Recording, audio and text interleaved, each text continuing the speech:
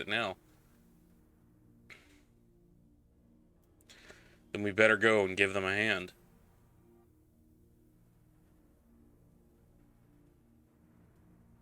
My thoughts exactly. Burgundy again? New brand. Okay. The sooner we find the beacon, the sooner we can travel to wherever this mysterious voice is. And the sooner we can work out how to help our friends. We have to find a way to wake them up, and before the Empire comes calling again, meaning we have no time to lose. Hey, Rosie. There's a boat in the North Silver Tier waiting to ferry people to the site, so let's be on our way. Oh, that must be the new background music.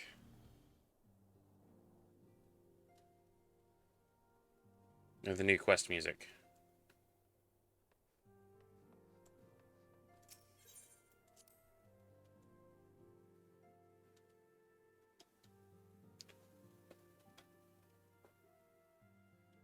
Well, it's your own fault for playing crafting class. I should say, crafting. I need to turn the light up on this. It's getting sparkly up here. Everything's getting looking sparkly.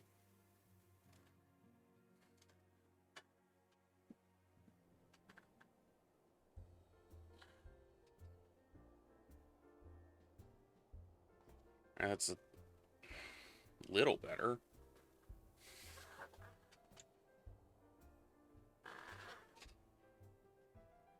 There we go. Let's do the same over here. Okay. Trying to set up your levies.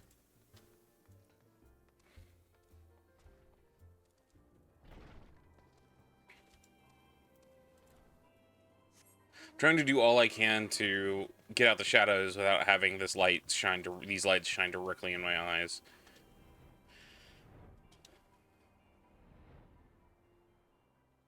They're LEDs, so they don't get hot, but at the same time, they are pretty annoying when they get really bright.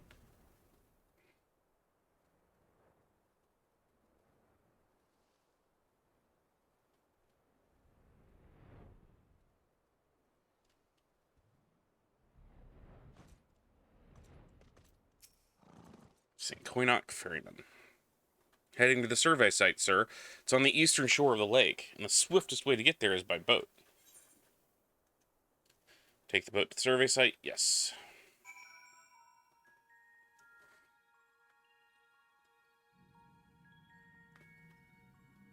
Oh, this is pretty. Oh shit, I've got Stalwart Soul now. Yes. So I finally have my second AoE skill. Finally have my second AoE skill.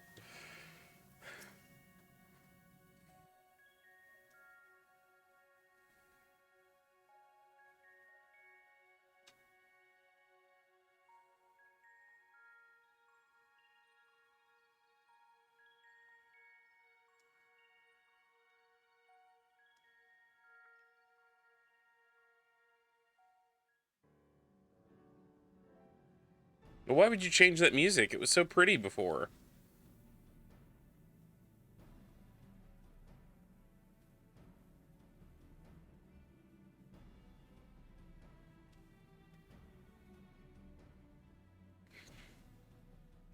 Look how many people there are. Not that many, Tataru. Pick up anything that seems the least bit device-like, and we'll make ourselves a pile. Okay. Well, if it isn't the hero of the hour, maybe you'll change our look. We've found bugger all without you. Biggs! Wedge! Does Wedge still have... Yes, Wedge still has a crush. Aye, aye. Well, we could hardly say no to a call for aid from the Scions. Jesse called it the chief of some other business, so we'll be working twice as hard to make up for his not being here. Thrice as hard, even. Thank you, both of you. I'm sure we'll find that beacon in no time.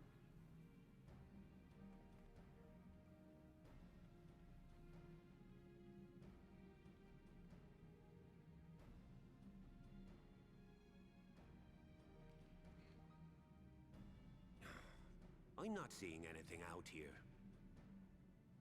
Do you reckon you could squeeze in there, Wedge? And get stuck halfway? No, thank you. I could try if you like. Tataru, no! We couldn't ask you to do that. Oh, I'll be Like how I'm looking around even though I'm blindfolded. afraid to get her hands dirty.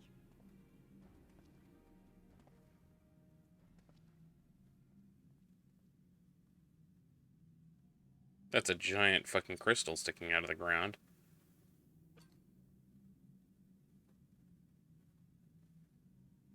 Sorry, I meant to say, the scholars haven't finished their preliminary assessment of the site yet, so we're not supposed to venture too far in. I think I may have found something. What's that you got there? Now that looks promising. But it's got a Garland Ironworks. Isn't that the Ironworks symbol? Counterfeiters? Oh shit. Now I have you. You are right. What's happening? Oh, poor Tataru.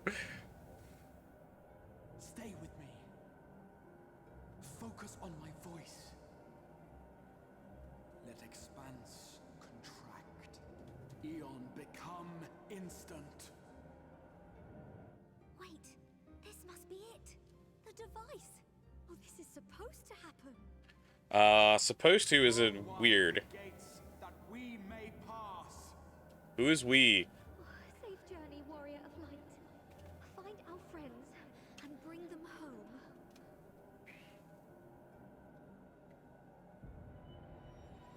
I got one hair falling down on my face.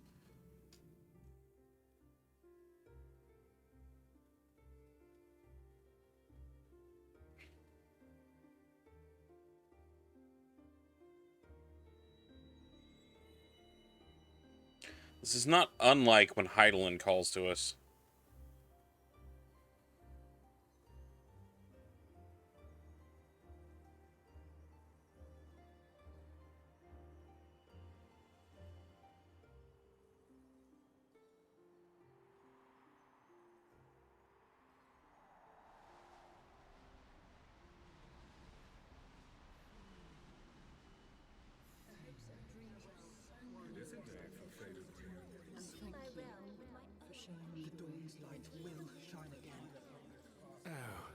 Do not look at me so. Don't tease me with that. There's no freedom in that. This is one battle you cannot fight. Away with you. We did everything right. Everything that was asked of us, and still it came to this.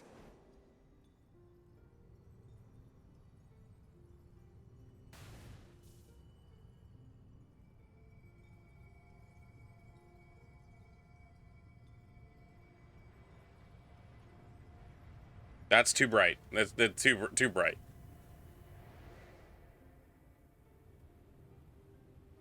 But I can tell that's Benfilia. Your time has not yet come.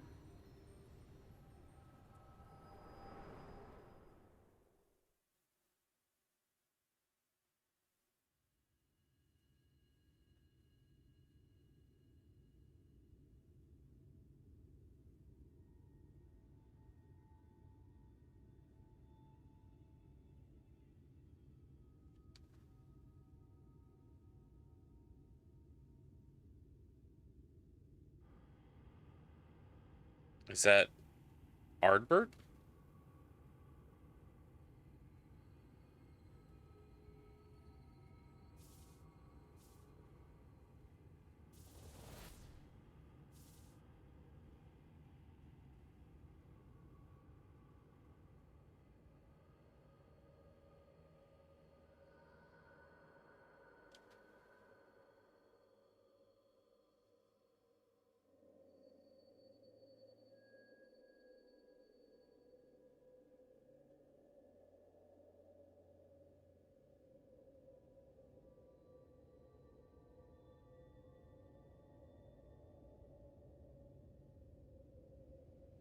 He's got purple flowers everywhere, or purple leaves everywhere.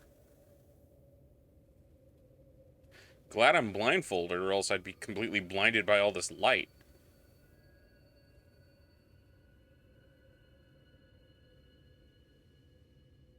From endless dreams I awake.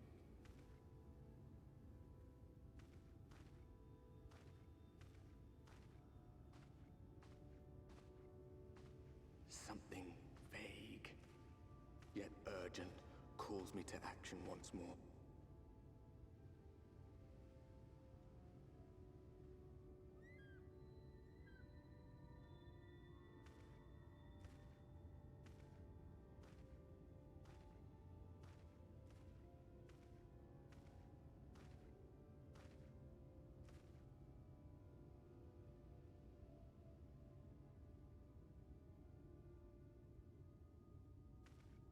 That looks like an Imperial soldier and a chocobo. No. It's not Imperial.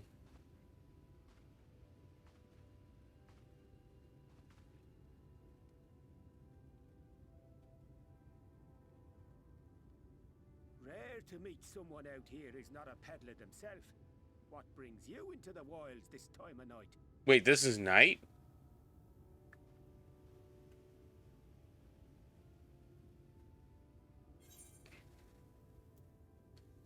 But it's as bright as day.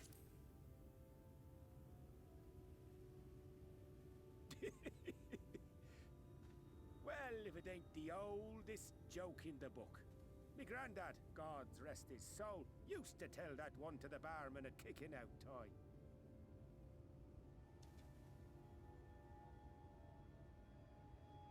And when, pray tell, did we last have a dark night? You rotten old drunk yet, he'd reply. So it's literally, at least, this is like the darkest part of the night. So, God, day must be hell. Over 100 bleeding years ago, that's when.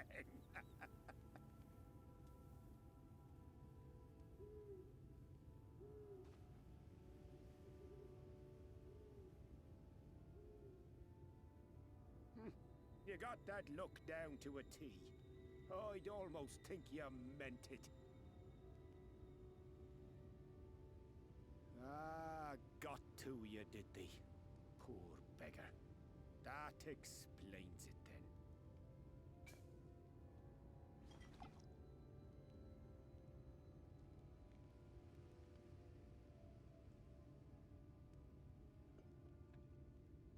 Well, I've roads to travel and wares to sell, but you best hurry along to the town nearby. Chocobo. Just head east through the trees and aim for the Shining Tower. You'll find the place soon enough. 'Tis the biggest settlement for malms around. So the question is, are we Go trying on now, to... friend. They'll take good care of you in the Crystarium. My question becomes, are they doing this... Are we doing this to protect our source shard from turning the same way, or are we trying to help them? Oh, look, it's a theme song.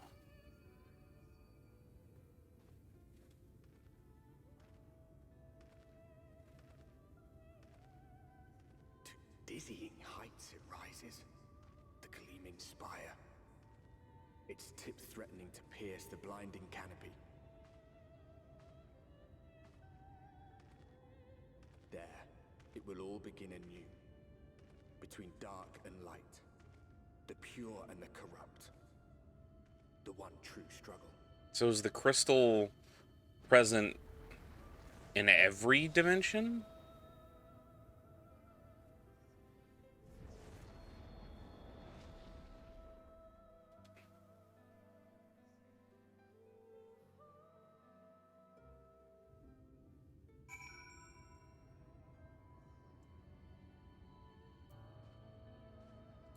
I can't mount up.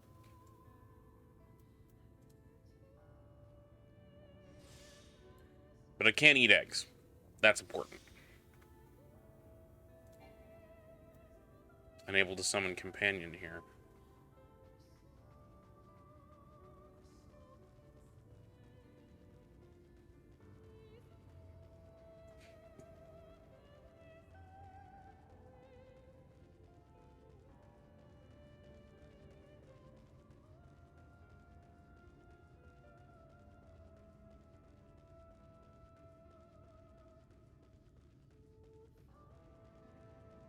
But we're the source shard, correct?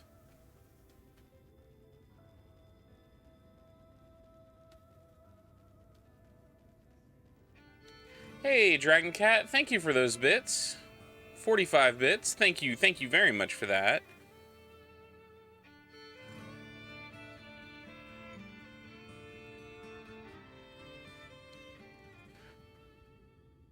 Halt!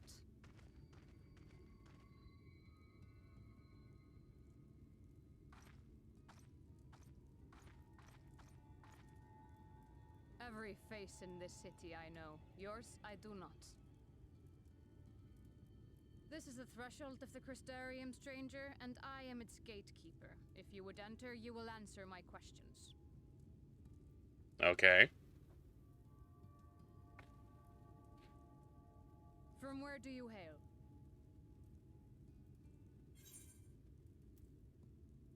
The source. The source? What is this cryptic nonsense? Had you given me an honest answer, I would not have barred your way. We care little here for a person's place of origin.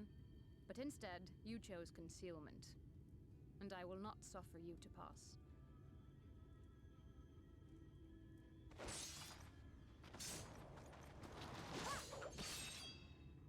No, she's a dancer.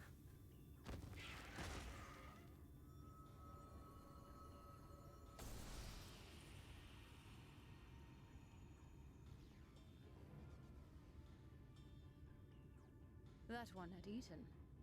It must have gulped down the whole hand. Ring and all. Okay.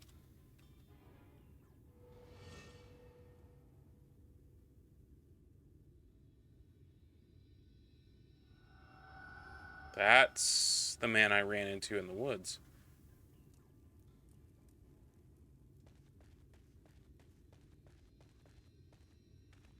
Everything all right, Captain?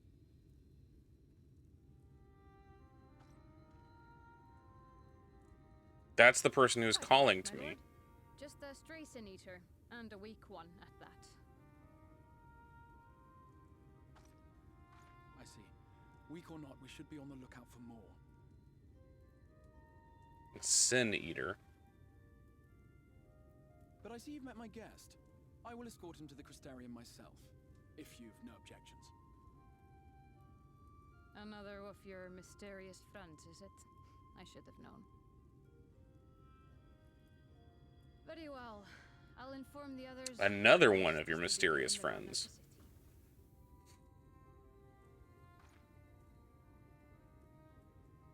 Pray forgive my less than cordial welcome. May the rest of your stay with us be a pleasant one.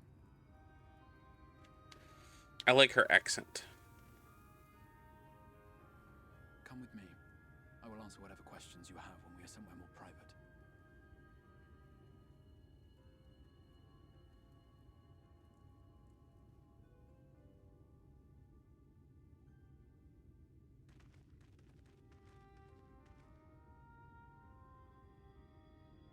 That's the theme music for the Crystal Tower raid. Before we plunge into the wheres and wherefores, let me first thank you for answering my summons.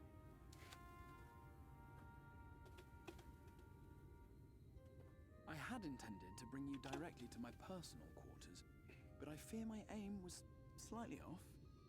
That you are still able to make the crossing unharmed is a great relief. And so, we come to the question of where. The realm in which you now find yourself. Hey, Four, how are you? Reflections or shards. The first, to be precise. Even if it's in She really didn't give me much choice. As to wherefore, having been awarded the rather grandiose title of Crystal Exarch. I, in my capacity as caretaker of the Crystarium, thought to seek the aid of you and your companions.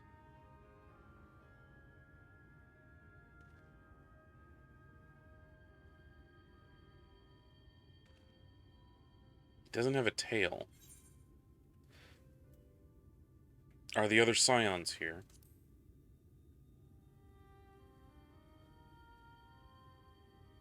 That is a question with no simple answer. But all shall be explained in due course, I promise you. Let us begin with the glaring sky Oof. above. So it's an early morning for you tomorrow, for? Here in the first, the world has been all but consumed by primordial light.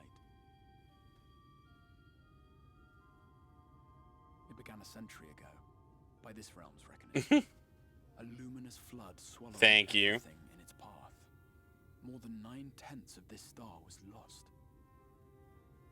Oh shit, 9/10 of the star? Unfortunate few who survived are hounded by abominations born of that catastrophe even now. Oof, that's real early for. Sin Eaters, we call them. The creature you saw earlier was one such monstrosity.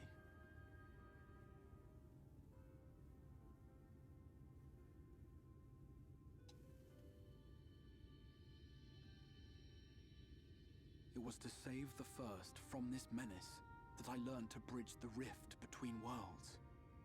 That I might call upon the aid of the greatest of heroes.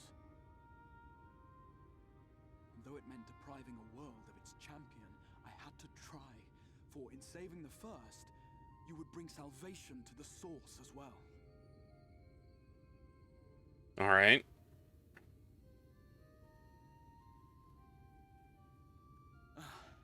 But what manner of host harangues his guests in the middle of the road? Let us continue our talk within the Crystarium.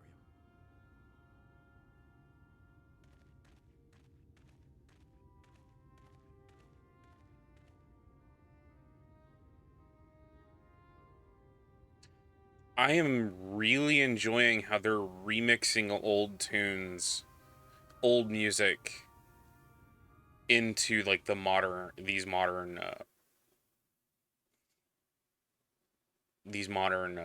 more modern levels. Like no shit. Like, what is it? Glimmet, Dark. The last dungeon that we did, where it was like the front line. How that was basically just a remix of all of the Stormblood music. No problem there, for you get some sleep when it overcomes you. I have no issues with people conking out early. Because I've had to do that more than once.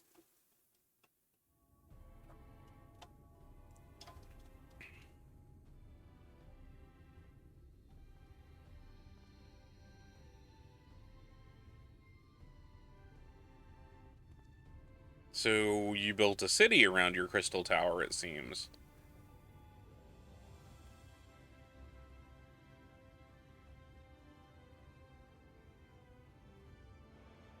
Such a proud and vibrant city. The sole sanctuary for the living in a world all but resigned to oblivion. Oh, so it's your version of Ul'dah. Each stone was laid with hope. The town itself a symbol. A monument to defiance in the face of death. No would-be hero could fail to answer its call. For who among us does not yearn for salvation?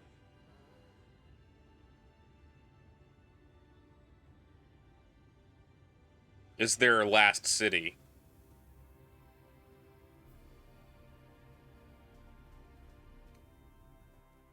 I'm getting Destiny vibes.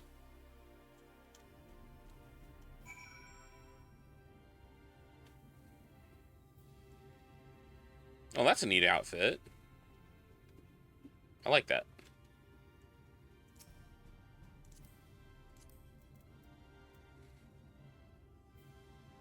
Survival hat. And then that looks like, the rest of that looks like the Scion Traveler's gear. Yep.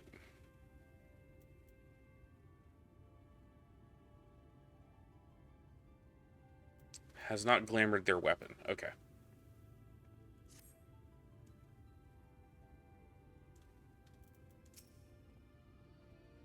Here we are. Welcome, my friend, to the Crystallarium.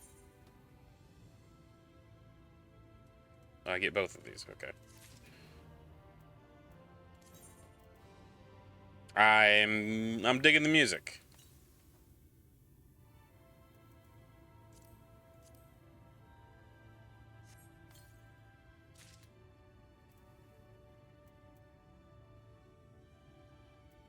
I'll have to look at that later.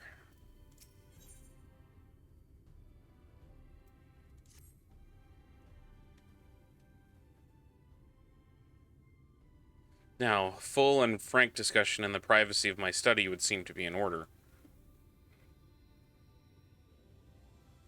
But I think our conversation would be more meaningful if you were to first gain a firmer grasp of the situation here. Oh shit. To that end, he wants me to do something. Go attuned to the Aetheryte? As you can see, the path will take you directly to the Aetheryte, a convenience which I'm sure you are all too familiar with. Being the rightful object of my summoning spell, you should, in theory, be able to reach all the way back through your aetheric trail and find a connection to the source, believe it or not. I strongly suggest you complete this attunement before venturing any further.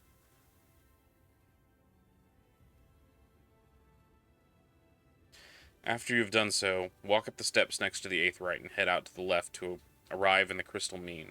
This is where you'll find our collective of crafters and gatherers, as well as their spokesman, Catlas, one of our people I would like for you to meet. Another is Morin. To reach him and his cabinet of curiosity, you'll want to avoid the aforementioned steps, take the exit on the left, and simply continue straight along and down until you come to a large doors at the end of the path. Okay, Rosie.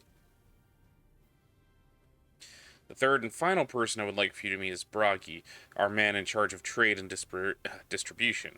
He is to be found in the markets, which you can access from the opposite side of the Aetheryte Plaza.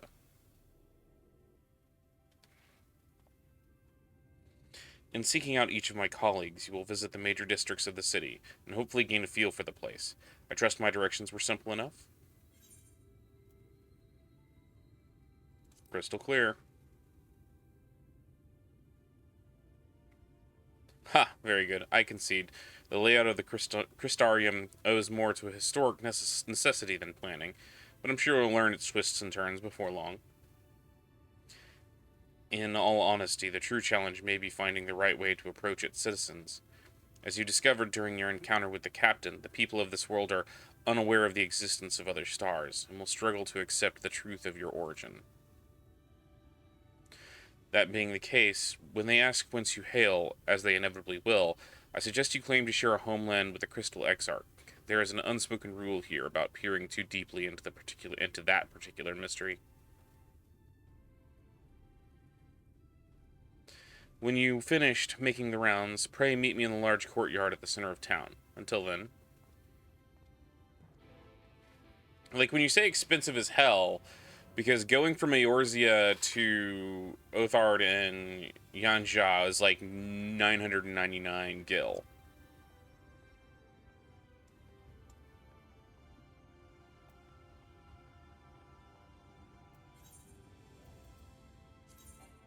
No, the gear I have is still better.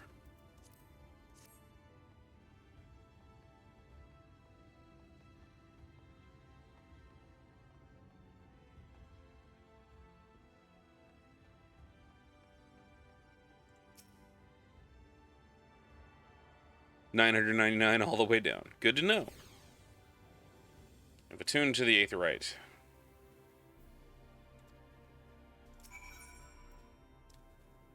Register favorite destination. No, quit. I don't want to lose one. I want to set home point. There we go. Yes.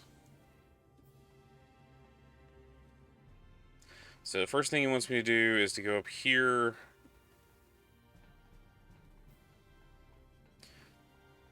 Do they have the Aetheryte shards to bind to? Yes.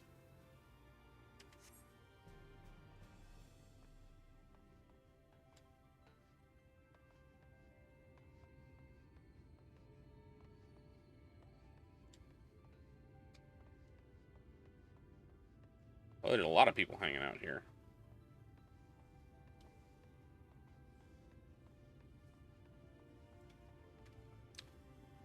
Yes, I rebound.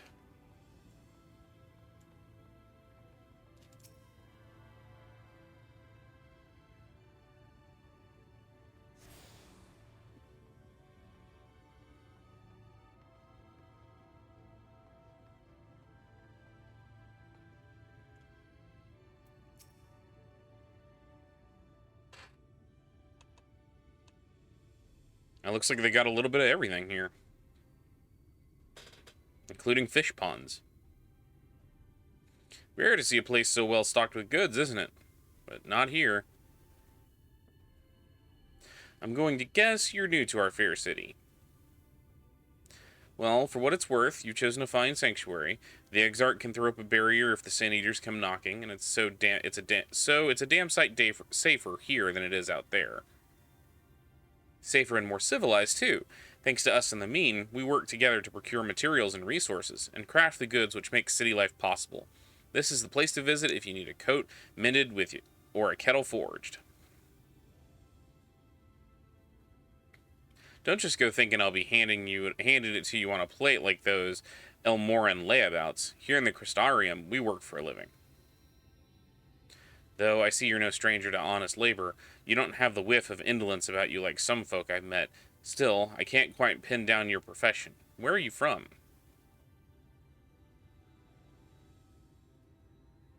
One of the Exarch's countrymen, I say. Or, you say, I see. Well then, I'll work twice as hard to make you feel welcome. Our city wouldn't even exist if it weren't for him. And any friend of his is a friend of ours.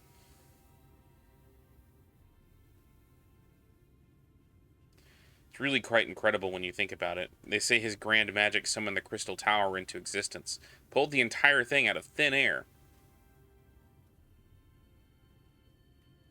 It wasn't long before droves of refugees began congregating around its base, desperate for shelter after losing their homes to the flood. And that's how the Crystarium began. The Exarch's invitation, buildings started going up, and with the help of some curious relics brought forth from the tower, this place gradually expanded into a thriving metropolis that you see today. The city has stood for decades now, yet the eldest among us swear the Exarch looks exactly the same as he did back then. He is indeed a man of many mysteries, but for all his secrecy, he's never yet let us down. So if he and you wish to remain silent about your shared homeland, then the folk here will respect your wish for privacy. I am, however, more than a little curious to see any crafting talent you might be hiding. If you've ought to contribute on this front, be sure to come back and visit us once you've had a chance to settle in. Just ask for Cutlass, and you'll find you a niche here in the Crystal Mean. You just help us get all the cogs in the city greased and turning. Your exchange with Cutlass has taught you about life in the Crystarium. It's a hard life, apparently, where everyone fucking works. So I've attuned to that one.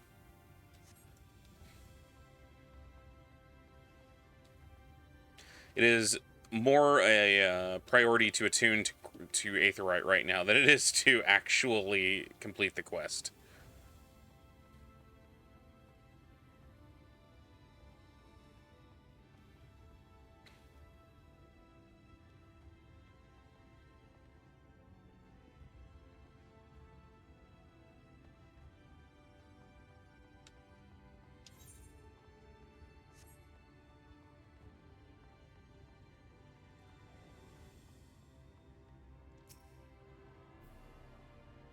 If it turns out to be who I think it is, that the Exarch is, then there's a very real chance that I'm going to be very proud of this man.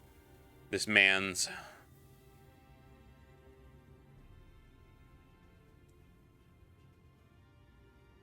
Rookery.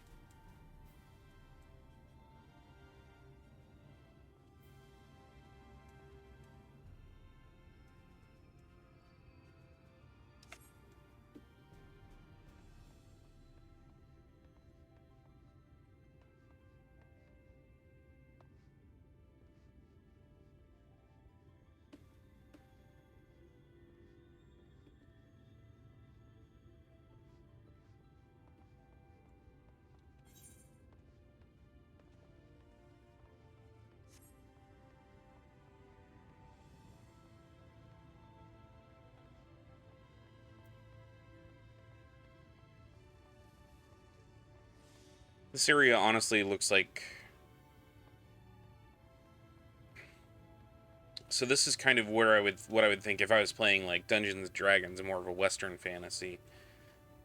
This is kind of the feel I'd get for like a wizard's college.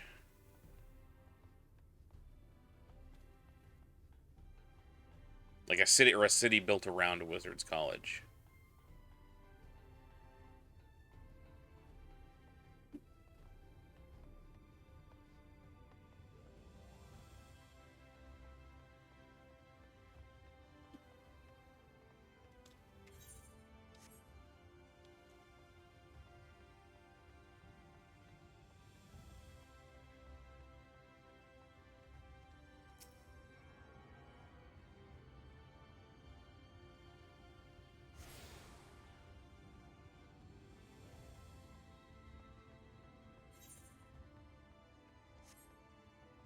Is that a hunt board? Yes. Well, I know where I should start going on hunts then, to get XP. We'll hit 80 in no time.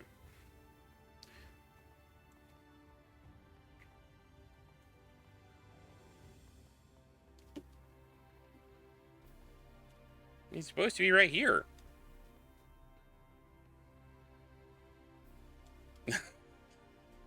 It absolutely fucks. Alright, good to know. Oh, I've already tuned to that. Okay.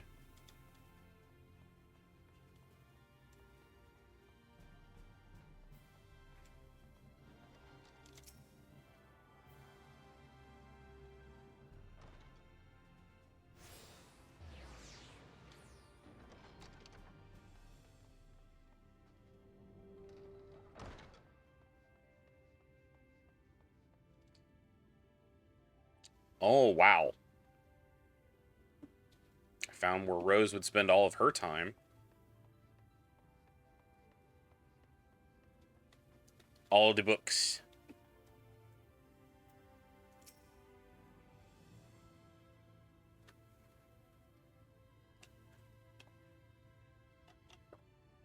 Excuse me, sir. Are you recently come to the city, perchance? I'm quite familiar with our civic rules, you see, and, well, well, what I mean to ask is, have you brought any books with you? A rumpled scroll even, a scrap of scribbled on parchment. My apologies. Literature is something of a obsession of mine, as well as any profession. Librarian Morin, at your service, and this humble collection is known as the Cabinet of Curiosity. As your powers of perception have likely informed you, my colleagues and I are responsible for curating all manner of tomes, documents, and other vehicles for the written word. As horrific as the loss of life and land wrought by the flood unquestionably was, the damage to recorded knowledge was no less catastrophic. We few do all we can to preserve what wisdom survived. But tell me, what brings you to the cabinet today? Looking for any title in particular? Mayhap a spot of academic research? Oh ho, so you've an interest in modern history. Splendid. A thorough review of recent events can often yield novel perspectives. I quite agree. If you would prefer something visual to accompany the account, then I think I have an illustrated history of the book for children somewhere. Just a moment and I'll fetch it for you. Books.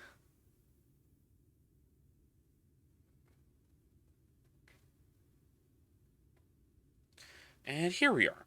Would you like to pull up a chair? Make yourself more comfortable. Ahem. On with the lesson, then.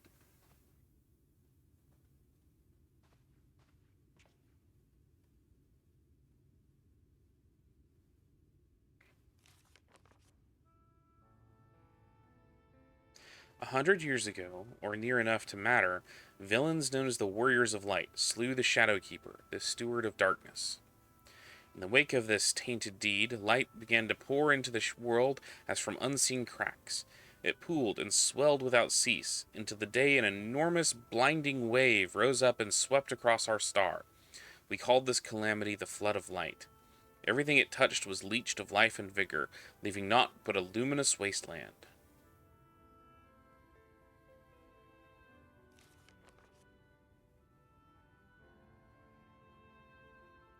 Yet, just when it seemed that all would be lost, a savior appeared before us. The Oracle of Light. She stood twixt us and the approaching doom, and by her power did she stay the flood. Thus was Norvalt and Norvant alone. I missed the last part of that. Norvant. Norvant? Tragedy would, however, arrive in another form. From the blasted emptiness descended horrors of strange and terrible aspect to bedevil the few folk who survived.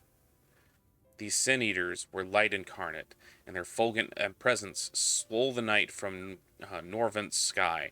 Even now they circle the remaining bastions of civilization, ever on the hunt for us, ever hungering for our flesh.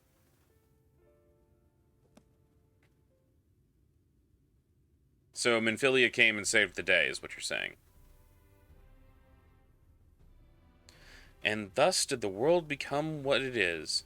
Should you ever wish to hear the tale again, I'd be glad to retell it to you. Or, if you'd rather, I could speak on other matters. That, too, would be my pleasure. Be glad for the company. Your exchange with Morin has taught you about the Flood of Light. So, they asked me, because I'm not sure it's he or she, they asked me, like, if I had anything written on me when I came in, and what that reminded me of is, this is admittedly not a great understanding of history, but apparently, back in the day, one of the reasons the Library of Alexandria got so big and so complete as it did, was because literally, apparently, like, when you showed up in Alexandria, your person was searched for any written records. And if you had anything that was of new knowledge, like a book they had never seen before, they immediately detained you until as such a time as they could copy it. And you would not be allowed to leave. You could either leave it with them, but if you wanted to keep your copy of the book, you had to leave. You had to stay in the city long enough for them to copy it and then give you that copy back.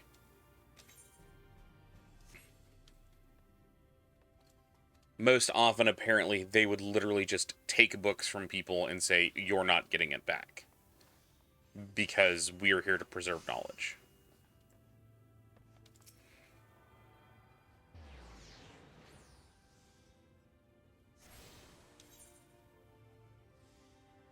So the other one is down here.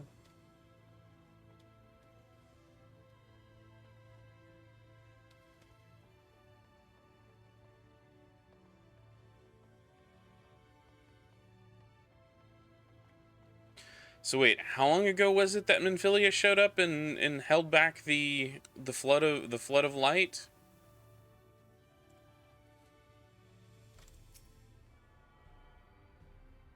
Was it over 100 years? Because time is wonky.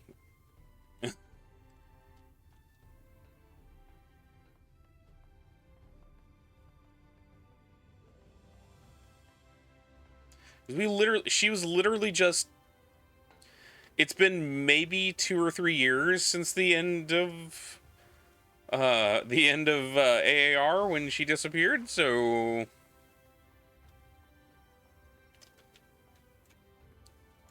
I'm gonna need to look at something real quick. Market's not open to me. Oh, fuck you. Bragi.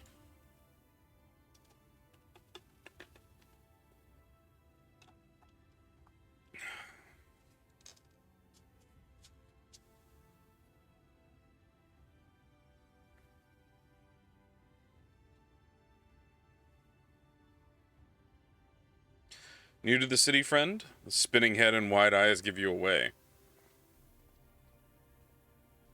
Welcome, my name is Bragi, and I am master of these markets. They gave the district another official title, but I am in the habit of using it. Too florid, by the way. Or by half.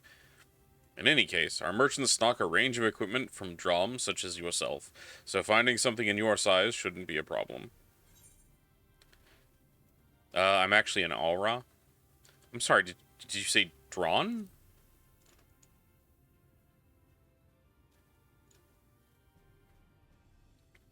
Why? Something wrong.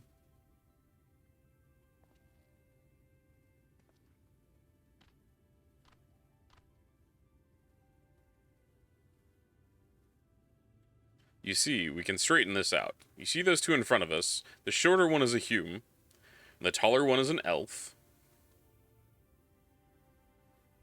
The sturdy individual over there is a Galagant, and the one with the horns is a Drawn, like you.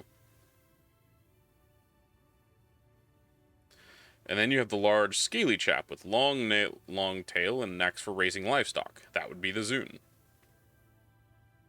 The Amalja, you mean. Which is apparently not the name you know them by. Now I'm curious to know which far-flung region you hail from. Ah, the same as the Exarch, eh? Well, that explains it.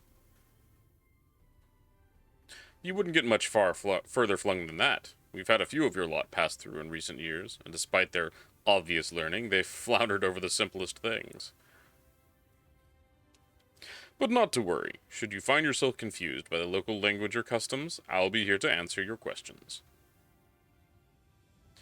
Your exchange with Bragi has taught you the peoples of the First.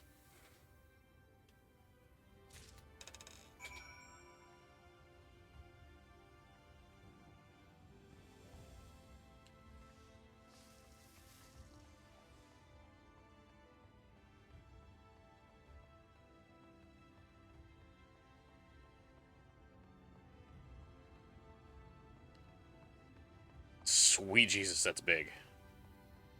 Who needs a tower that big?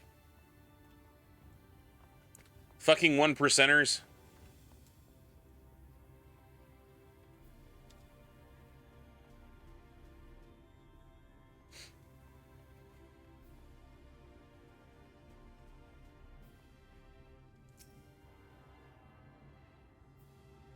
It's the Alligans, I know.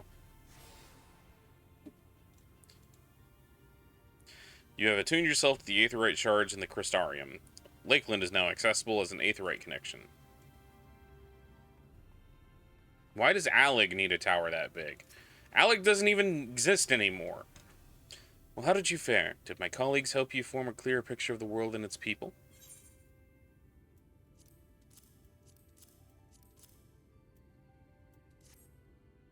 Yes, it seems you were treated to a most thorough introduction.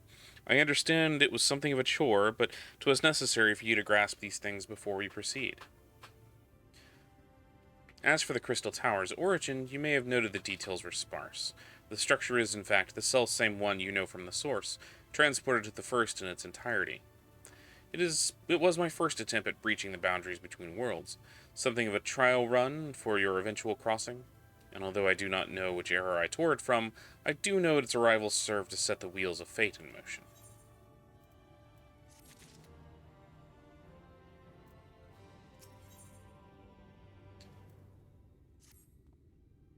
You've done as I requested, and learned things of the world in which you find yourself. Now it's time I fulfilled my half of the bargain, and explained what has befallen your comrades. That is a conversation I would rather have in the privacy of my quarters, however. I must go on ahead in the tower and organize a few things, but I shall see the guard knows to admit you.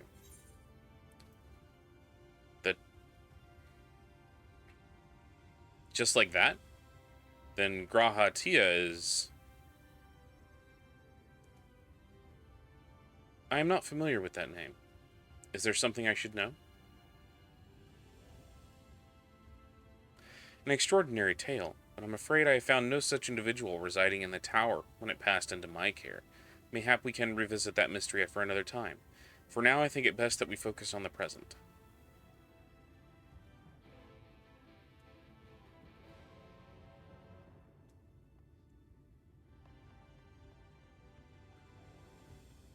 All the steps.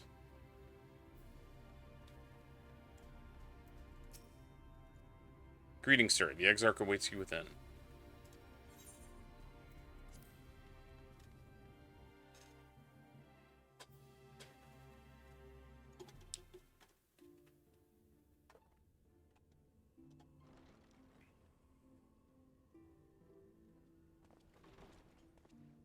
I think they have something about the color blue.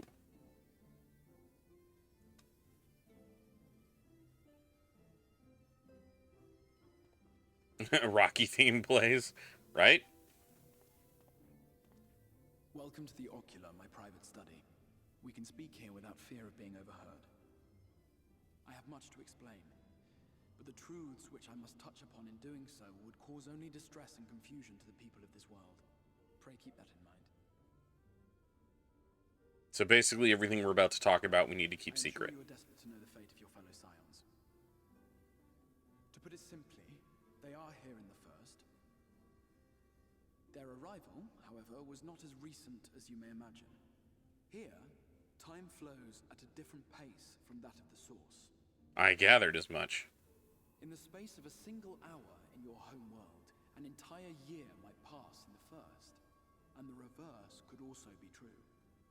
The pace fluctuates without rhyme or reason, and it cannot be predicted. That said, you seem to be entering a period of near ignorance, and thus, for the moment, you need not overly concern yourself with the passage of time. Hand wave it. Okay. As for your companions, however, Y'shtola and Urianger have dwelled here for 3 winters, all told, while Thancred's count stands at 5.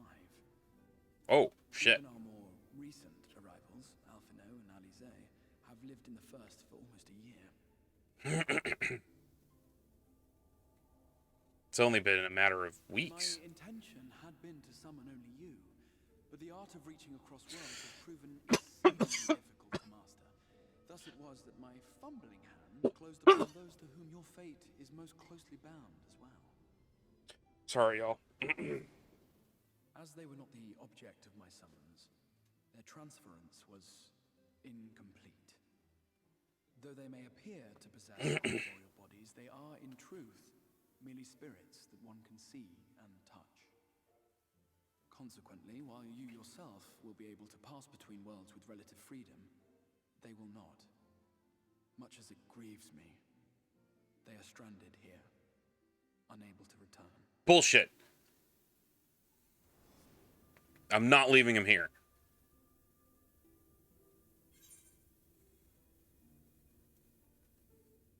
Then find a way to send them back.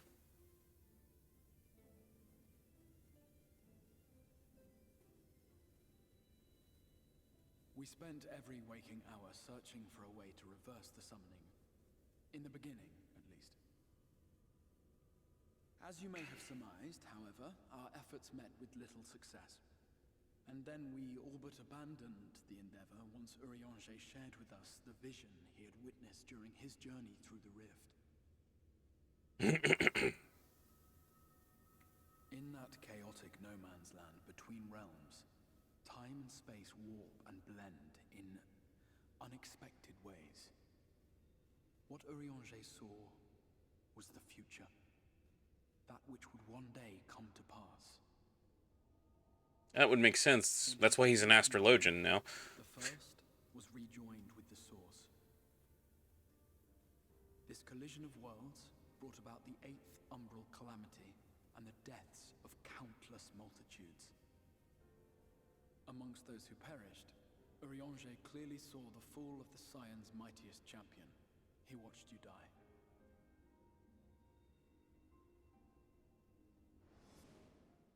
And thus did the Scions embrace their exile, and began searching this world for a means to forestall the coming catastrophe in yours. Their souls are stranded in the First, yes, but they have fought on, desperate to save their home and you from destruction. Nor have their efforts been in vain, for it was they who finally established that the elimination of the Sin Eaters will indeed serve to prevent the calamity. So if we can somehow kill every last Sin Eater... Considering these circumstances of our meeting, you would be forgiven for doubting my version of events. And so, before all else, I would suggest you track down your comrades and hear the tale from their lips. I shall of course be happy to assist in these reunions, and you need not make any decisions regarding your involvement until you are certain of where you stand. Meanwhile, I promise I will not rest until I have found a way to help your friends return home. What say you? Have I earned your trust for the moment, at least?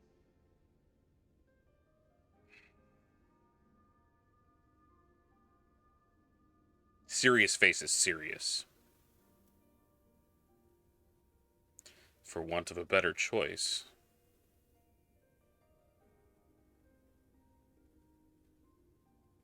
Excellent. You will not regret this. With that settled, we shall have to see about getting you ready for the road. Traveling across the rift has no doubt left you weary. I will arrange for a room where you might rest in comfort. While you're being prepared, perhaps I can show you around. Well, it's literally the, I got shit to do. Like, shit's going bad at the, back in the, in the source, our world. Like, we're dealing with the Empire right now, and Xenos is back, and I got shit going on. Like, I need to take care of this.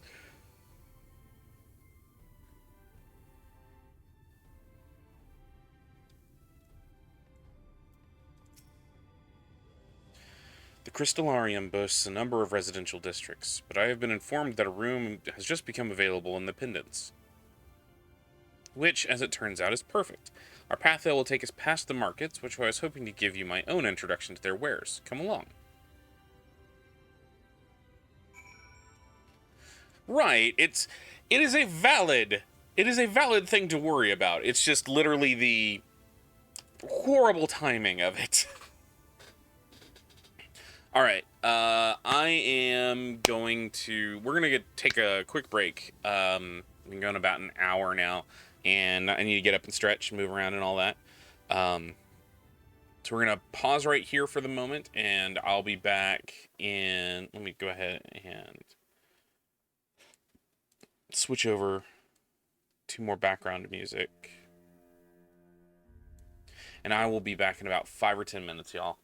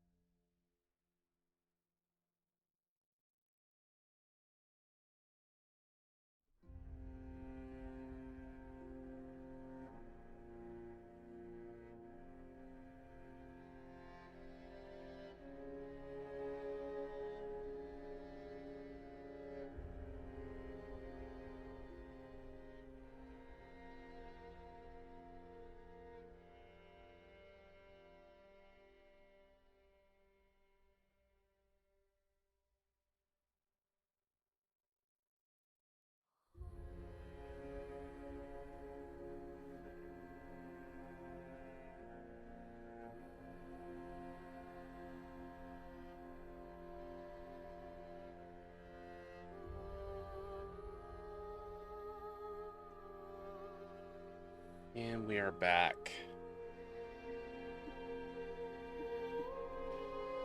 Let's fade out that Firelink shrine there.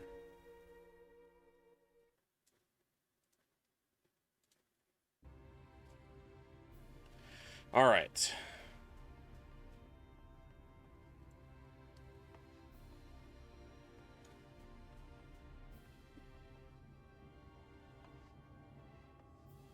At least it's Purdy.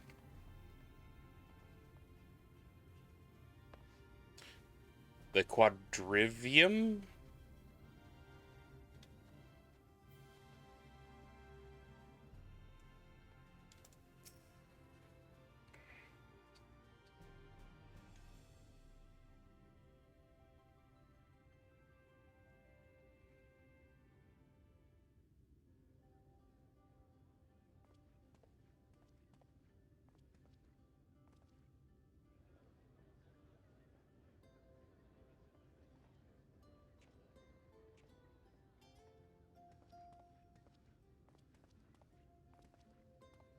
This is the Musica Universalis, the commercial heart of the Crystarium. What you might need to prepare for your journeys can be purchased here.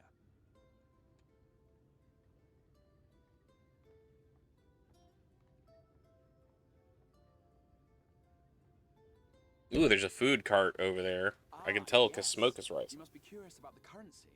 Fear not. The gil you carry will serve you well enough. Each nation once minted its own coins, but 'twas all a jumbled mess following the flood.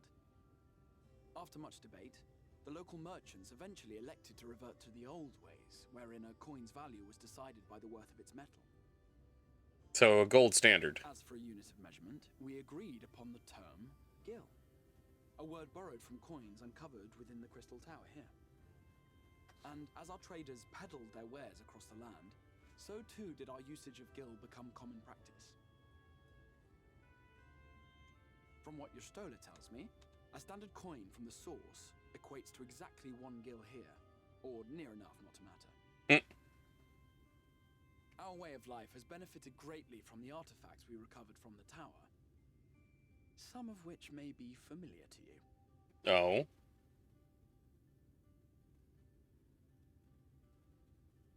Cell phones?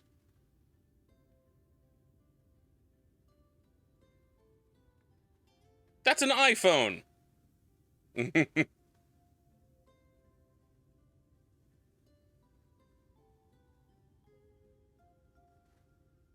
I fear it would not be practical for us to provide everything to which you are accustomed. You shall need a means to access the commodities of your home world.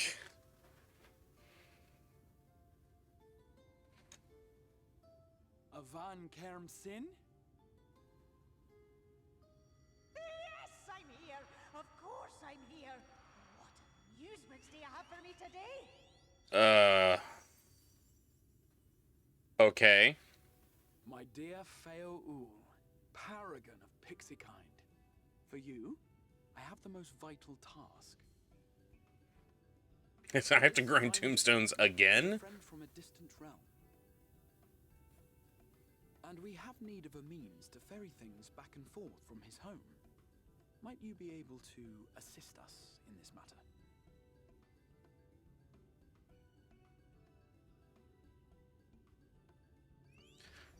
Them collarbones.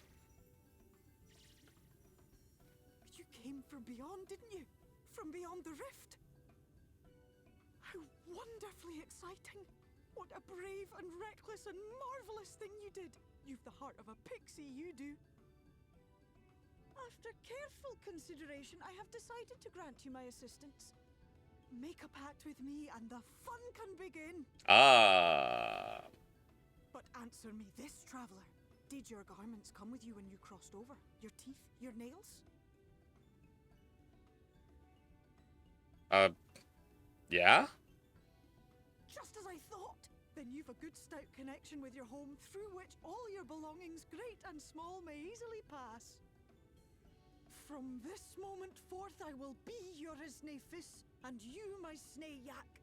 Like the branch which sprouts from the sapling, Okay. our bond will flow unbroken from one to the other. Raise your hand. We're not getting married, are we? That sounded very much like a partnership of romantic variety.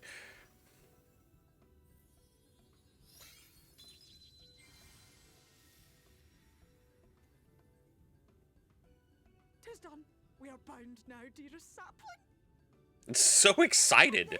Make your request. Tell me your desire. I wish to visit this world of yours."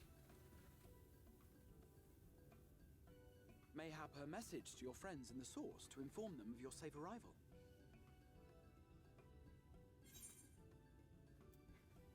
Send a message to Tatar. Because she's going to be the one to worry the most. Consider it done.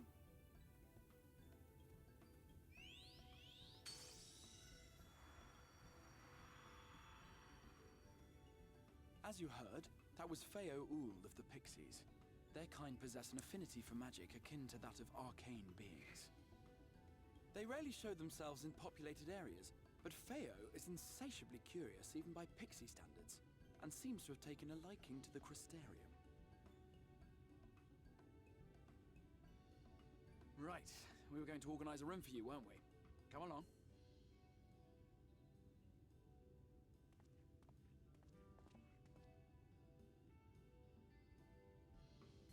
Who, Fail?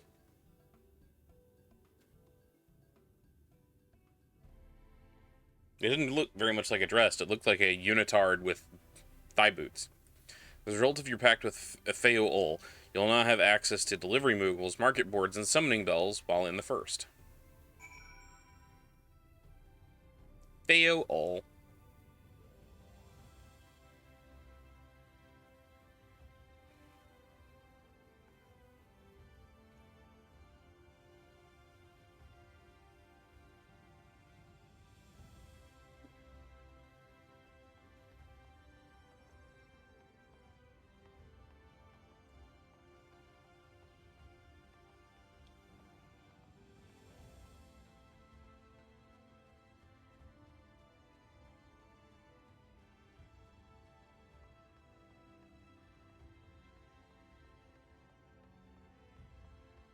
Manager of Suites. Ah, there you are. I was just finalizing the matter of your accommodation. You'll have a private room here at the Pendants for the duration of your stay, to make use of as you see fit. When you are ready to retire, the manager will show you to your lodgings. Pray rest and recuperate. We shall reconvene in the ocular anon. I believe that covers all of the practical concerns.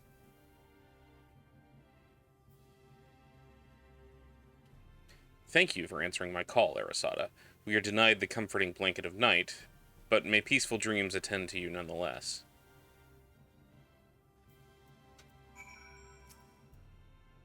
A pleasure to meet you, sir, and welcome to your new home at the Pendants.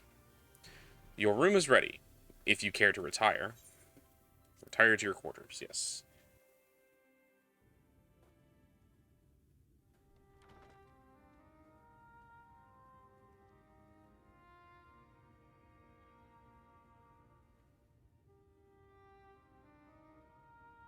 It's basically...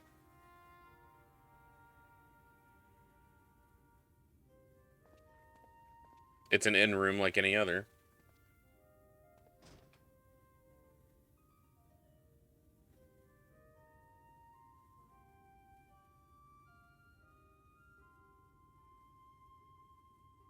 Angry face. You. Yep, it's Ardbert.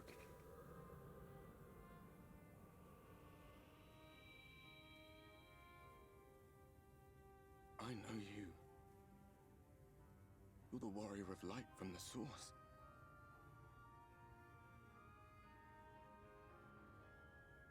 Axe is covered in blood.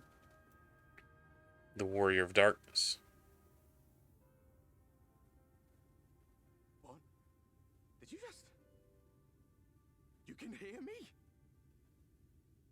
Oh, gods, how long has it been?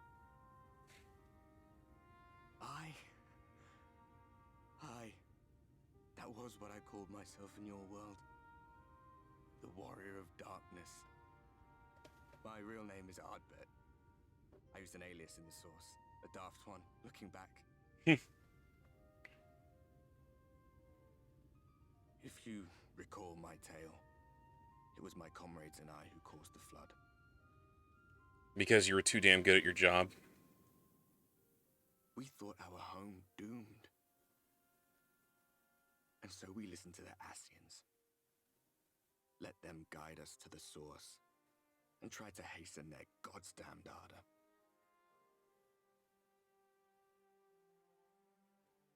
I remember when we fell, defeated by you and yours. I remember our audience with Minfilia. How she listened to our pleas and returned our souls to the first. I can't make fun of this. I can't make it silly because this is like really fucking sad. The flood was poised to swallow Norvrant. Minfilia and my friends, they surrendered what little they had left to hold it back. Just faded away, leaving me to bear witness.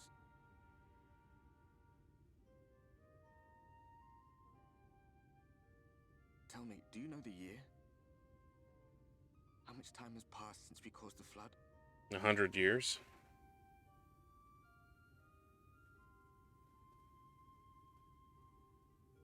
A 100 years. 100 stuff on my long screen. years.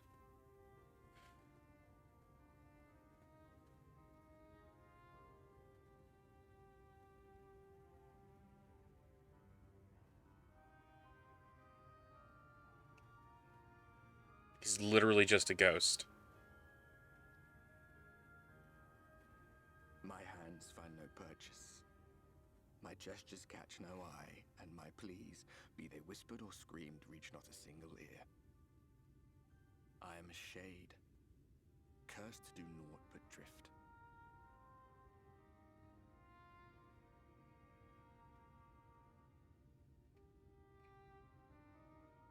I feel as if I've been walking forever. I hardly noticed when my mind and body began to fray at the edges. Then bang! My senses were sharp again. I felt like a fish being reeled in, and before I knew it, I found myself in this room. Why is it that you can see me? What are you even doing here, come to that?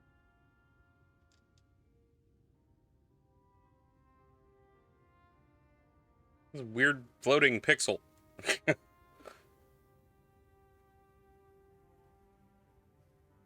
You were summoned to save the first.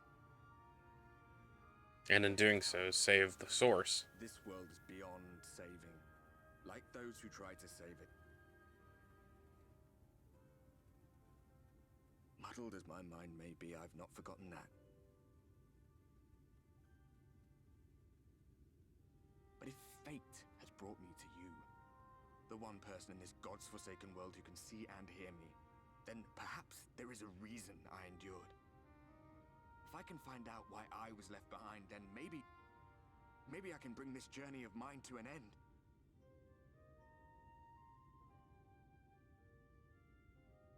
Well, I'll be watching, Warrior of Light. But do me a favor. Be careful out there. This world has had its fill of heroes.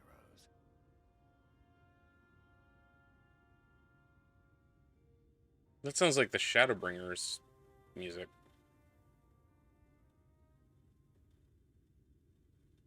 It's boss music, I can tell you that.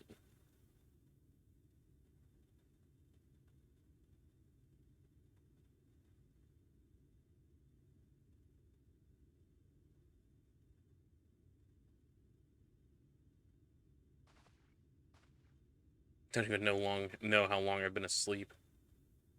I can't tell by the light of the sun.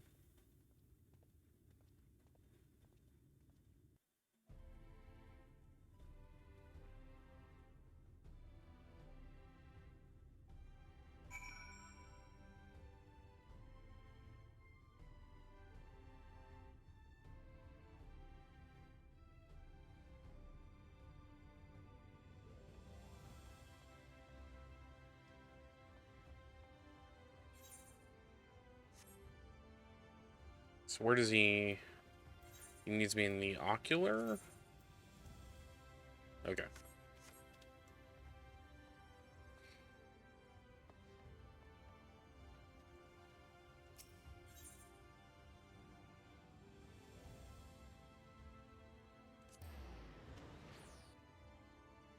It's the light of the flood, I assume. It's pure light.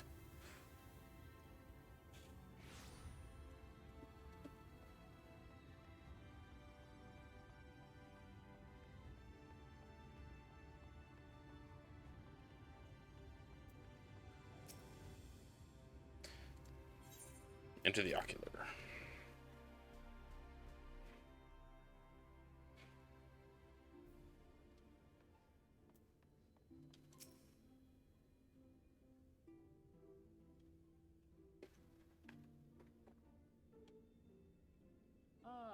How did you find your new quarters? I trust you were able to rest.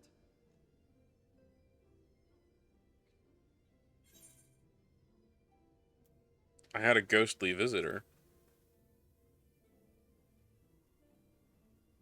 I was not aware the room was haunted, and you were rather tired. Well, should you receive another visitation... I was not aware the room was haunted.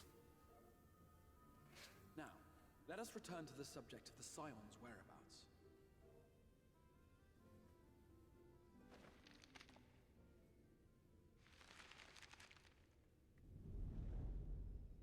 This map shows the lands of Norvrand, the only area to be spared the flood of light. The Crystarium is here, in the region known as Lakeland. Alright. To the north is the fairy kingdom of Ilmeg. That is where you'll find Urianger. I'm assuming that's where the elves come from. To the east lies the once prosperous civilization of Rak-Tika. Your Stola is stationed there, in the heart of the forest. Right. 90% of the planet has been consumed. The location can be reached without considerable difficulty. As such, I would suggest you first seek out one of the twins, each of whom is stationed but a short flight from the Crystarium.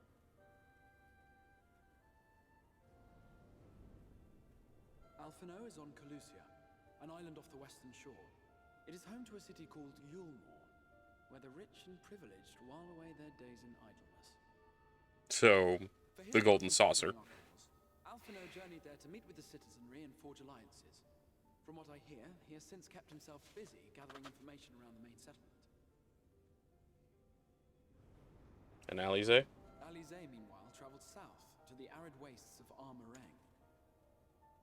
They lie upon the very edge of the inhabitable world, where the flood of light was halted.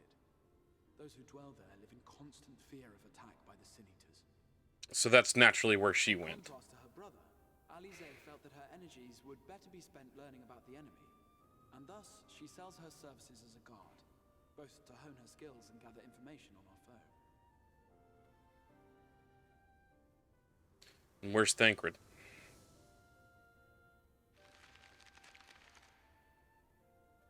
So, will it be Calicia or Armareng? It matters not which you choose to visit first. Simply inform me once you have made your decision, and I will see to it that you are provided with a suitable mount. You didn't mention Thancred. But you must be wondering about Thank you. He has taken up with a new companion, and is presently engaged as a wandering hunter of Sin Eaters. Like you do. Being ever on the move, his whereabouts are often difficult to ascertain, but I am certain your paths will cross ere long.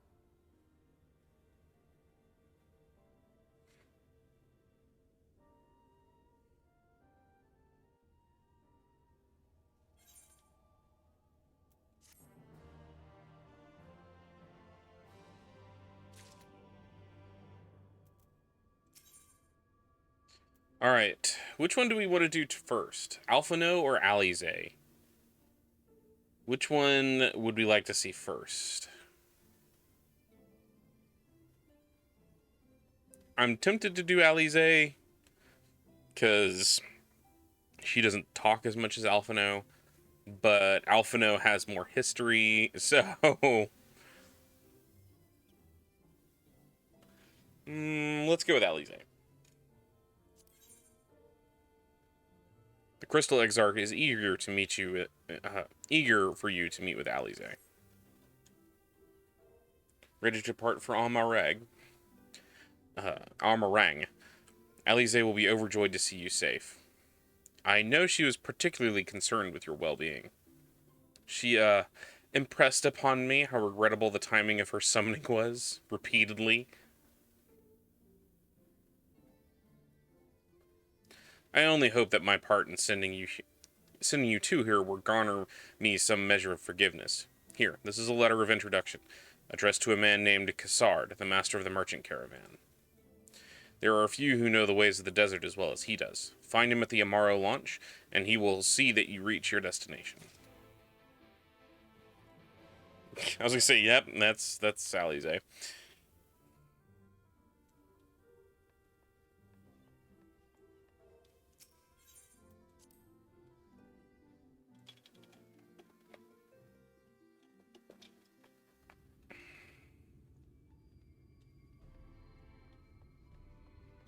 Oh, you can't. Can you get both? Okay.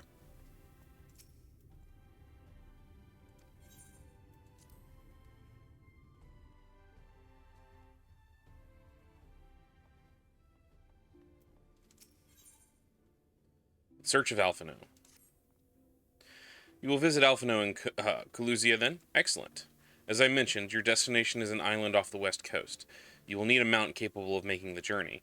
Here's a letter of introduction. Present it to Sim Dinjma, the master of Sinjma, Jinmai. Sorry, I can read. The master of beasts at Temnos Rookery. He will take care of you. When you see Alphino, be sure to pass on my warmest regards.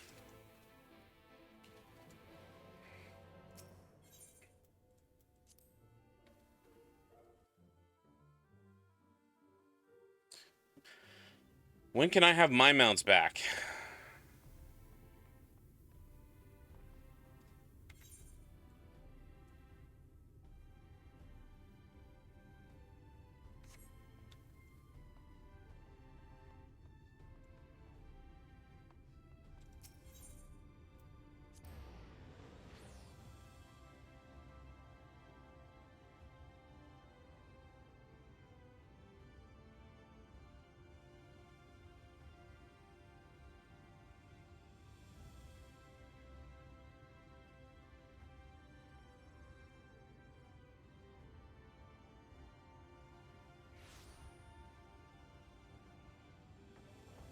No, I don't need to jump that.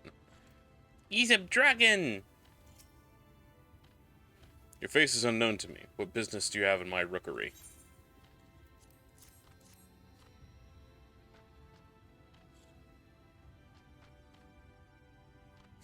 Signed by the Exarch, no less. Yes, I can provide you with an Amaro for passage to Kalusia. I will pick you out a friendly whelp. An Amaro, you say? That's right. Mounts like my gray friend over here are a common sight in these parts. But I gather you hail from further afield, more accustomed to chocobos, perchance. I hear there are a few places which they ride a little else. Seeing as you're plainly unaccustomed to riding a Amaro, I think it best to accompany you on this flight myself. Any Zun worthy of the name could do it, of course, but the Exarch sent you to me. Ensuring you arrive safely is my responsibility.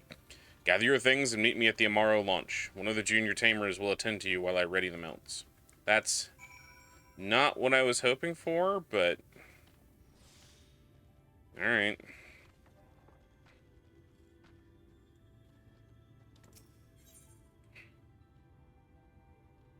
I was hoping this would unlock the ability for me to actually use my regular mounts.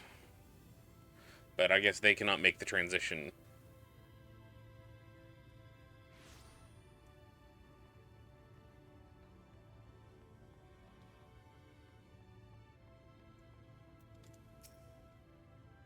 You come looking for work? You might have a spot for another guard.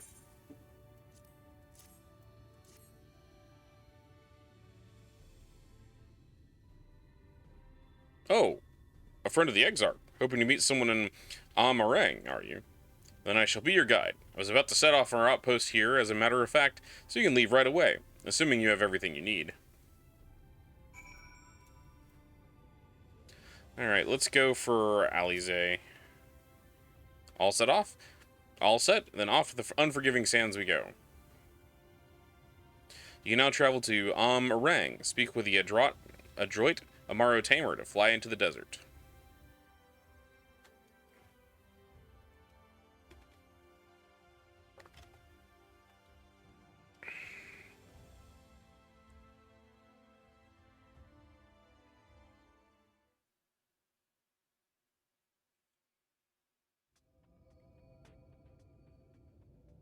Arang. From this parched earth, the nation of Nabath, Arang once rose. When I journeyed here, long ago, I spoke with a sun-weathered elder. He told me Arang meant majestic land in the language of his people.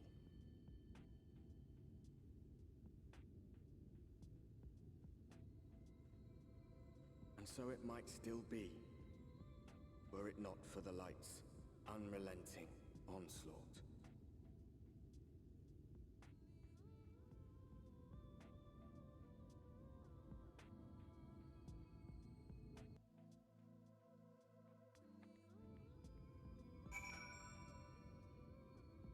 Peaceful background music. Yay, I have my companion.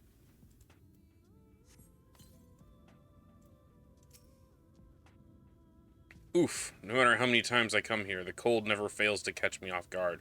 The sky may be as bright as ever as the scorching hours of day, but it gets brisk enough to make you shiver. Now the Exarch's letter said I was to take you to the inn of the Journey's Head, which is where this Alize friend of yours is staying. But that's a fair old distance, so I propose we make a stop in Mord Suk to break up the trek, allowing me to attend to some business and you to enjoy the local hospitality. Sound good? Good. Alright then, you lot, I'm off. And better not see the goods covered in sand when I get back. Alright, we head southwest, straight as an arrow.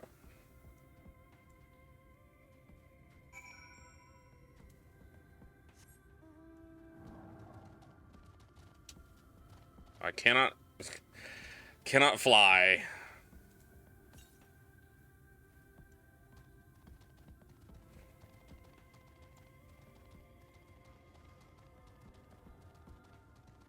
Giga Tender.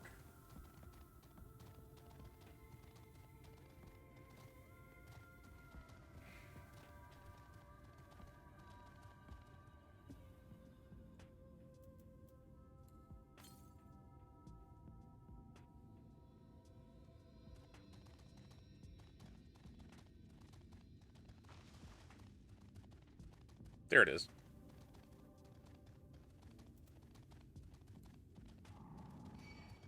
Nope. Finally get to see this new sword in action.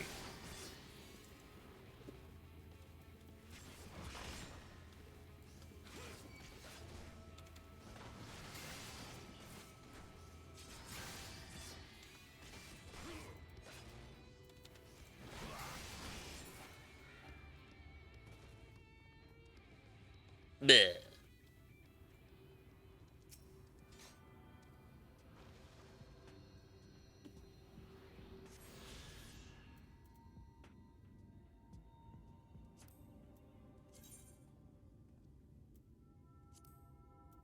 So let's see, 1, 2, 3, 4, 5, 6, 7, 8, 9, 10.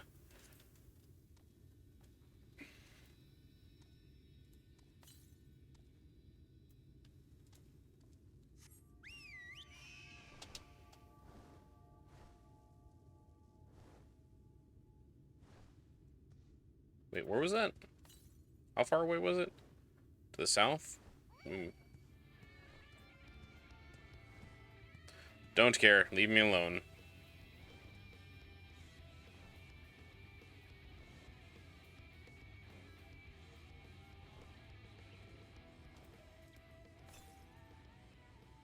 Southwest. So it's up that way.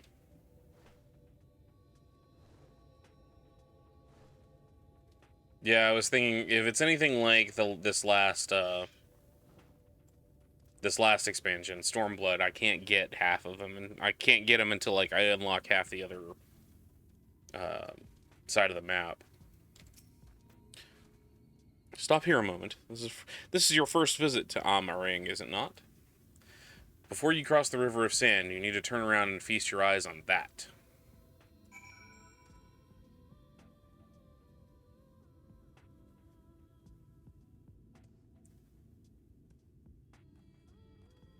What is... These look like giant mushroom clouds.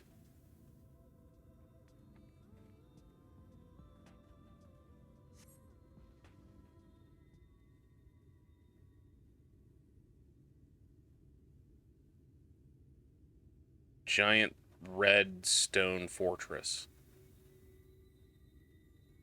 They built them big, didn't they?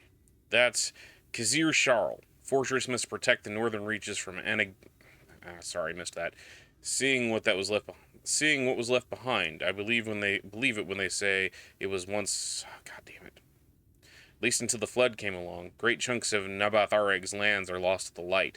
Its great city included. Few survived who didn't see much point in staying. Most of them, anyway. No, not many chose to come here these days. Not with everything in ruins. Even the hulking great fortress has come to little more than an Amaru roost for me and my caravan. But not everywhere is as deserted as this place.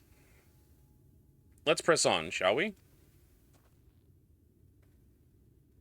So, is this a cold desert?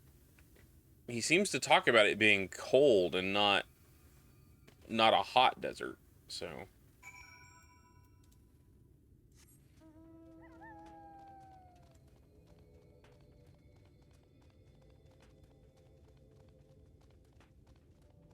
But that's the wall of light there. Fields of Amber.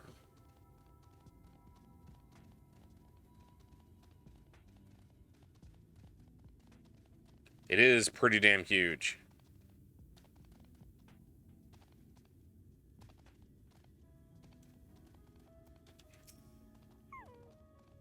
Here we are, Mordsok. By the blessed shadow, I love this town.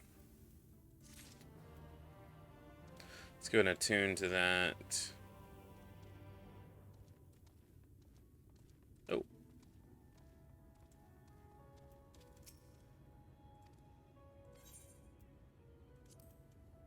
Alright, it's back to getting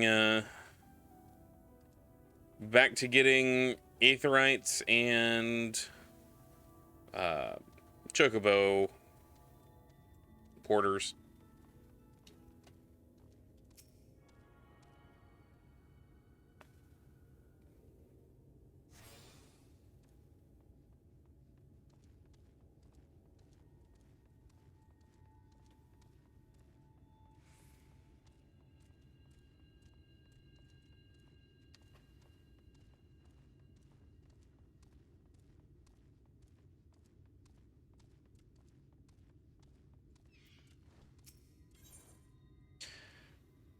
Kassard stands at the entrance of Mordsuk, an eager smile on his face. Mordsuk, not just full of Mord, but Humes and all manner of others too, it has long been a refuge for folk displaced by the flood, so the population is nothing if not diverse. Oh, have you met a Mord before? They might look like shifty little blighters, but more welcoming lot you could never wish to meet. Speaking of which, we should pay our respects to Master Genjin. I'll go ahead and let him know we've arrived.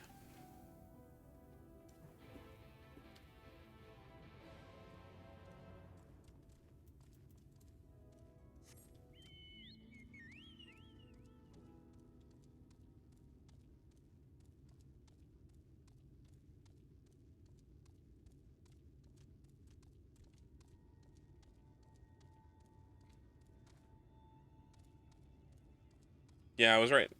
When they say Mord, they mean kobolds.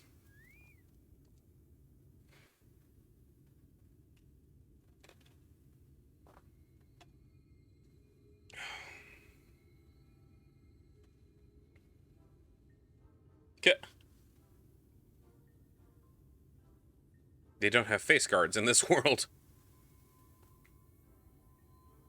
It's a kobold! No. So this is a morgue.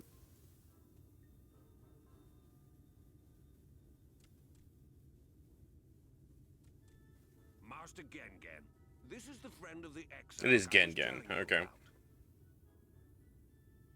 Very good, very good. Though friend or no, all are welcome in Mordsk.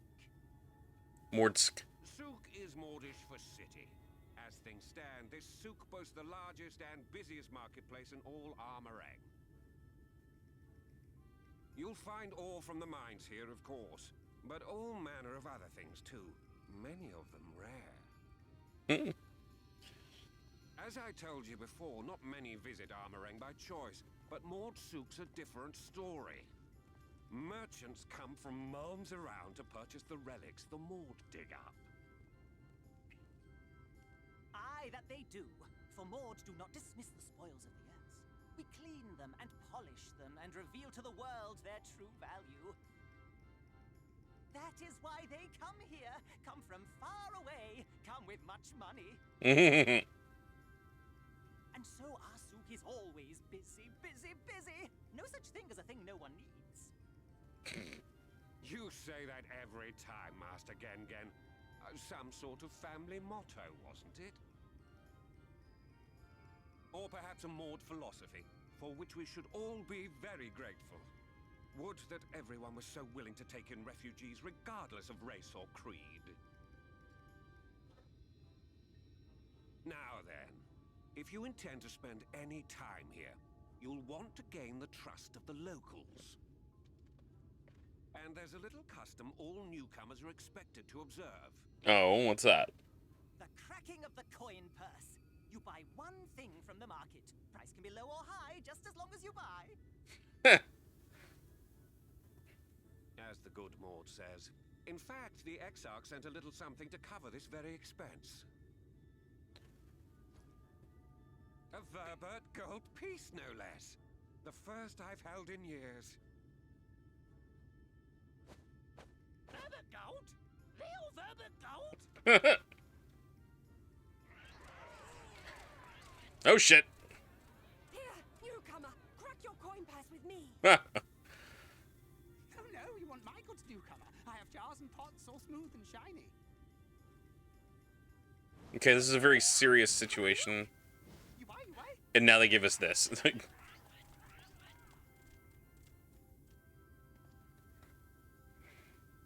of that. Calm, I say. This one must still journey through the barrens. Nothing bulky, nothing heavy, no pots. No pots.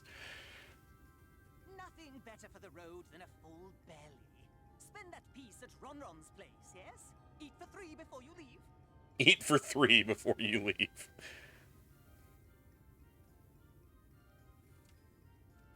Hi.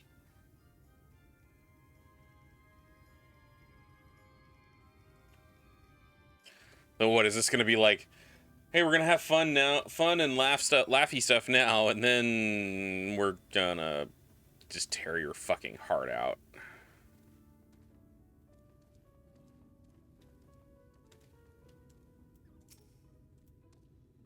Welcome to Ronron's Traveler. I have wares to empty your purse and fill your belly. Take your time, stare and sniff before you choose, but no drooling on the merchandise. Yes. Browse Ronron's wares. You may move the camera as well as zoom in and out. Target a foodstuff to inspect it. Ooh. Meat.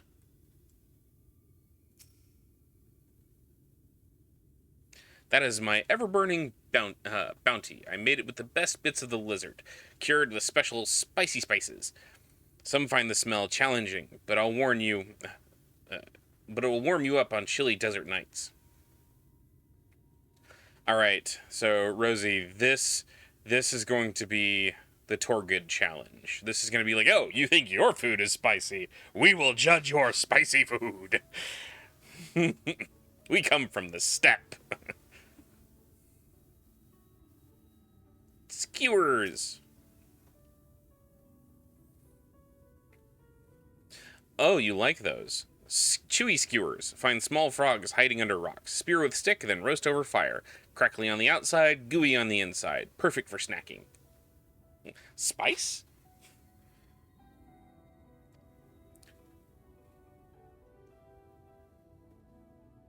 Bread.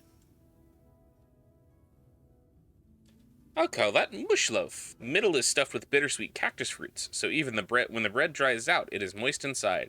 Keeps you going in the heat. Worms. Everyone's favorite. Plump white worms slathered in honey. Once you eat a glazed wiggler, you'll never want any other treat.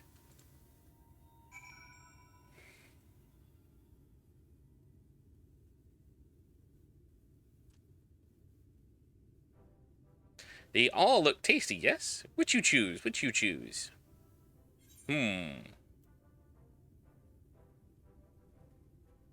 Mush loaf.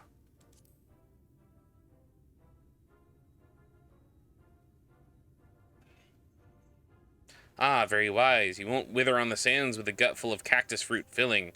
You have the gold?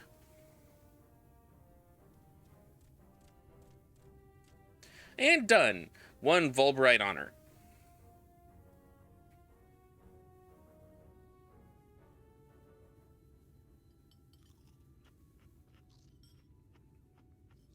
Sorry, I just got a message from my roommate. That's typically important.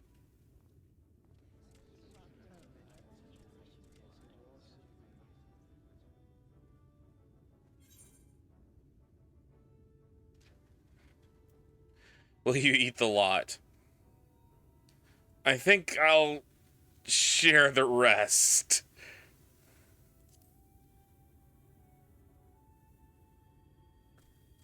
Our visitor invites us to feast. Let us give thanks for his great generosity and small appetite. This is really cute. Consider your corn puss cracked. I am pleased to accept your custom, and Gengen will be pleased that you honored ours. Oof. I think I ate too much. Keeping the merchandise down, yes? No returns.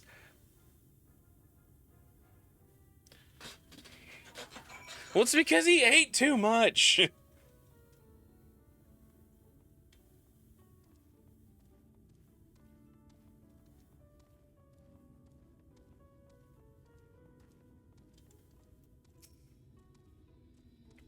I was watching from here, Arasada. You honored our custom with great relish. You will always be welcome in Mordsuk. If you need anything in Arang, we are here to provide.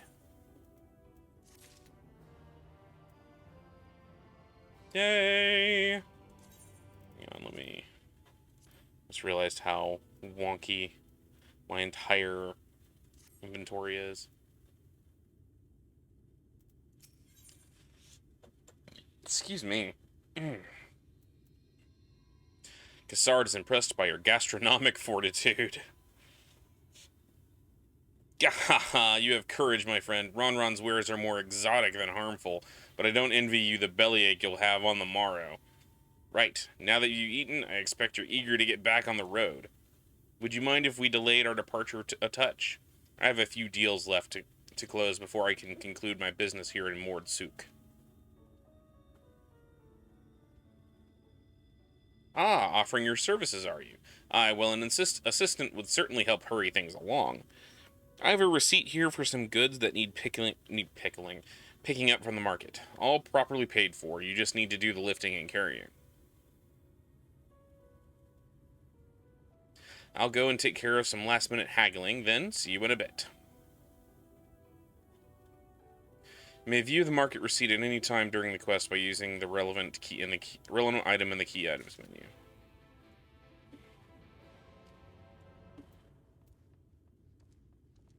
Alright, so what do we need? Table cactus, an iron ore, thon and thol. Naba Airing antiques, mill to be collected from Mol.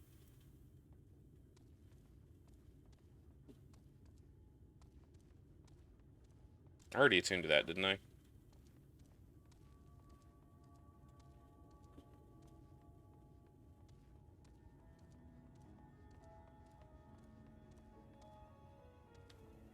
Aha.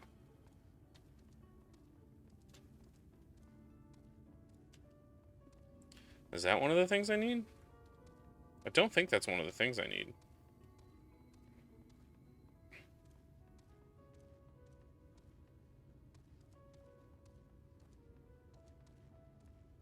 Don't think I need cured leather.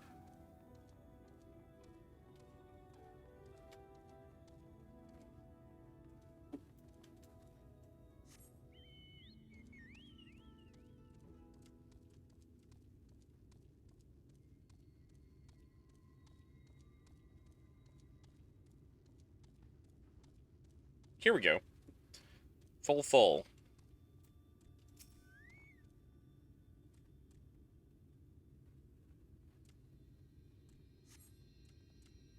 Cassard sent you, did he? Right, yes. What kind of ore was it again? I think it was iron ore?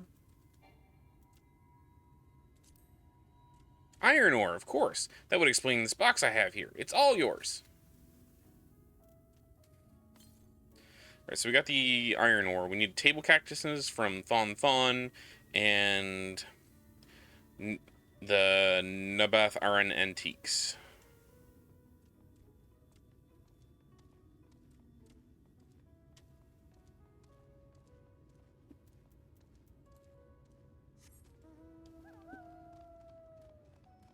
Come to me, wolf. Here we go. Thon Thon. What did we needed table cactus from Thon Thon. Oh.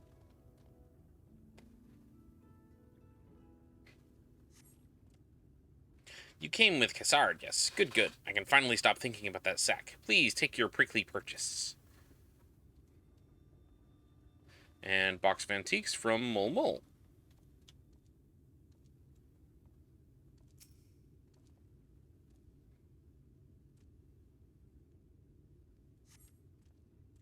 Hey, no touching. That merchandise is spoken for. You couldn't possibly change my mind with a better offer.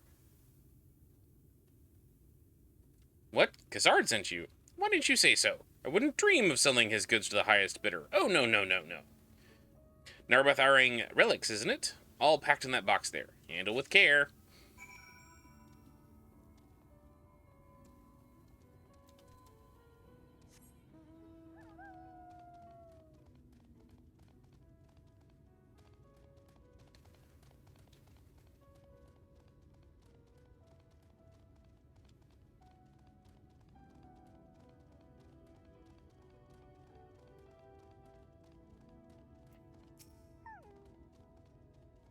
Don't tell me you've been around the entire market already.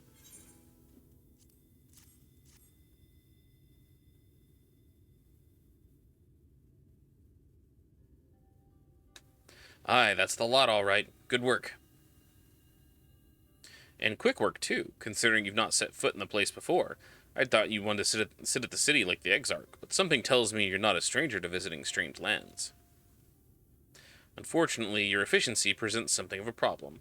I'd hoped to conclude all my business before you returned, but it seems there's been some confusion over one of the orders I placed. I'll have to drag you and my middleman and sort this mess out. I'm sorry to make you sit around and twiddle your thumbs. Cassard, feels like an age since I last saw you.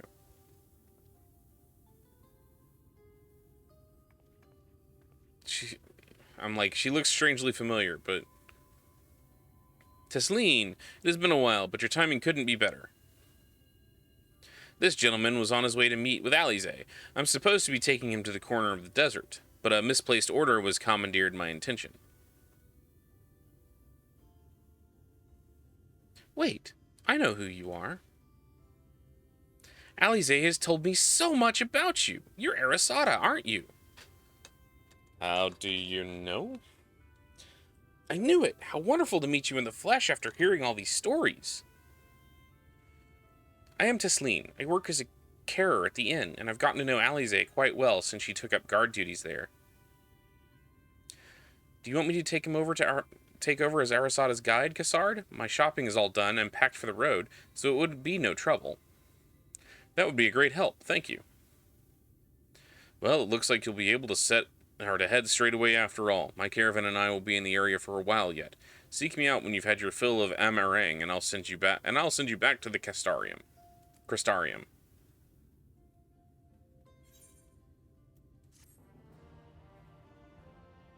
I love the quest complete music. It makes me want to complete the quests really quickly just so I can hear it. Alize has been desperate to see you, Arasada. Let's get you to her sooner rather than later. I can't talk tonight. I don't know what it is. The inn isn't too far to find, really. You can actually see the top of the rock spires from here. We just need to swing around the ridge, then head south. Come on, I'll get my supplies together and meet you outside. Okay, so before we continue on to the next leg of this journey, we've yet again hit another hour. So I'm going to take another break. I need to get up and stretch my legs, as well as hit the restroom and all that stuff. If you've been watching me since we started, I highly suggest you do the same. I'll be back in about 5 or 10 minutes, so y'all just hang on. While we are waiting, I will turn on our beautiful background music.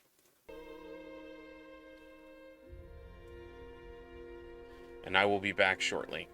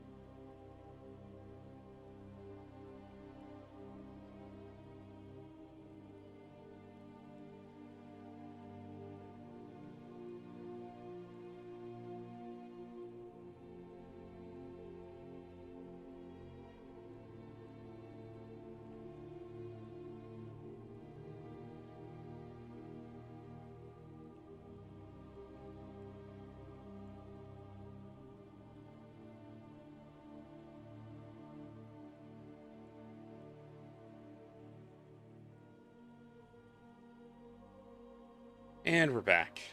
Sorry, that took me a little longer than I intended. Oh, I have a lot of alerts here.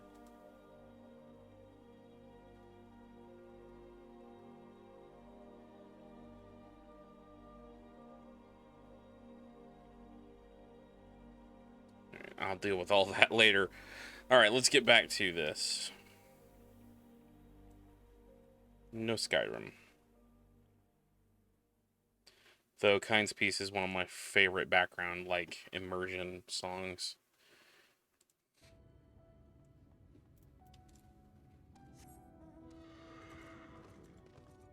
Horse. Taslim. All set? Oh, I should probably mention the wildlife. While most of them will leave you be if you keep your distance, the local coyotes have learned to prey on folk heading home from the markets. I can usually swing a sword well enough to fend them off, but I may have loaded myself down with too many bargains today. Do you think you can handle any beasts that try to make a meal of us? I thought you might. Alize was always saying how much you... let's get going, shall we? Alize been telling stories about me. No, I don't... But I don't want that. I don't want that mount. There we go.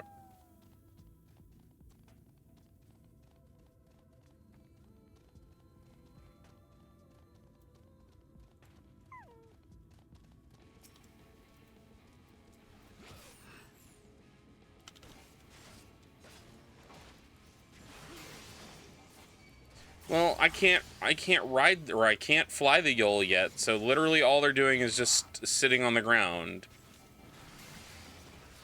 It seems mean to the Yol to not let it fly. Sorry, there wasn't much time to shout a warning. Were you bitten? Those things can be nasty. And yet, hardly a match for you, it seems. I'd always thought Alize was strong, but in her mind, she was never... Now it makes sense. Ahem. Well, we should push on. It might be best if you scout ahead and clear out any of them coyotes that have our scent. I'll wait here so you can fight without any distractions.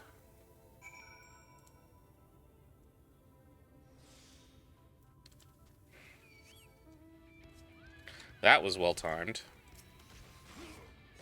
Sand mole.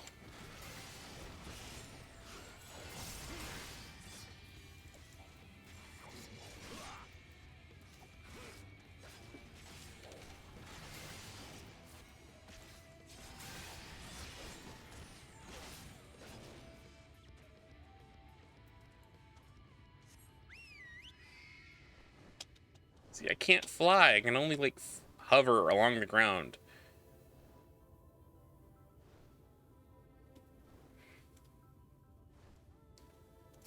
Murdering sheepies.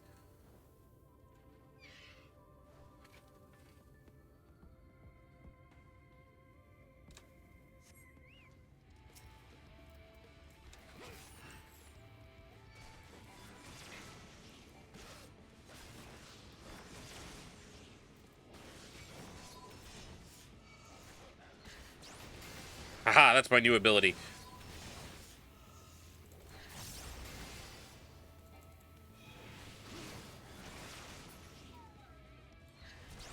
Oh, wait, I need to actually combo it. Do spikes, and then lasers. Though I really shouldn't be doing spikes and lasers with only one enemy.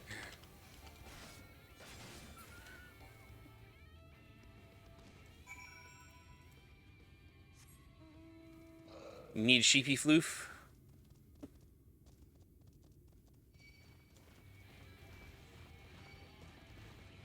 Everything wants to kill me.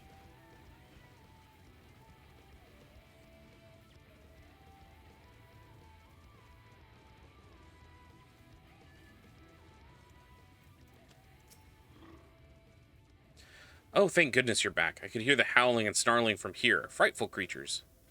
Let's hope the rest have seen your handiwork. They know to avoid us now. I need to get these supplies back to the inn. You need their floof for yarn. That makes sense. Greenwith.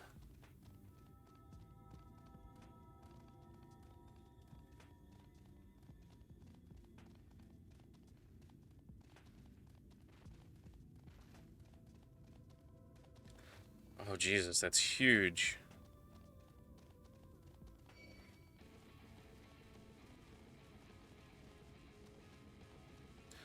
Look at the... Oh, my... It is just a full wave.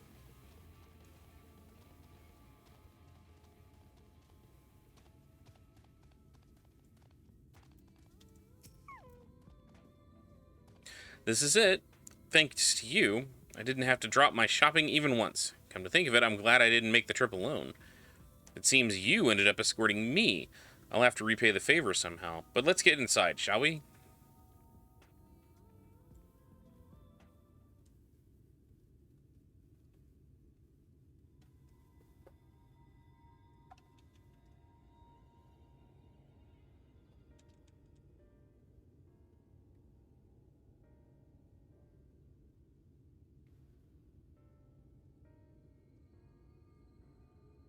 Poor folks.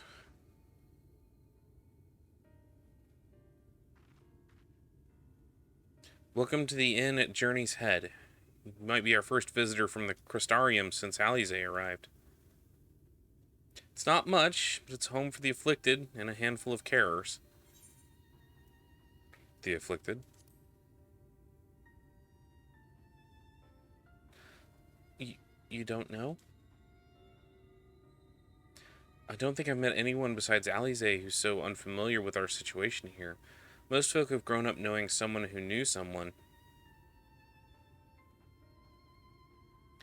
I might leave out something obvious, so it may be best to have Alisaie give you the full explanation.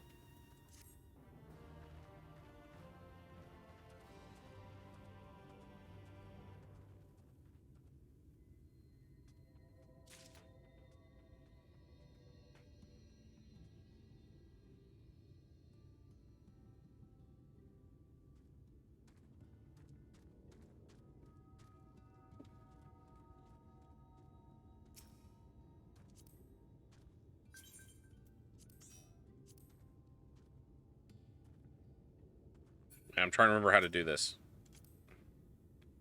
There it is. Ride Mountain Seat 1.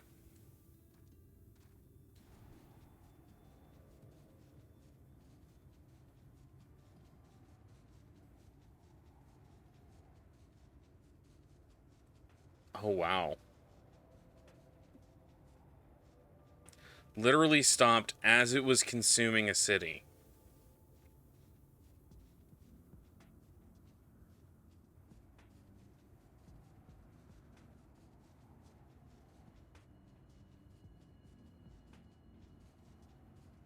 And it was, like, actually rolling over the ground and folding it up.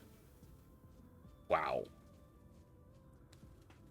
And from looking out past the wave, it looks like the area behind it looks like the burn. Like, it's completely devoid of anima.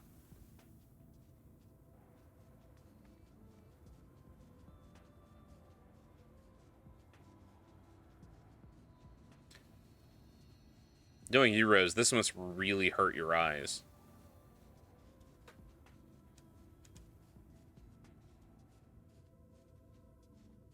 But yeah, you can see back. You guys can't see my pointer pointing this out, but just beyond that, that looks like the burn, or it could be just pure crystal. Well, to me, it looks yellow, like bright yellow.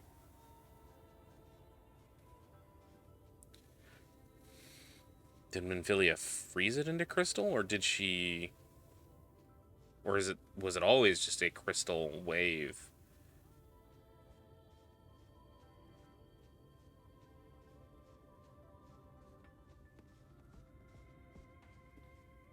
That's impressive.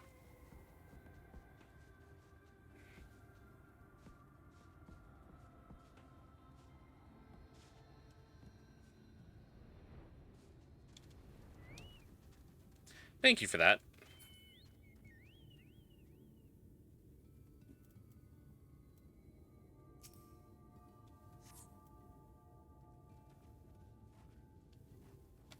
Let's get this Amaru.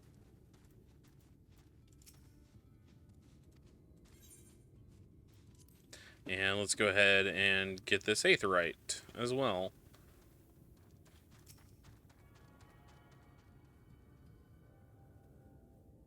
Knowing where Alize is, she is probably out there doing some hardcore shit as we speak. Tesleen casts her gaze around the inn, hoping to spot Alize. Now, where is she? Yeah, it does give perspective on that. I think she might be out on patrol. I could wait. You could wait, I suppose, but why not go surprise her? She usually takes a look for things from the watchtower first, so you might be able to catch her there. It's not far. Head out south side and you'll see it soon. I'll stay behind in case she comes back while you're gone.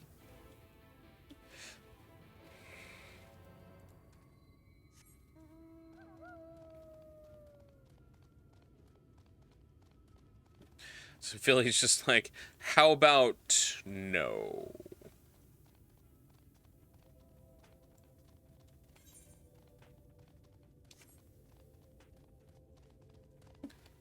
Motherfucker. It's huge.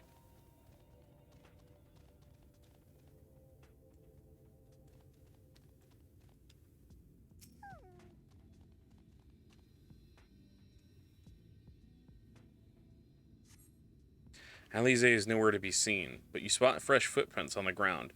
They look to be about the right size. Those are mine. Oh, there's an Aether Current over here.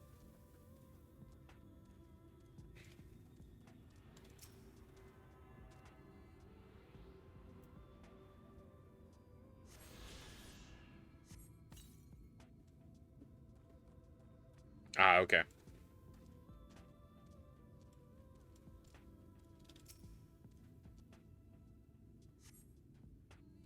The small footprints lead off to the northwest.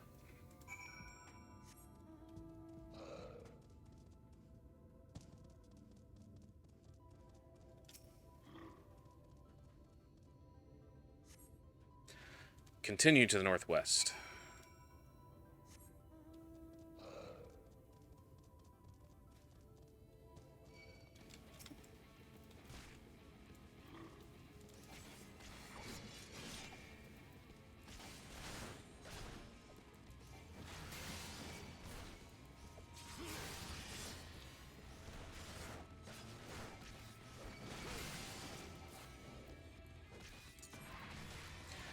Being very lackadaisical about this.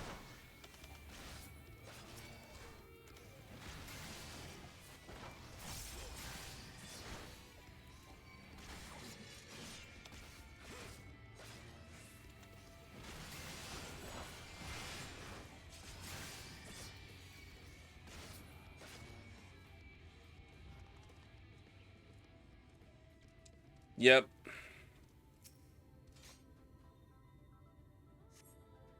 Footprints curve around to the west.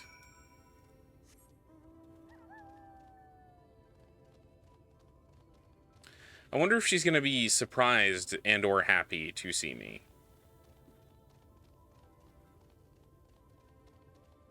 There's a whole bunch of footprints crisscrossing here. Looks like she got in a fight. More tracks here, but they end in a mess of disturbed sand.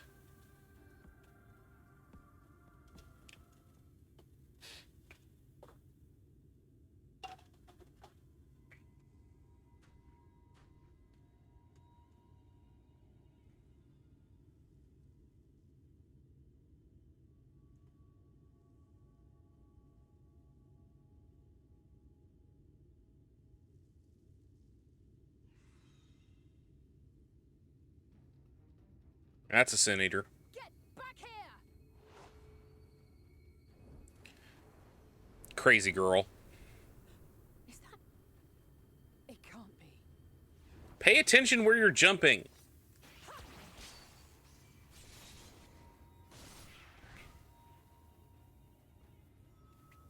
What happened to your Aetheryte foil? Impressive. Just a lesser sin eater. Nothing to write home about. I knew you'd turn up sooner or later, but I had been hoping for sooner.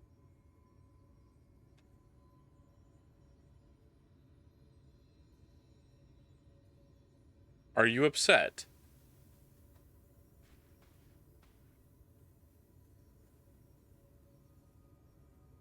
How are you? Right, take a fucking compliment, woman. It's complicated.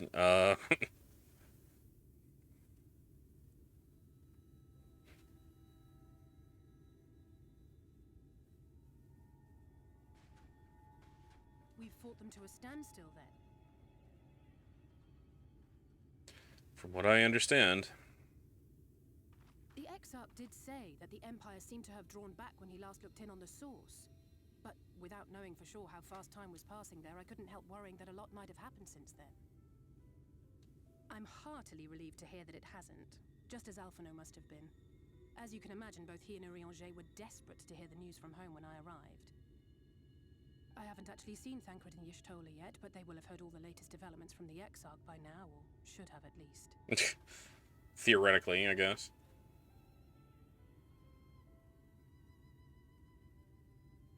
When I think of how frantic Tataru and the others must be, I want nothing more than to rush back and reassure them.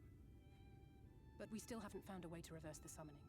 And even if we had, we couldn't just ignore Urianger's vision. He may use 10 words where one would suffice, and they may often obscure as much as they reveal. But on this matter, he was as clear as day. I do not doubt for one moment that he saw what he claims. Well... Nor how difficult it must have been to speak about them. The 8th Umbral Calamity and your death aren't exactly topics for idle conversation. What are you talking about? Everybody talks about killing me. As much as I might want to go home, I don't want to go home to that. We can't allow the rejoining to happen, which means we have to save the first from the Sin Eaters.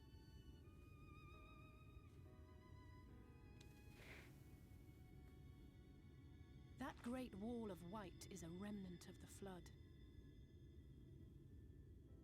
100 years ago, the balance in the first tipped decisively in favor of light. From that moment, it rose and swelled with each passing day, and then, without warning, it burst forth like water from a broken dam. A colossal wave of pure light, drowning everything in its wake. Only Norvrant was spared. For the most part, living things are composed of ether of various different aspects. But when exposed to such a flood, their etheric harmony is shattered, and their natural form breaks down. That does not sound like it felt good. Then they either perish, or are warped into mindless abominations. Said abominations, I assume, are what the Sin Eaters are? Yes, that's how the Sin Eaters came to be. They were once living creatures, or people, that were caught in the path of the flood. Once the change is wrought, there is no going back. In that instant, they are gripped by an insatiable appetite for ether, and will happily gorge themselves on any living thing within reach. Oof. But even that is not the worst of it. The stronger Sin Eaters can plant light in us, like seeds in soil, corrupting our ether, and triggering the birth of new monstrosities. They are creatures of base instinct, that exist only to feed and to multiply. They feel no pity, know no remorse, and are utterly deaf to reason. Which is why they must be destroyed. Every last one of them. Now I see why you chose this job. The infirmary is full of the Sin Eaters' victims, left here to spend their final hours waiting for the change to overtake them. That's what the Afflicted are.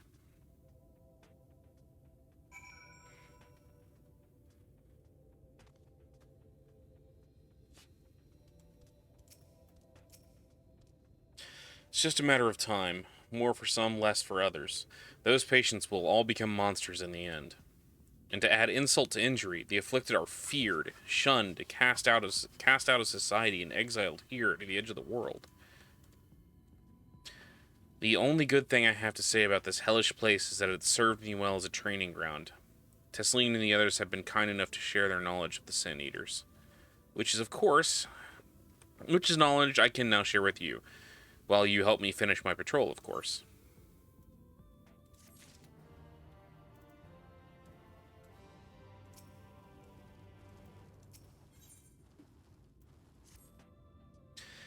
Here's what we'll do. I'll take the east side of the end and you clear the west. That way you can have an undiluted experience with the resident terrors. These marks on your maps are where the usual trouble spots are. You can assume that any beast with a white hide or carapace is a Sin Eater, but you'll know for sure soon enough when they come slavering after your ether. Remember, it's kill or be killed with these monsters. Once you've slain whatever's patrolling around here, we can rendezvous back at the north entrance. Good hunting. Yeah, that's what it feels like.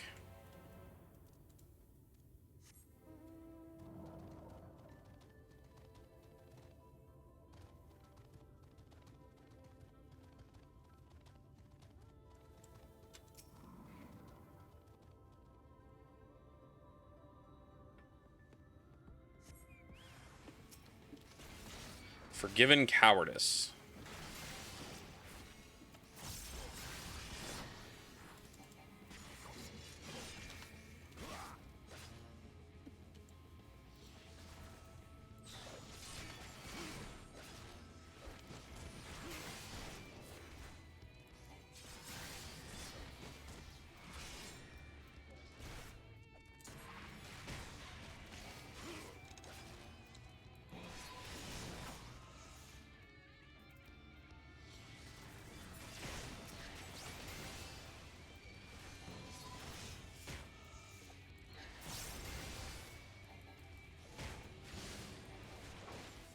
God damn. Got enough AoEs there, buddy?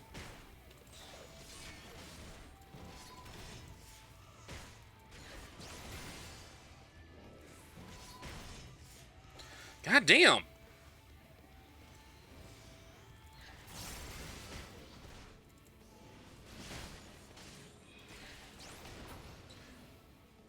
All right.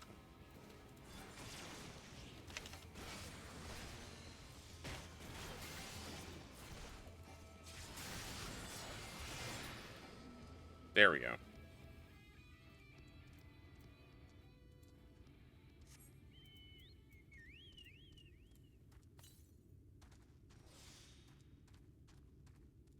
There's the other one. I should say the next one, not the other one.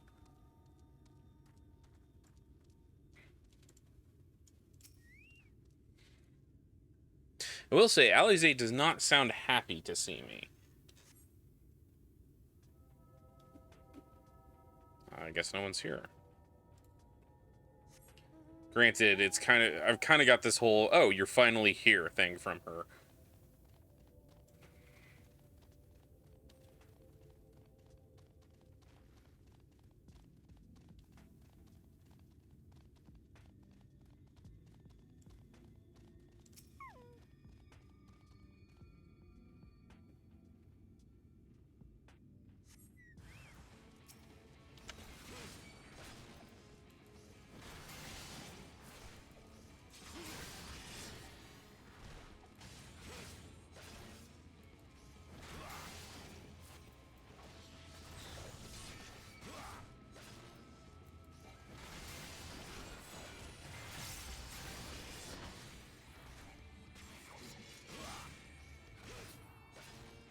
Got her.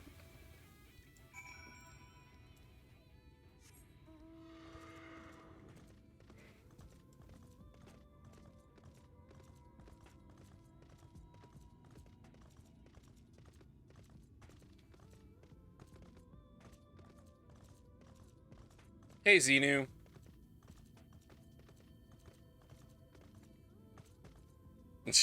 Uh-oh. What do you got for me? How did you fare? Oh, not too bad.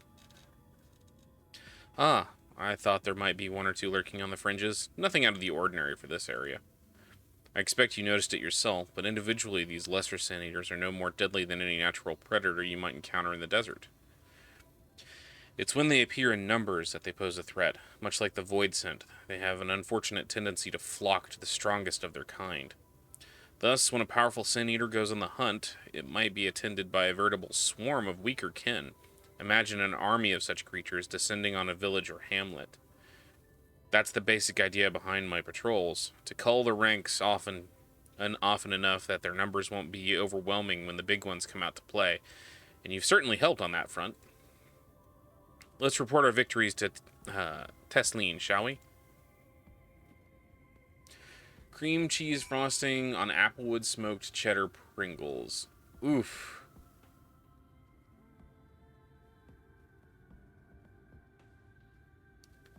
As dad puns as a food? I don't know, like that just seems really like off to me. Though I suppose the smoke might help. But it seems real off. Alize tells me you helped out on our patrol. You have our thanks. My apologies for leading you into from one battle to another, ever since the moment we met. In any case, I'm glad to see the two of you found each other. You have no idea how badly Alize has missed your company. Everything was always, if Arasada were here, he would... That's an exaggeration, and I don't sound like that either. I was simply trying to view matters from another perspective.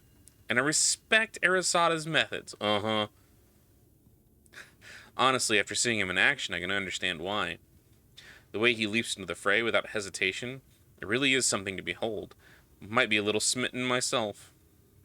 Oh my god, she straight up called her on it.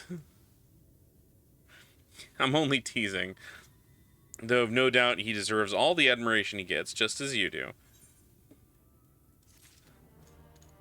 Tesleen just straight up just was like, no, you have a crush, girl. Get over it. Tesleen is the air of a woman being pulled in 10 directions at once. I'd love to lay out a welcome meal, but duties I have put off when we went to the market are still waiting for me. There are 101 things I need doing. I'm sorry, but would you mind waiting here with Alize? What? And twiddle our thumbs while you work yourself to death? Surely there's something we can help you with.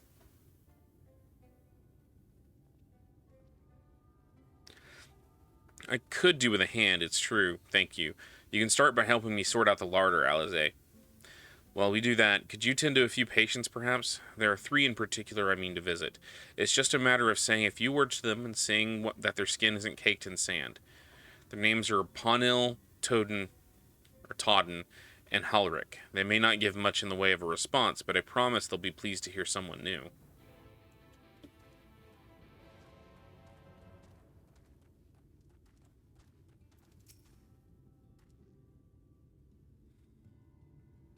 I'm going to mime a wall at this person and hope it does better.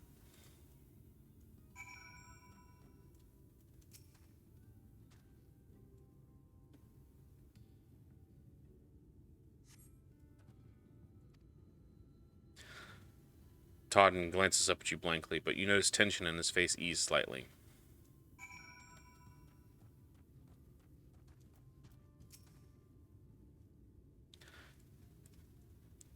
It's a baby, Zayla.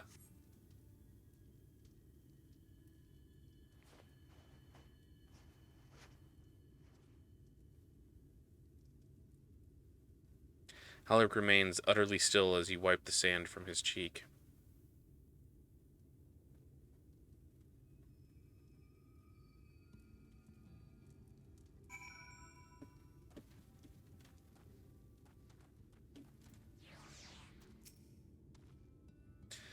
You seen to the patients? How were they? Good, that's good. I knew they would enjoy meeting you. I'm concerned about Halric, though. I'll have to speak with the other carers, but I think his time may be near. We shall leave you to have that discussion then. I was going to take Arizada to Mord Souk if you have any errands that need doing. Well, I suppose there is one thing. Would you pick up a nectarine from the markets, please? Kessard's caravan just passed through, so Ron should have some fresh fruit. Come then, Arizada. There's something I want you to see, right after we stop at Ron's stall, of course.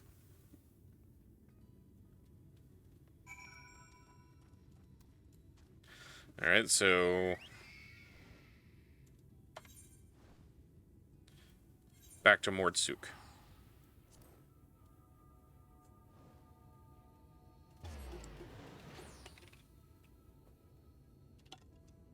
Oh.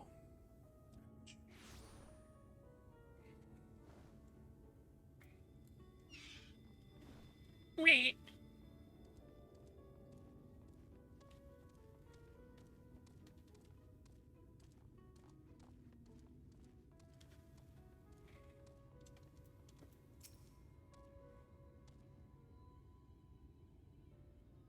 Oh ho, back again, are you? Need another taste of Ron's wares?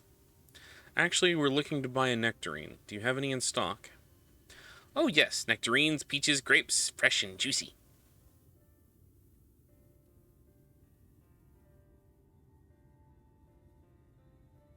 Gods, I've never seen a Mord merchant give away something for nothing before.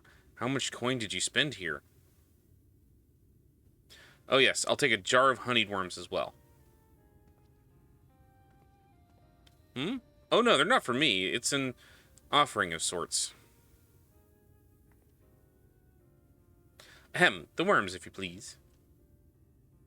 Only the best wrigglers for you. Come again, my friends.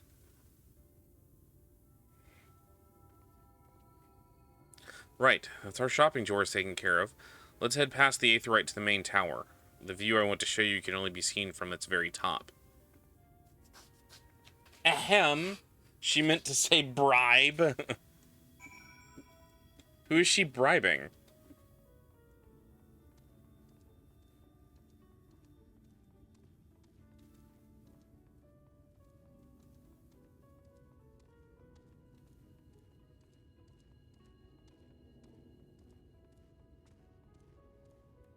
Probably this guard. Here are your precious worms. That buys us a trip to the top of the tower, does it not? Glazed wigglers! You actually brought them! I really shouldn't let you, but just this once, alright? Only once. Never fails. Shall we?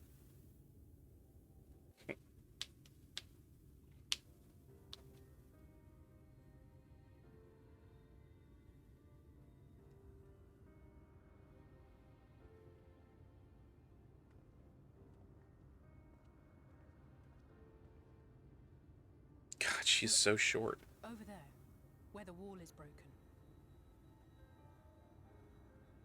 Do you see what lies beyond? That's what the land became after the light flooded in. An empty white nothingness. Like the burn. Life cannot exist in such conditions. The primordial light would wreak havoc on the body's etheric balance.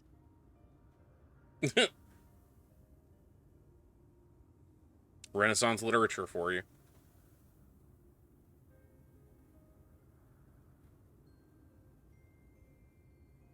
That nectarine you bought. It's Halric's favorite fruit.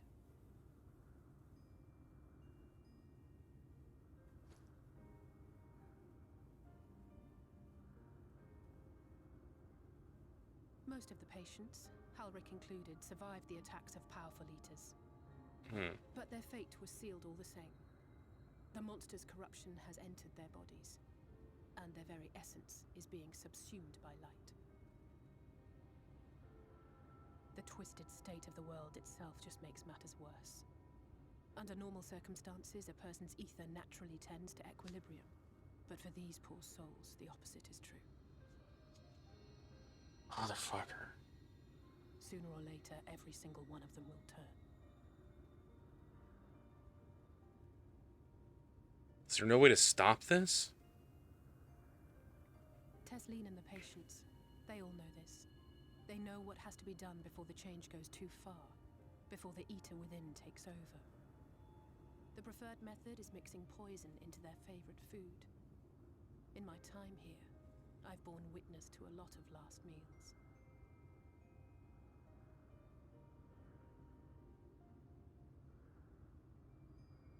I feel just as helpless as before.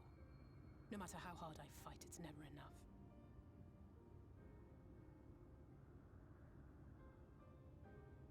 But it's a war I mean to wage, nonetheless. Speaking of wars, do you remember how I made you promise not to leave me and then promptly collapsed? Yes, I do remember that. Well, let's just say I had a few choice words for the Exarch concerning the timing of his summons. So I understand. But even if the fault lay with someone else, I couldn't shake the feeling that I'd abandon you on the battlefield. So I swore that I'd make up for my absence there by making a difference here. And that's what keeps me moving forward, even when things seem hopeless.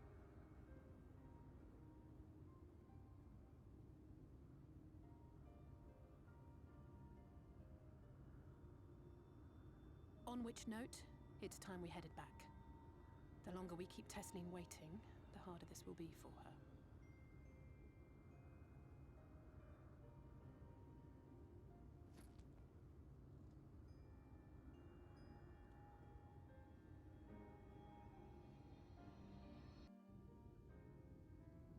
There's this interesting effect that's going on. It's like a dull roar in the background. I'm glad I was able to show you that. When it comes to understanding the catastrophe which befell the first, one glimpse of the empty wasteland beyond the wall was worth more than an hour of Urianger's lecturing. And I need you to know that beyond a doubt that Tesleen has no other choice.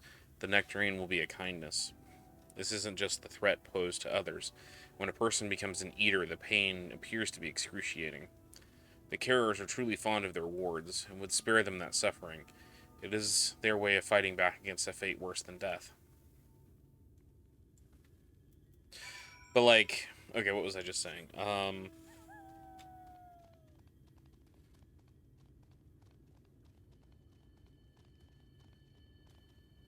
What was I just saying?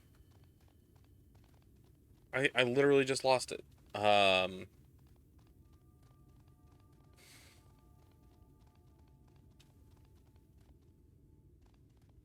No idea. What was I saying? Like, oh, yes. If you listen without the music, there is a dull roar in the background that is a constant hum. That I can only say comes from the wall of light. Or just the presence of all of this light.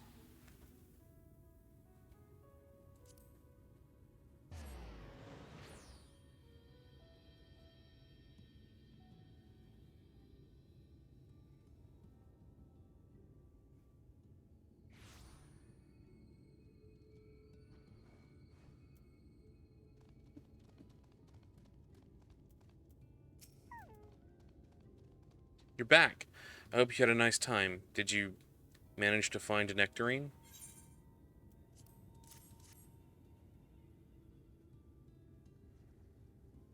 Thank you. Alisaie explained why I wanted this, has she? I can see it in your eyes. We may not need it just yet. I spoke with the others, and we've decided to keep an eye on Halaric for now. Thanks to you, though, if his time does come suddenly, we'll be ready to send him on his way with the taste of happier days.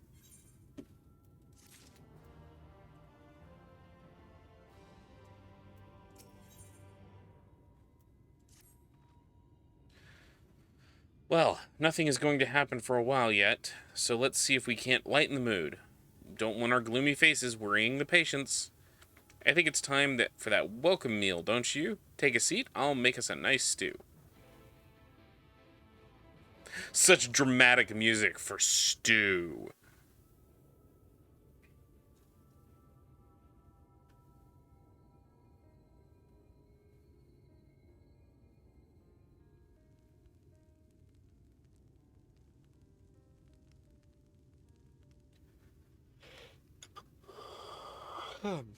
Excuse me. Speak up if you'd like another helping. I made a little bit more than usual today.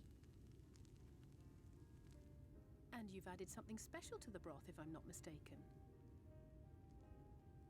Aye, well, it's not often we have visitors from the Crystarium, so I may have thrown in a few extra bits and bobs. Butt fruit. I'll have another bowl then.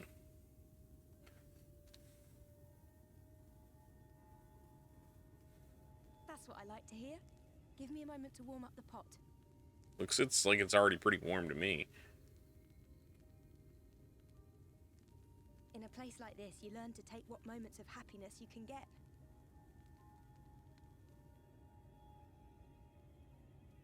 I remember when I first came here with my mother. She was showing the early signs. It's about to get heavy again.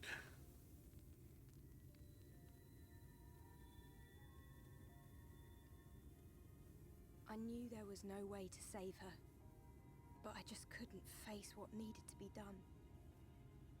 That's the way of it for most people. Why they travel from arms to stay here. Beaten, broken souls come to wait out the inevitable, to receive the mercy of a painless death.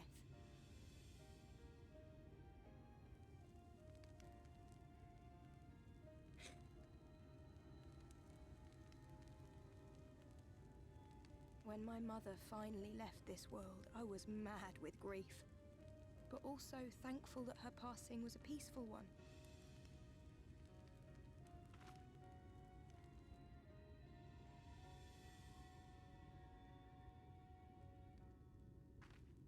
I wonder how they poison a nectarine.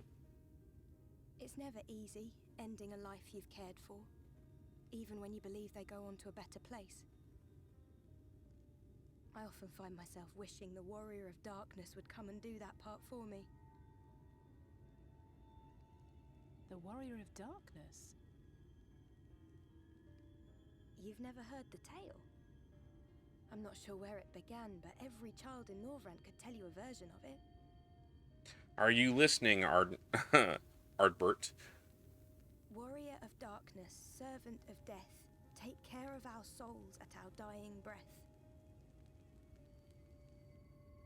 Let sinners and eaters of sin go with thee, that all may return to the sunless sea. Well, that's the version I was taught anyway. Well, my first thought was just inject it, like... Story. He's certainly never deigned But I don't see a syringe around here. Which is a good thing, surely. He sounds rather ominous. He's me! Do you think so? I always liked the idea that he treated every soul the same, even the Sin Eaters.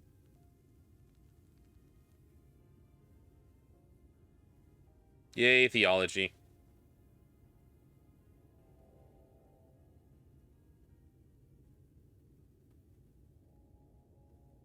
Uh-oh.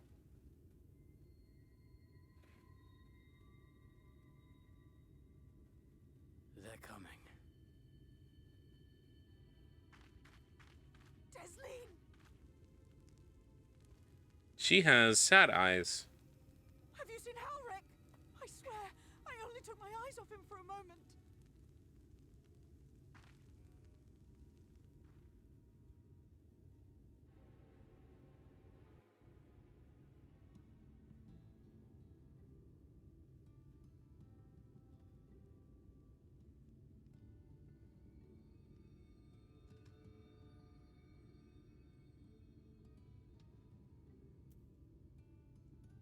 Dramatic push in.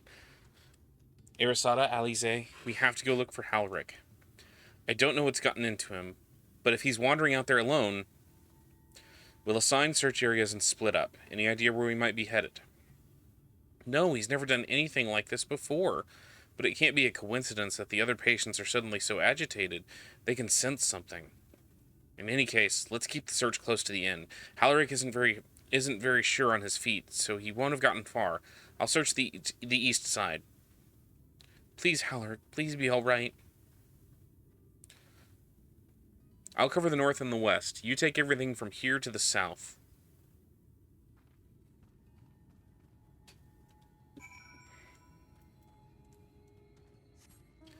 Alright, let's show of hands. Who thinks this is gonna end well for anyone involved?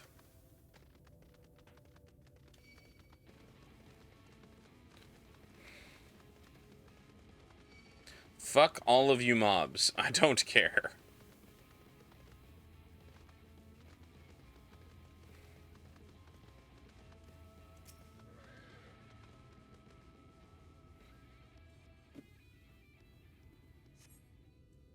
You see no sign of Halaric. Maybe he went further west.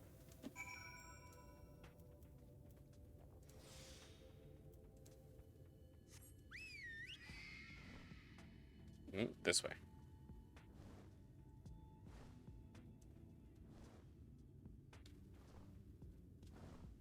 It just doesn't feel right. Not being able to fly with the Yol.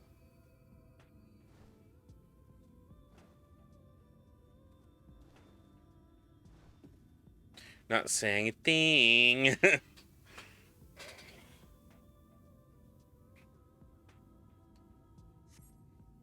You scan your surroundings in search of Halaric, and suddenly find yourself under attack. Giant scorpion!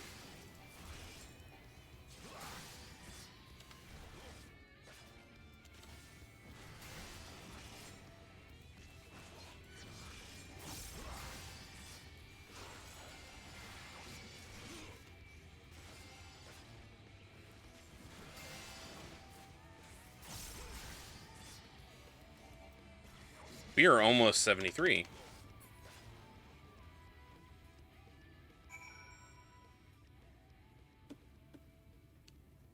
So wants me to head north now?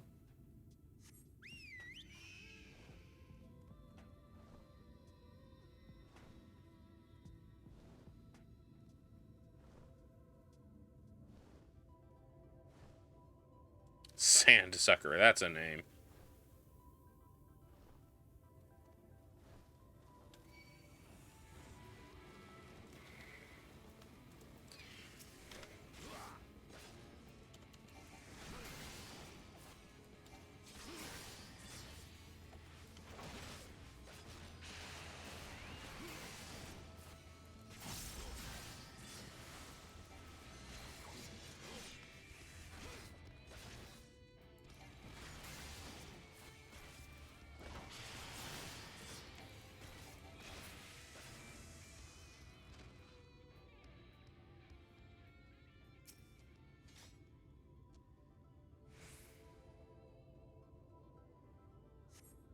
I have this one strand of hair that's just in my face.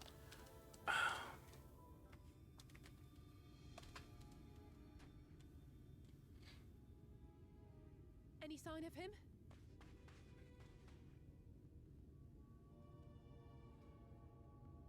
No luck then. But he surely can't have gone far. We should keep looking. The Sin Eaters are out in force, and if we don't find him soon, you can be sure they will.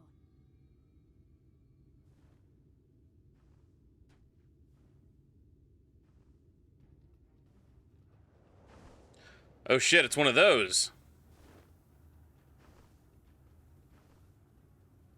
Did you see the size of that thing? It must be one of the nasty ones. Wherever it's going, it can only mean trouble. After it!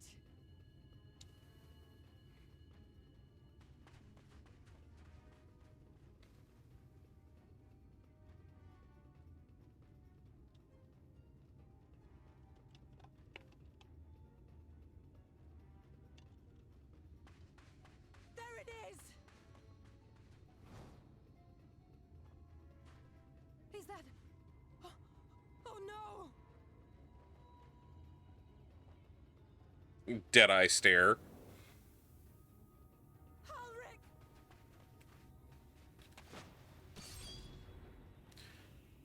Good shot. We have to run!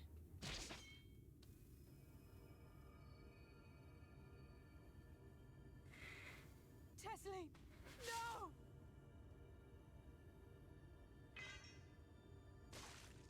Should have gone for a kill shot instead of taking a wing.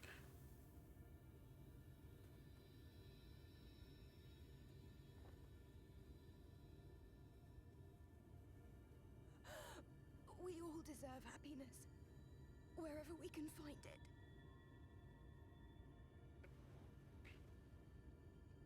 The time left to you is precious. No one should die in pain. Mother, I knew it. The moment she told us her backstory.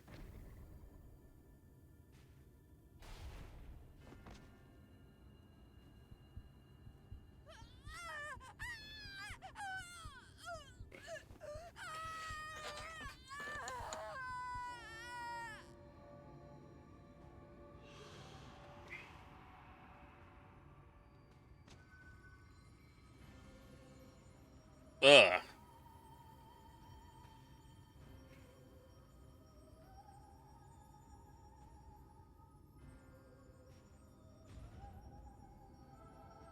That's not creepy as fuck. Oh my god.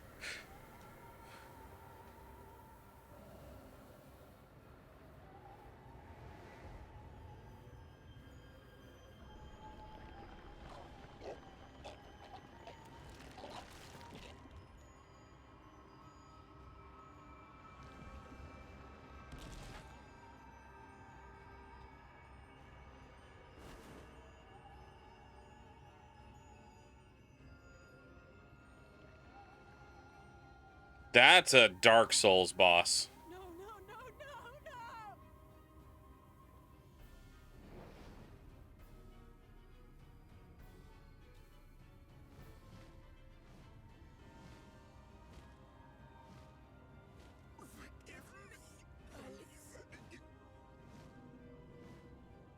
She had just enough willpower left.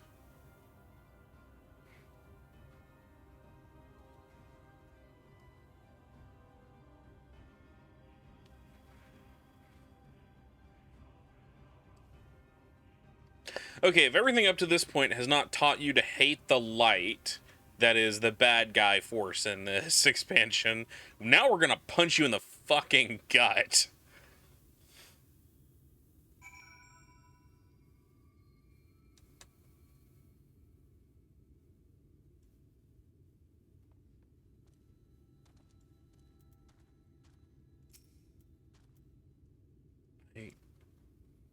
I'm sorry, Arasada. I tried to tell the carers what happened, but I can't be the shoulder they lean on. Not like this.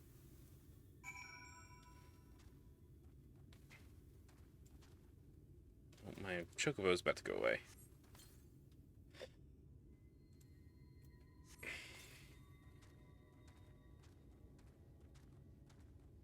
Kasana.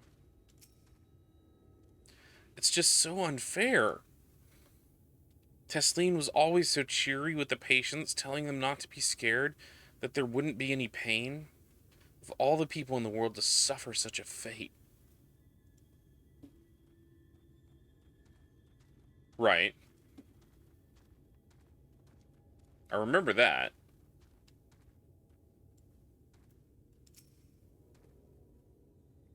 I imagine you're just as shocked as the rest of us, so I appreciate what you're doing here. Me? I don't have words.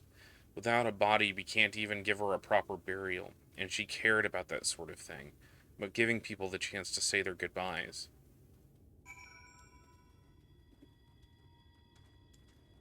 There's no music in the background.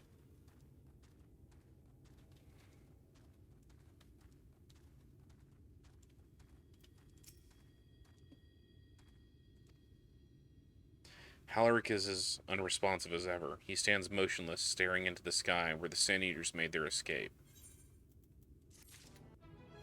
Hey, we leveled. We're 73. We are 7 levels away from maxing out our Dark Knight. Okay, it's this one strand that's just in my face right now.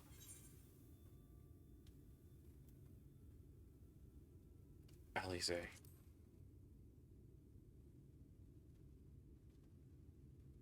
Thank you. What you're doing, it means a lot to them, to me.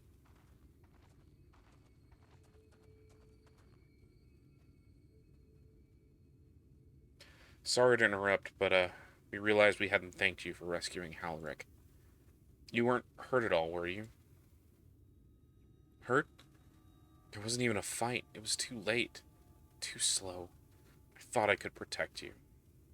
You can't blame yourself for things beyond your control.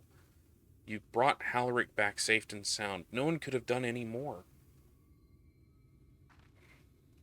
I'm sorry, but I've come to a decision. I won't be continuing my role here. God.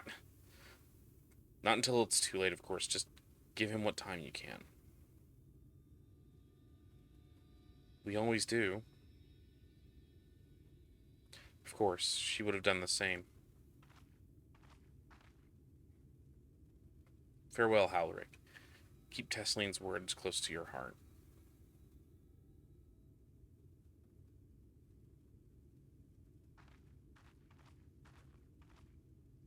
Wait, you're leaving this very moment? I understand how you must feel, but surely this is a bit hasty. Do you even have anywhere to go? I have a destination in mind, yes, and a purpose. This damned light, building without cease, is the reason we can't save those corrupted by the Eaters. God, I need to stop clicking through stuff.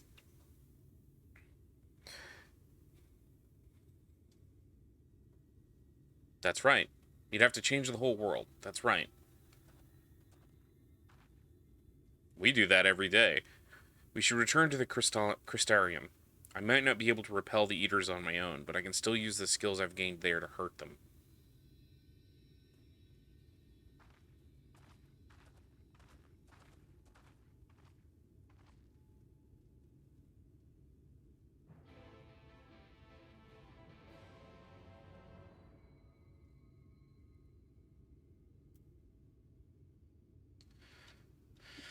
All right.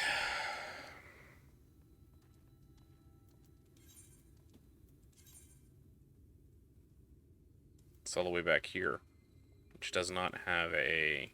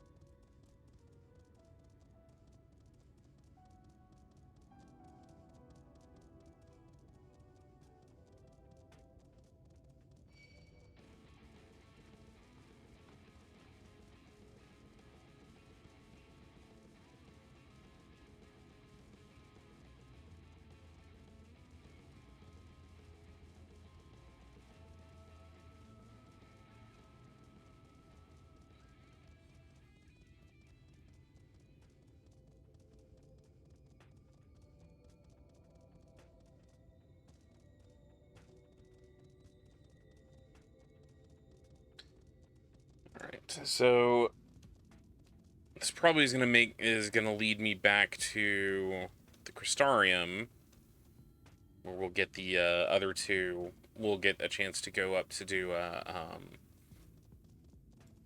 the quest in search of Alphino. Forgive me, Arasada, I couldn't stay there a moment longer. I was serious about what I said. While the men and women at the end battle against the Plight with kindness, I must fight in my own way, with steel. Miss Alice, is there anything I can get you? The swiftest Amaro. I need to return to Crystarium immediately. As you wish. So, well, the question I was going to ask was, do we just stay and try to explore as much as we can, or do we just keep following the story? Which, honestly, I'm in the keep following the story boat right now.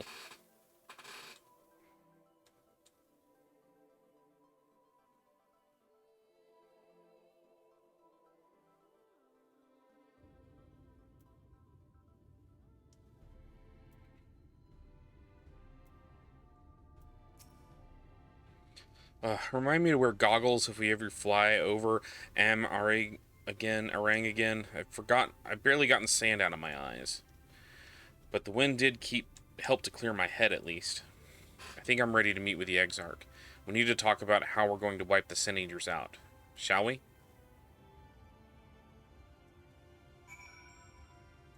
Alright, so question.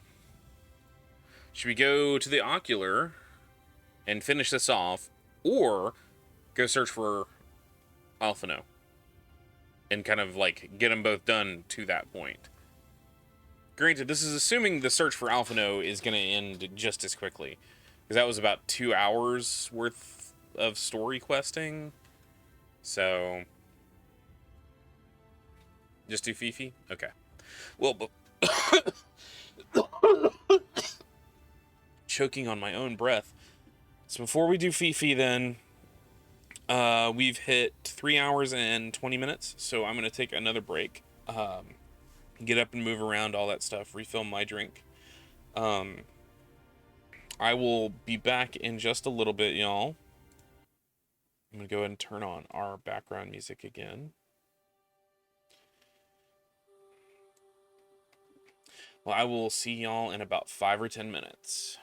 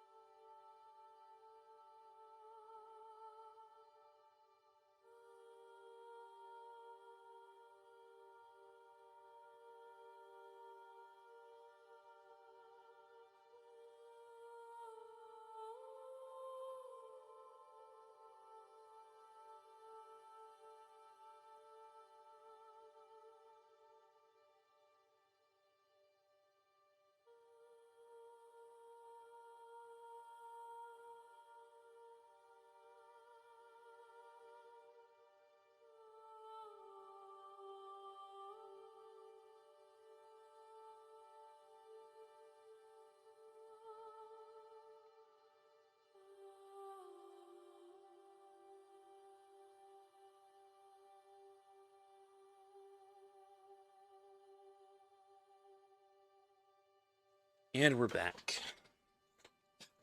Sorry about that, y'all. I keep taking longer and longer with my breaks. I need to not do that. What it is I'll get caught in a conversation with my roommate, and he really loves to talk. Great person, love him to death. He's an amazing person. He loves to talk. So we'll get caught in a conversation about something.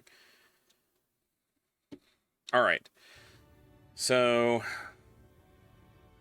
oh, I need to talk to this person.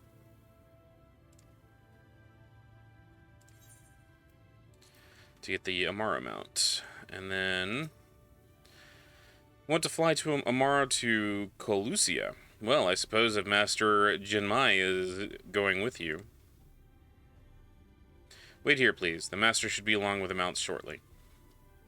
You can now travel to Colusia. Speak to the aspiring Mount Amaro Tamer to fly to the island.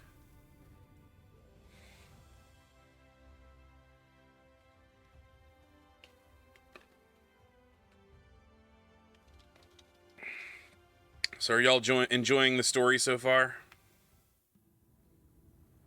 The whistling breeze, mute. The pounding surf, frozen. Time itself takes a breath. At Light's Edge, all is perfectly still. The world captured in a painting, locked in a moment. And your virgin reactions. Music, faint and fleeting, drifts coastward on the lifeless air.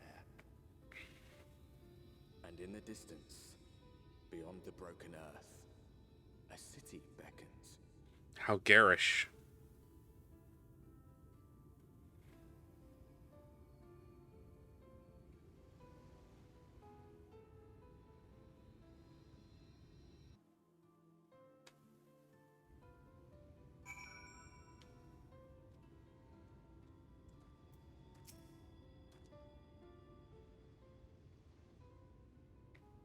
We are arrived. This is Correct Shell Beach, on the eastern coast of Colusia. You should be safe here for the present. Compared to the mainland, Sin Eater attacks are far less prevalent, and the native beasts are not any more dangerous than elsewhere. This is the people. It is the people you should be wary of.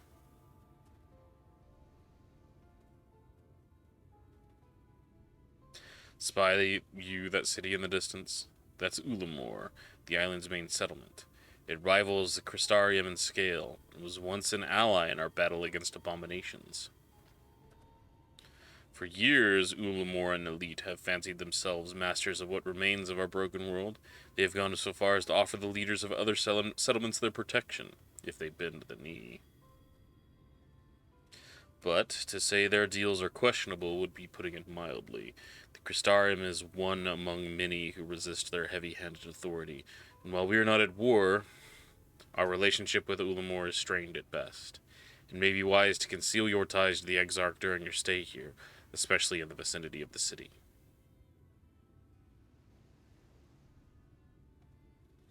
I am glad we understand each other. Now the Exarch has instructed me to divulge a secret that should make finding your friend a good deal easier. Listen closely.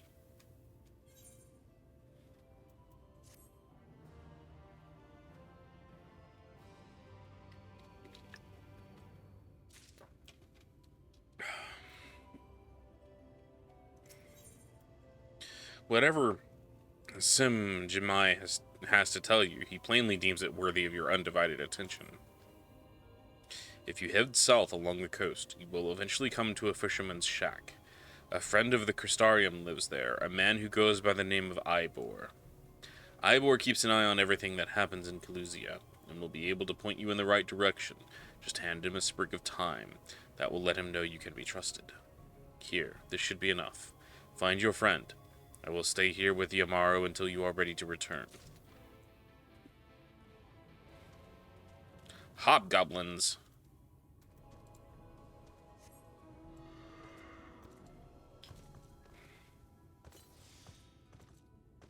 You still hear it, even here. You can hear that dull roar.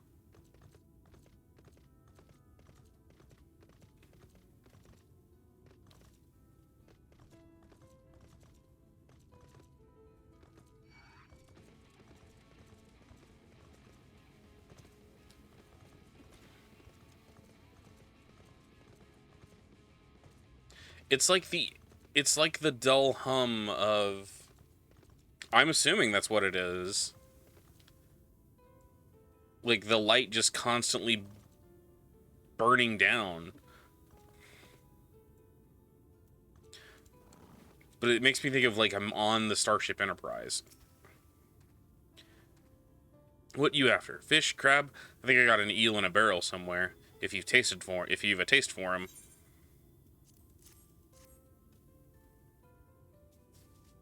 Oh, I do love a bit of thyme. Check some in the pan, and it's like a bloody festival of flavor. Now, what is it I can do for you? Can't say as there's been any major upsets to report these last few weeks. Alphino, eh? I know the one. Our young champion of the downtrodden. Ulamore is richer than all of Nordvant put together. But there's a different story for them that live outside the city. Most spend every waking moment just trying to stay alive, which makes your friend's dedication to helping others stand out above more. I can't hazard a guess as to where he is now. Get a message to him. I can hazard a guess as to where he is now, get a message to him, but you'll need somewhere quiet to meet, away from prying eyes. Make for Stilltide, that's the fishing village just up the path there. You're looking for a rundown excuse of a tavern the locals call the Leaky Keel. Wait there and I'll see that Alphino joins you.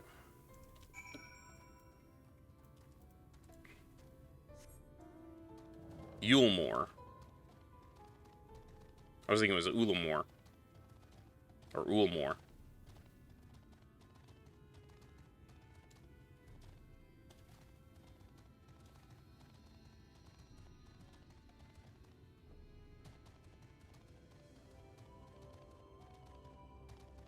We suddenly enter a city because the music changes.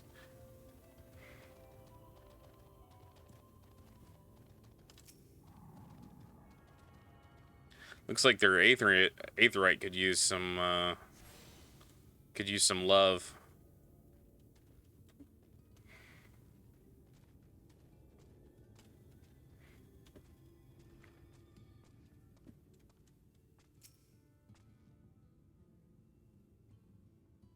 She's got a mana potion up there. This your first time in a tavern? It's customary to buy a drink if you mean to loiter. What do you be having? Mead. Fine choice. And what you'll be paying with? Well now, those are exotic. Where did you come by coins like that? I'm sorry, dear, I don't doubt they have value, but I have a touchstone to test their purity, and I'm not about to go begging for one of the neighbors. So we'll have to come to some other arrangement. Ah, here's an idea. There's a common to the north where we grow our vegetables, but lately the pests have been eating more of them than we have. What say you a bit of extermination work? You want to quash any vermin you find, then visit the caretaker and give him an earful from me for sleeping on the job. He'll be in the old silo next to the fence, snoring like as not. Do that for me, and you can laze about here as long as you like. Go do this busy work. God, it's like...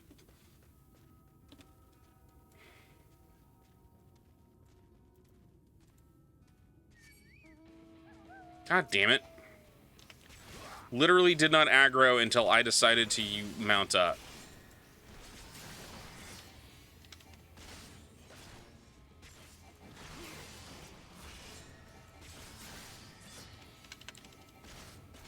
What's snoring or dead?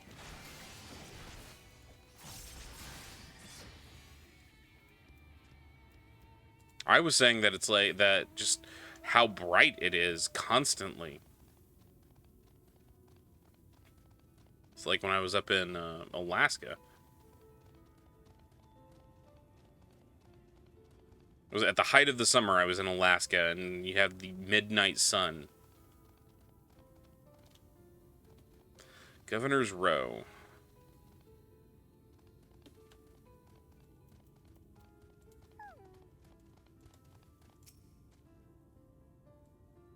Here, let me do my patented mime dance.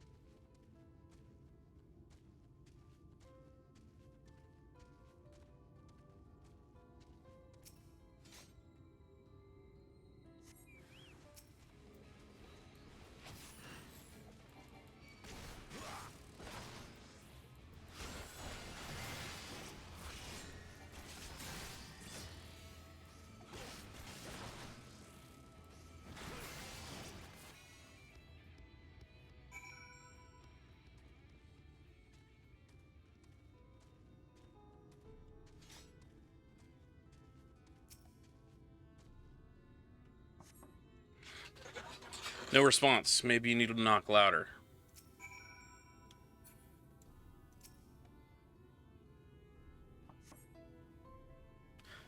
Perhaps the occupants are hard of hearing?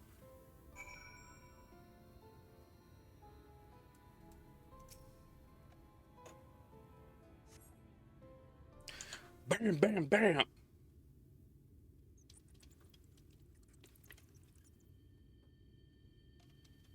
You hear a faint squeak from the room beyond. Time to bust in and save the day, brave adventurer.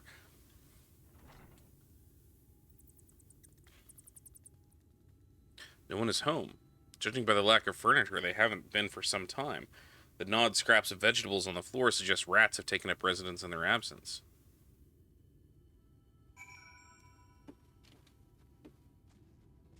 Oh, there's an aether current. I should go and check that. God damn it! Leave me alone.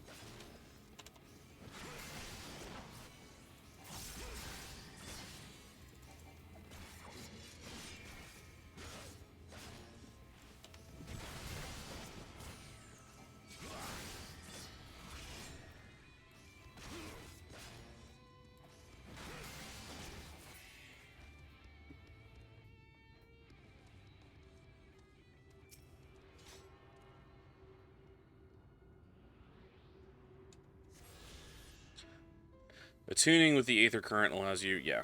So basically the first of them, the aether currents I need to get.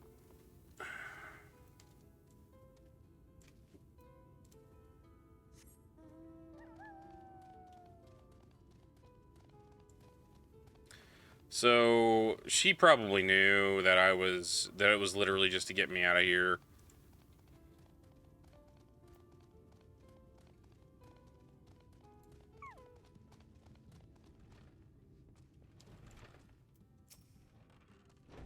Welcome back, dear.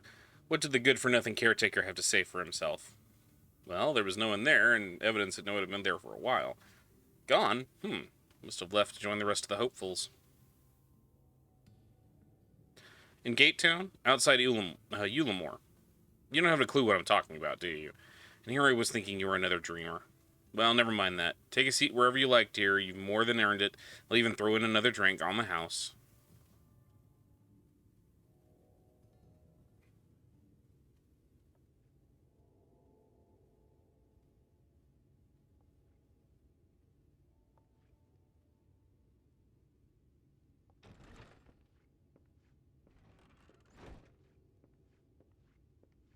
And how is business today, Mistress Theva? I was saying Thiva. Oh, frenetic. Look, I have a new customer.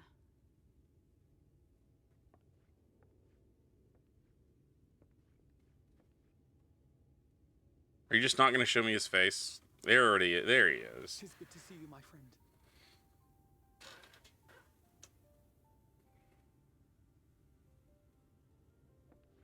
Get your hair out of your eyes. The barley seeds you wanted.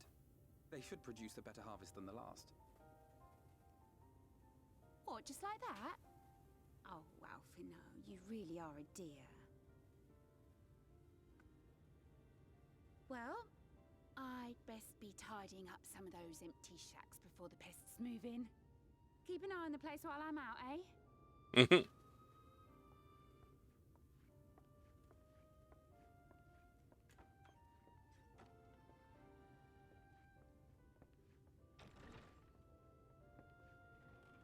Good to see you too. It's an age since last we spoke. Not since the prisoner exchange in Doma. And Yotsu. It has been even longer for me, of course, if you count the days I've spent here. But the time has only added to the relief I feel seeing you safe and well. Safe is a relative term. Me, I was more worried about you.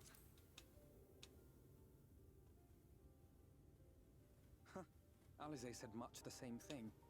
I don't think I've ever had such a scolding. But I believe an exchange of news is in order. Come, tell me of your arrival and all that came before.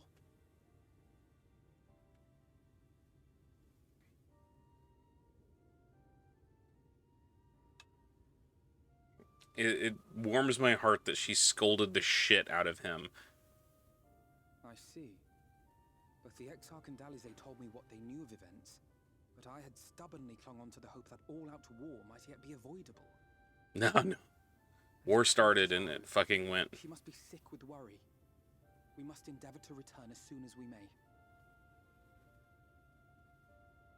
It would be nice to bring her good tidings for a change.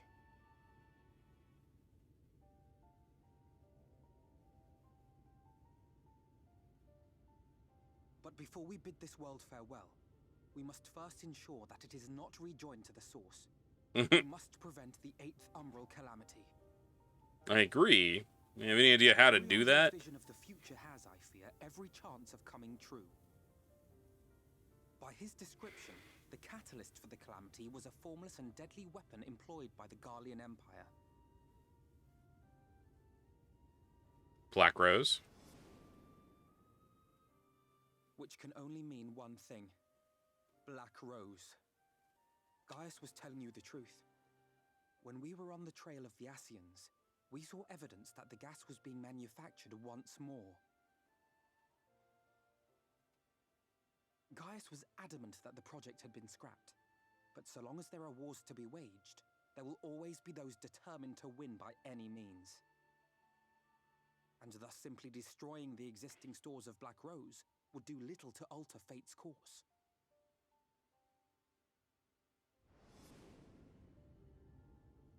In that sense, our involuntary journey here to the First was something of a boon.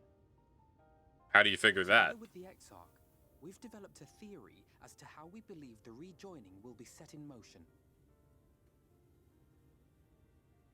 I'm sure Urianger himself will cover the subject in more detail. And probably twice as long as anyone else would. But I can tell you the process requires that both worlds, the Source and the First, be facing an existential threat. One being Sin Eaters, of course. They are a menace that I would dearly love to remove, and not just to avert a calamity. I may be a stranger to this world, but I will not stand idly by and let innocent people be slaughtered.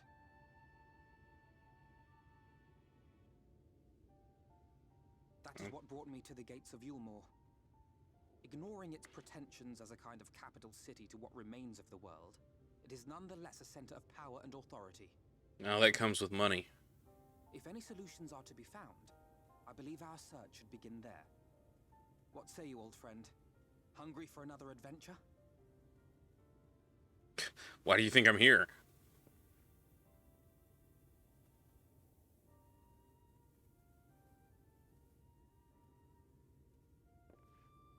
And so we take to the road once more.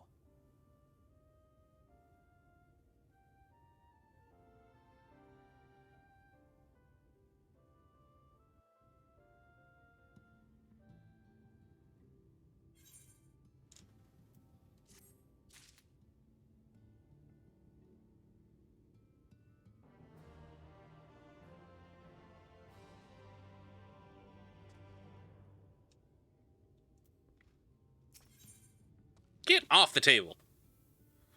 Alphinaud is ready to take to the road once more. Assuming you have no objections, let's make our way directly to the city outskirts. We have time. If we time our arrival just right, you may be lucky enough to see why I have yet to set foot in Yulmore, despite my best efforts to do so. Come, from here, let's just head west. We'll head across cross a small bridge.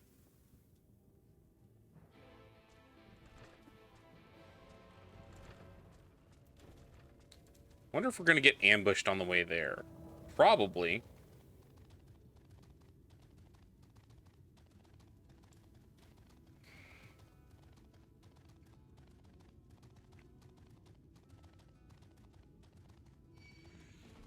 This looks like a dark reflection of Limsa Lominsa.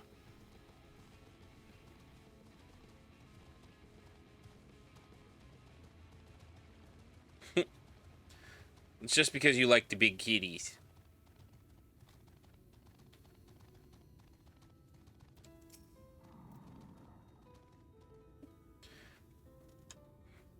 Coluzia seems peaceful, does it not? almost familiar. I had a similar impression of the Crystarium. Even in the distant world, people are much the same. To think that whenever a calamity struck the source, a reflection such as this one, with all its culture and history, was being erased from existence. No, get away from me! Over there. Quickly, someone's in trouble.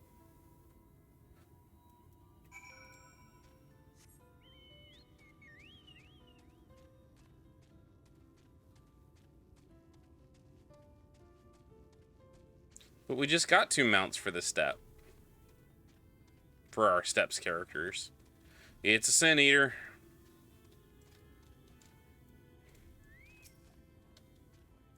Oh, thank the fates. Look out!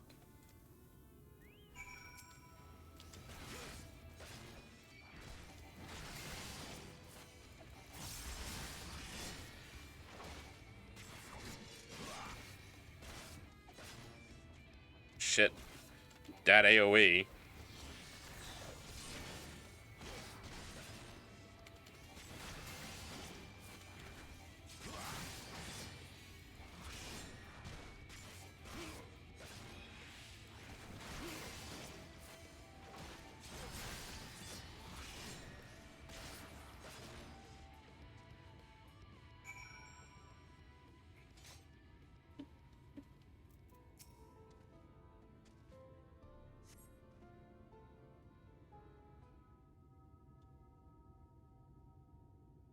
My poor heart. Thank you, young sir. There you are. In my haste, I lost my bearings, but I see you have the situation well in hand. Fine work. Are you all right, madam? Just a few bruises from where I fell, nothing compared to what was in store for me before this brave soul came to my rescue. Honestly, I thought I was done for. My feet are not as swift as they once were, and I knew there was no one left to hear me scream. Not that I let that stop me. I should probably leave my old house behind and queue up outside Eulmore with the rest. I doubt those fancy lords and ladies would welcome an old crone like me. Still, even a shack near the gate has to be safer than staying here. One would hope. Either way, I suggest you avoid wandering alone, lest you make the Sin Eater's task any easier. Thank you again. You saved my life. Now, I'm sure a strapping lad like you has little to fear, but I wouldn't linger long in this place. There's naught to be had here but cobwebs and memories.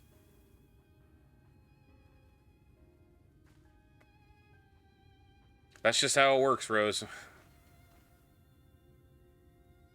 As the lady says, many of these parts have abandoned their homes to live in Eulmore's shadow. Should the Sin Eaters descend upon this region, there are precious few with the strength to fight them off. Speaking of which, what have you been told of these monsters?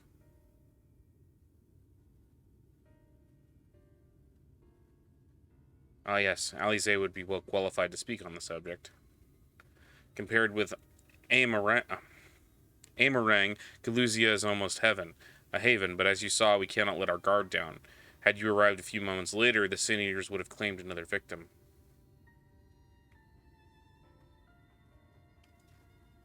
Still, we have won a small victory this time, at least. Now, shall we press forward? We need to return to where the road forks and follow the path that leads west.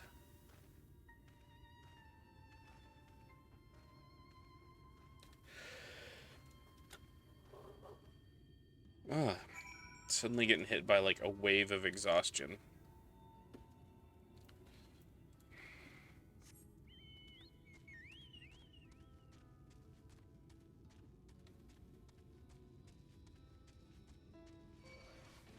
Oh, fuck off.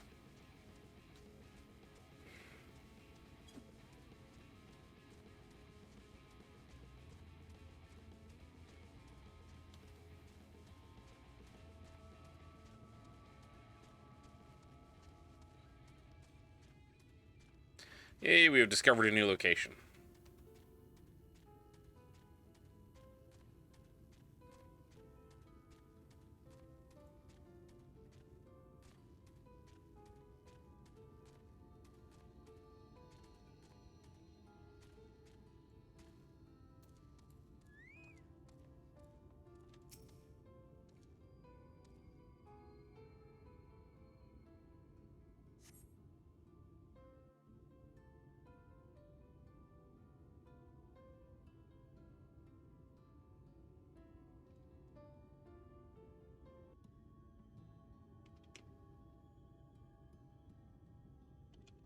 And we got a shanty town right in front of it.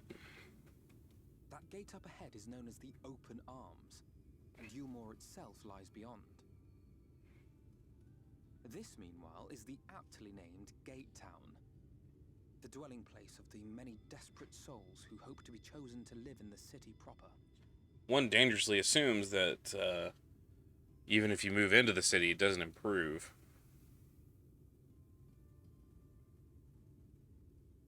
I thought I recognized you. Brought a new friend, eh? Begrimed bloke.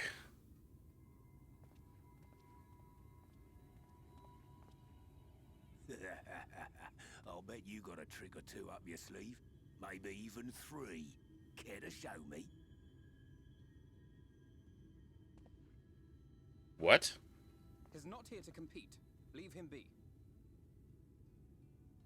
What? I was only making conversation. No, you weren't.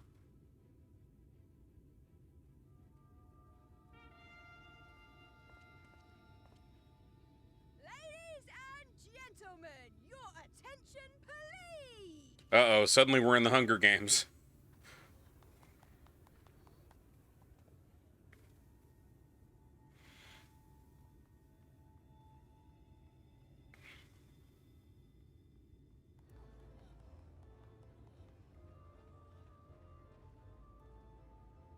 Greetings to our hopeful petitioners, one and all.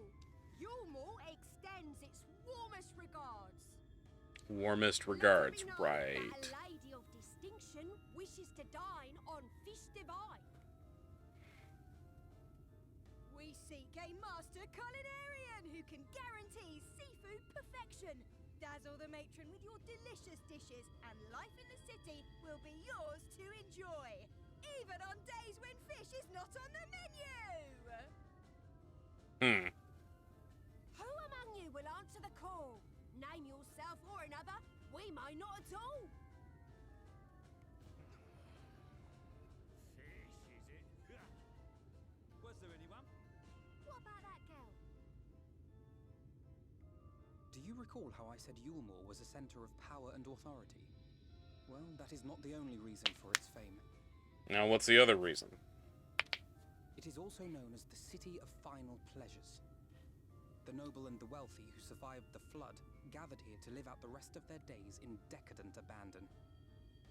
A poor man could sooner pass through the Iron Needle than Yulmore's gates.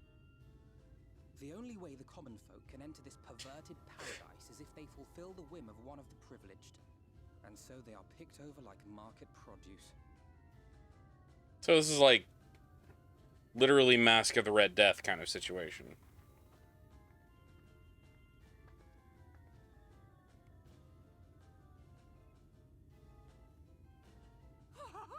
What a catch! We'll not be throwing this one back. Having seen your all too obvious charms, we welcome you with open arms. Come, join us in the city of splendor and live out your life in an ecstasy of endeavor.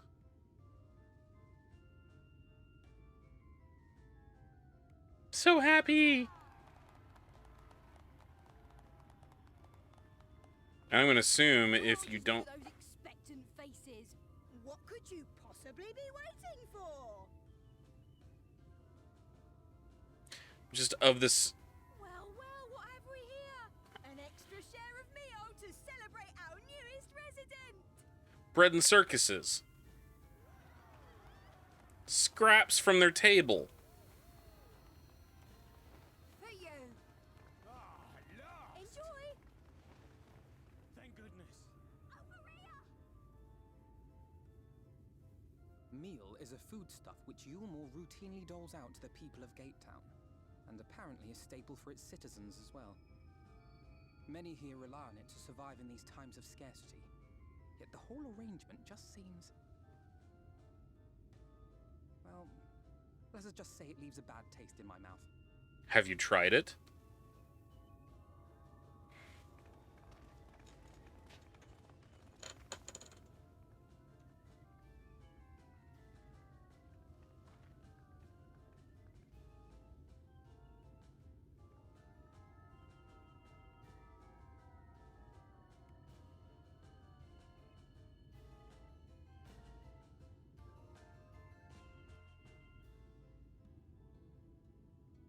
Alright, so we're gonna tear the building apart, right? We're just gonna rip the foundations out of underneath this city and let the nobles drown, right? That's the plan? Now you understand why my attempts to enter the city have thus come to naught. The dubious privilege of residency must be won via a contest with ever-changing rules. They say this policy has been in place for the past 2 decades, ever since Yulmore's current ruler came to power. Yet from what I have seen, it does more harm than good. Not only does it distract people from our shared struggle against the Sin Eaters, but robs them of their self-sufficiency.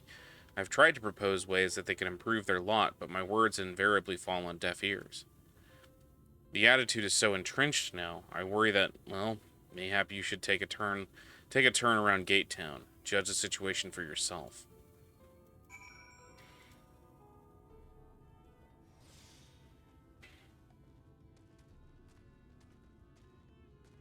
Meow is made out of cat boys!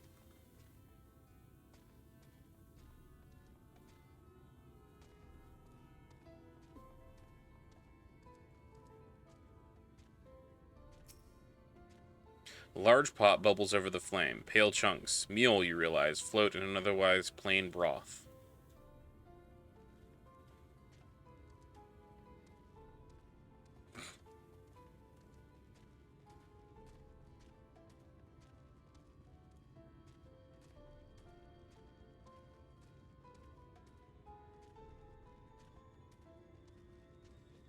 Preoccupied petticoat.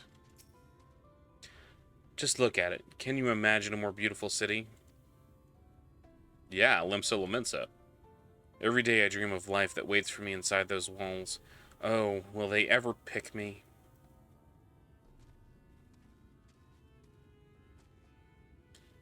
Look at the ships that are just sunk. This is like a Mirror Mirror universe.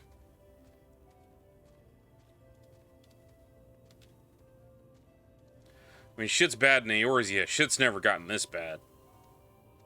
Granted, the apocalypse hasn't happened in Eorzea, so... You're welcome.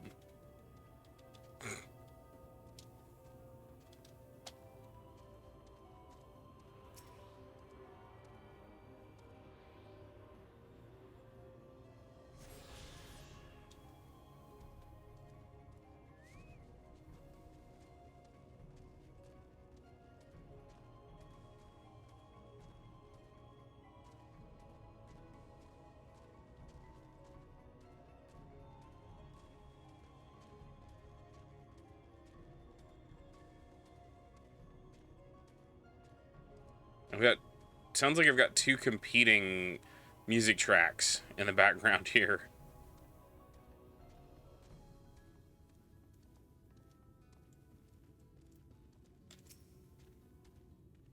Still here, are you? Can't blame you for wanting a slice of Yulmore's pie. If you ask me, you should ditch that sour-faced brat and make a home for yourself here. Gate Town's not much to look at, but at least it's safe, and the meal is the best thing we've ever tasted.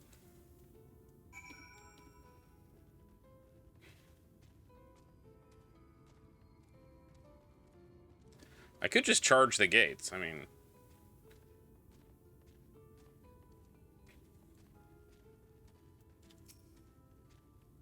You've seen what Gate Town has to offer. These people can no longer fend for themselves. They've become dependent on handouts of meal and believe Yulmore is the answer to all their woes. Yet no matter how I frame my encouragement, they seem unwilling, nay, unable to conceive of any other way of life.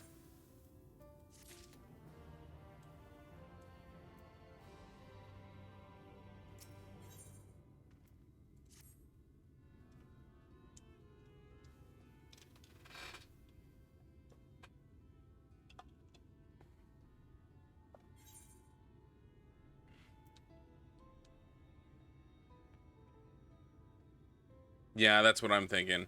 There's some kind of addictive part of it.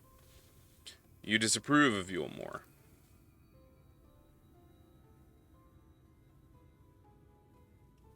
"'Tis difficult to make a final judgment without first seeing the city's inner workings. Mayhap it is that uncertainty which always makes me feel so ill at ease here." Not that it matters. However unjust the system seems to be, if the people claim to be content with their lot, it is hardly my place to criticize their choices. But take that elderly lady you rescued. Does it not seem like those who have chosen to forgo Yulmore's largesse are doomed to suffer for their independence?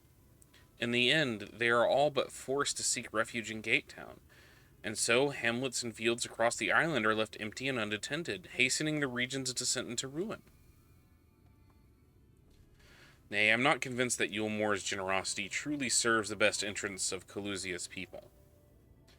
I am not so naive as to think there is some miraculous solution to all of this, yet I cannot help but frown at the sight of hardworking villagers struggling to survive, even as the chosen few rejoice at being plucked from poverty by the hand of a capricious noble. There has to be a better way. I will not know for sure, however, until I have those long-delayed steps through Yulmore's gates.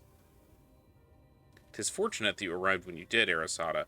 I've been working on a scheme to insinuate myself into the city, and if all goes as planned, I should come to fruition. As long as you don't have to dance for those damn jugglers. There is a beast tribe who makes its home in the seas surrounding the island. The Undu, they were called, though you and I know them as Sahuagin. So for the most part, they keep to themselves in their ocean grottos, and rarely have dealings with land dwellers. But as Tataru took such great pains to impress upon me during our stay in Kugane, business favors the bold, and so I reached out to them. I duly discovered that the Undu are inordinately fond of land-grown produce, fresh fruits in particular, and when I offered to produce such goods for them, they promised to pay me in pearls. An attractive business venture for any prospective investor. Would you not agree? Surely even the most jaded Amorlian lord would have time for a merchant who can make pearls from plums and pumpkins. Yes, I've come a long ways since buying samurai swords without first negotiating a price. My appointment with the Ondu is due to take place in a few hours. I just need to collect the produce and meet them on the shore. Might you help me make the exchange? Let's do it. Excellent. I should be glad for your company. First things first, we must pay a visit to Mosha Moa, my supplier in the right. Come, it's just to the northwest of here.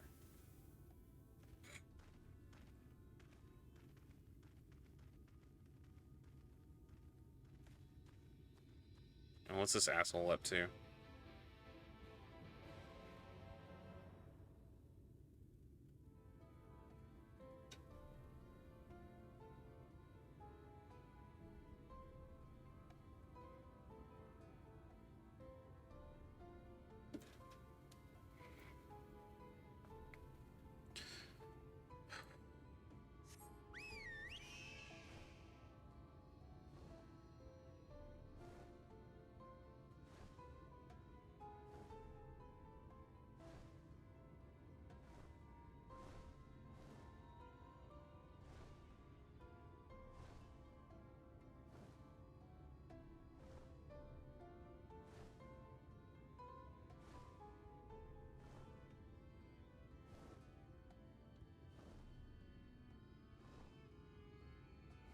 It's like a world boss over there.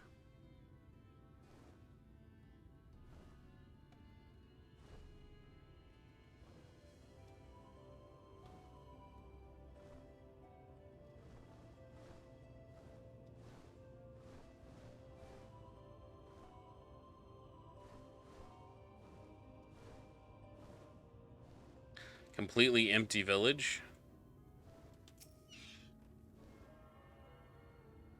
Oh, there's them. The NPCs just hadn't spawned in. Okay.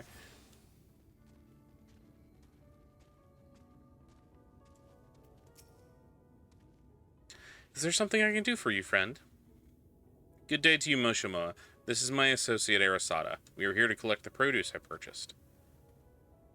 Eh? Loaded your lackey up with the goods not long ago. My lackey? I know of no such person. Mistel, lad. Short blue hair? No? He said he had come on your behalf, and since he seemed to know all the details, I just assumed. Confound it. Someone must have been eavesdropping on our conversation. If this charlatan were here not long ago, he cannot have gone far. We should split up and search the area. You find a vantage point to the south of the town, and I shall take the west. God damn it. It's never easy.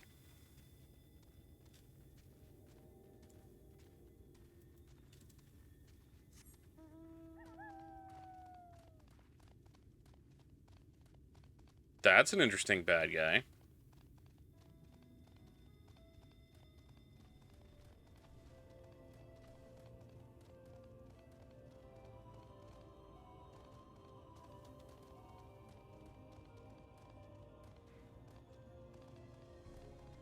So I'm seeing all these islands out here with, like, settlements on them, and I'm sitting here like, are those abandoned? Are there still people there?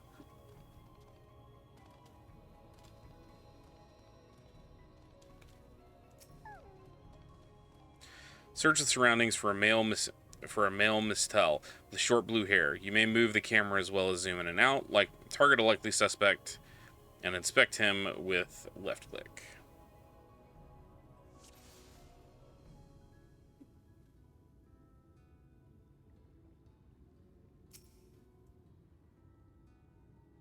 You have located your quarry. That was quick. It was literally the only thing moving on the screen. Oh, ow.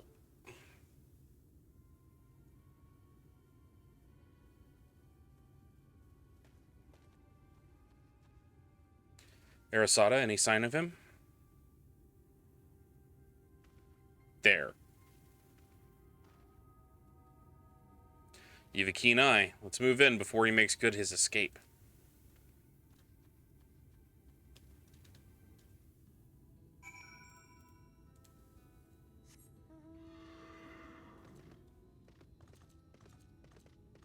Ah, that's an interesting feeling. Muscles in my hand randomly twitching. I assume Mistel is what they call the Catboys in this setting. Or I should say the Mikote. There you are. McCuties.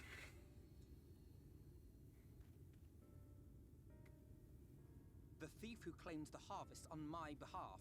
Hand it over. Well, forgive me. I have to get into the city. No, you don't.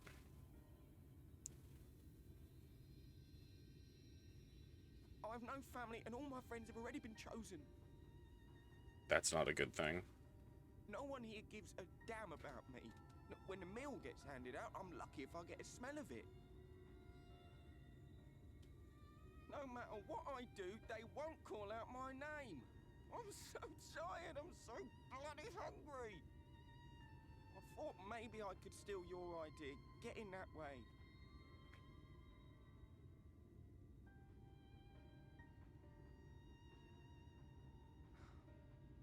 What is your name? Kai Shear. Tell me then, Kai Shear, must it be Yulmore or nothing? What of the Crystarium? They may not offer charity, but you would be fairly compensated for any work you did. Yep. No, it has to be Yulmore. Why does it have to be That's where Yulmore? all my friends are. We made a promise that we'd live together in paradise.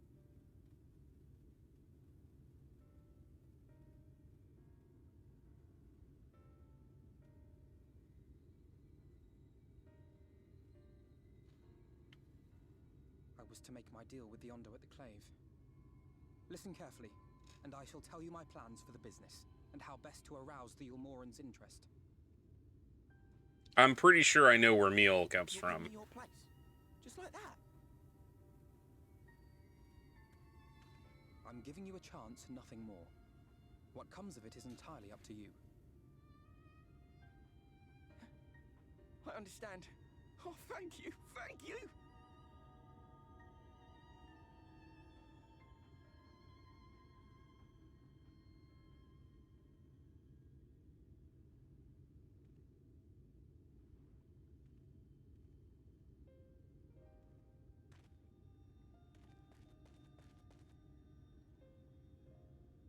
This was but one path. There will be others. But for young Kai Shia, it was the difference between life and death. It's the Heavensward theme. Yet I will admit that a part of me wonders if it was for the best.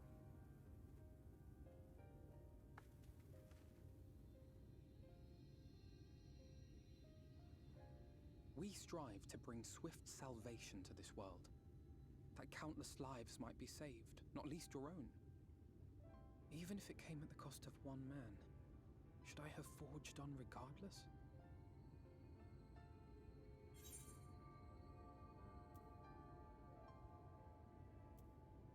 That's not who you are.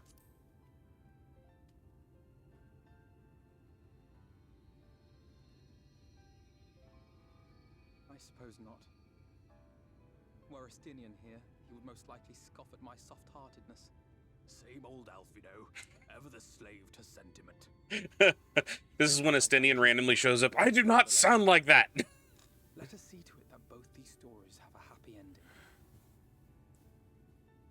Shall we return to Rite, then?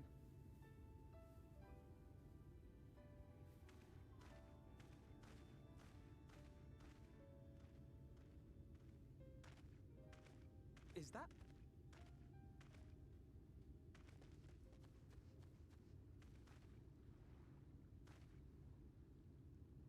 What? What do you see? I can't be sure, but I think Is that? someone's in trouble. That can't be. Come on, they may need our help.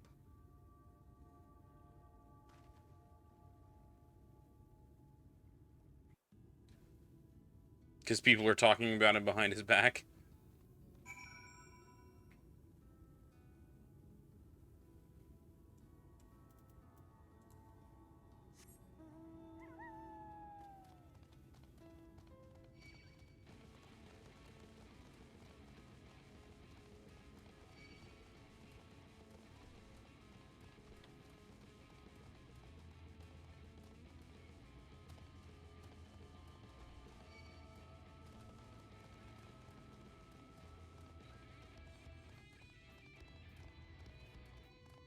You have discovered a new location.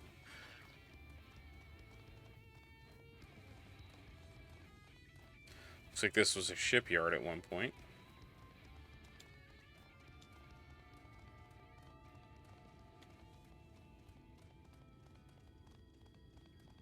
That's actually a very good question that I just suddenly occurs to me. What are we gonna do when we? What's gonna happen if and when we save the first?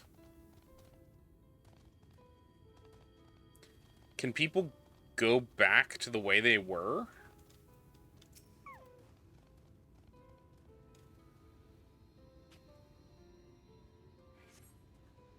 You have these power structures that existed for like 100 years now. They should take care of the worst of his injuries. Mercy, mercy, I beg you.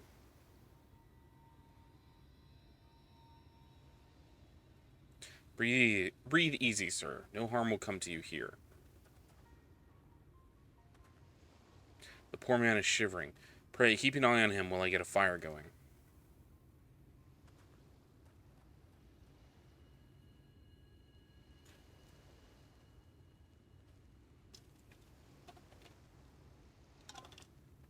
I thought for certain I'd be dead. How am I ever to repay the kindness? We'll set it for the tale behind your current predicament. Why don't you begin telling us your name? Tristal. I was invited into Ulamore to work as an artist. A wealthy couple took me in to paint pictures for them, but when my style proved contrary to their taste, they just quickly turfed me out into the street. I was left penniless and patronless, a grave sin. Within days, they had brought me before the man himself and asked me what I meant to do. Dejected as I was, I told him I wished to leave. Little did I know how soon he would grant me my wish. They flung me over the balustrade into the God's damned ocean. From up there, how were you not dashed into pieces?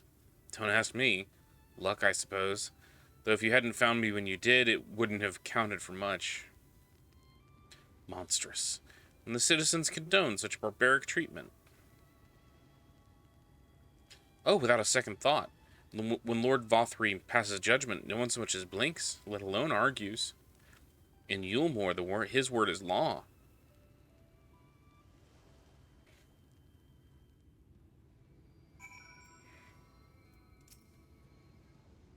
The more I hear of Yulmore, the more determined I am to see what waits within its walls.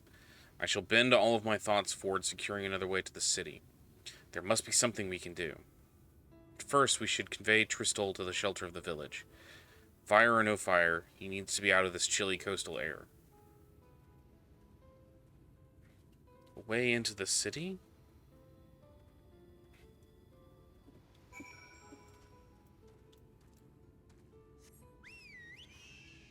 Like, physically, emotionally, spiritually, mentally, in what way is he disgusting? Like, is he like...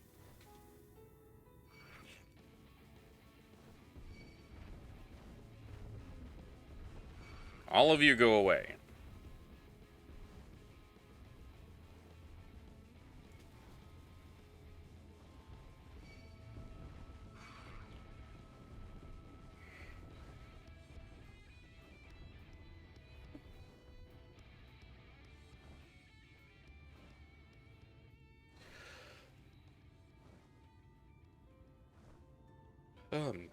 Sorry, y'all.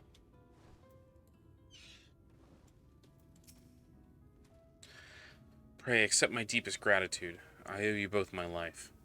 And if you'll permit me, I would assist you in your attempt to enter Yulmore, insofar as I am able at any rate.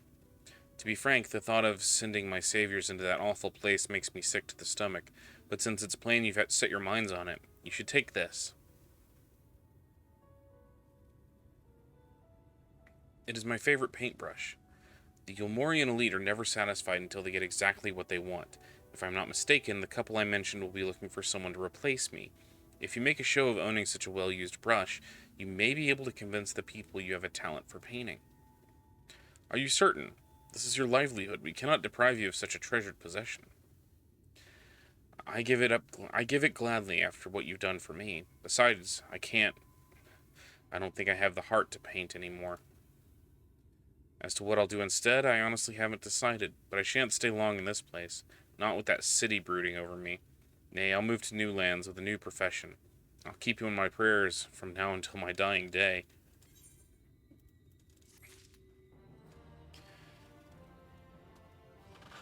Oh, so he's me.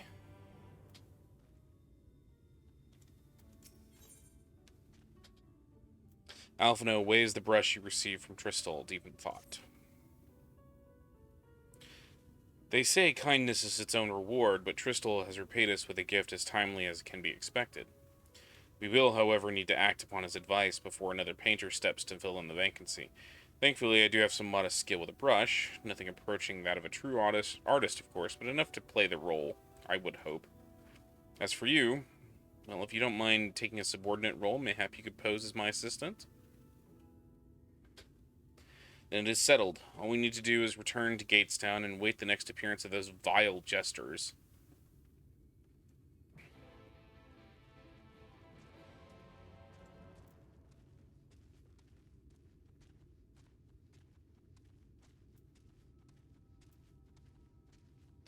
It seems weird that I have yet to encounter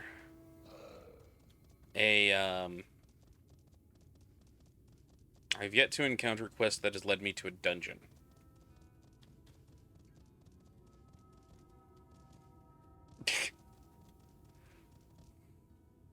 I think only Lucy's allowed to call him that, but I don't know.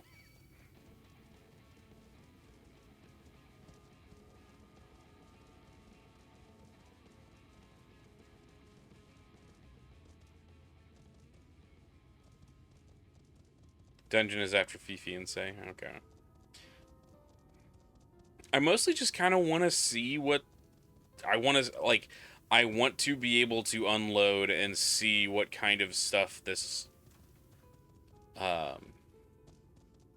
what kind of stuff this game has for me as far as, like, mechanics and such.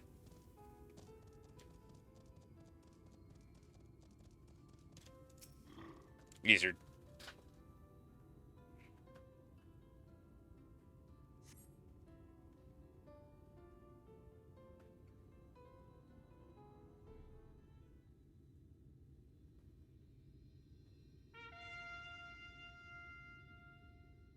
Here they come. Ladies and gentlemen, your attention once more. What a day it has had for the folks at our door. We have welcomed a peddler who made pearls from a plum, and now we've a place for a painter of a plum.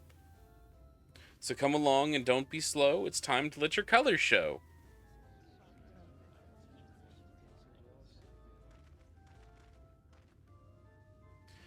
I can paint, portraits at least. Landscapes and still lifes are rarely commissioned these days.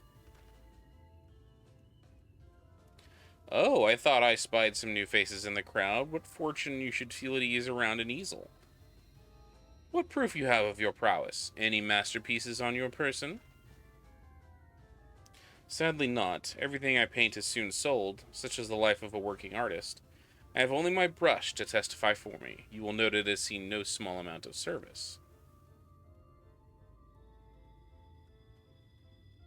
Oh ho, flecks of paint with old and new, a tool much loved and much used.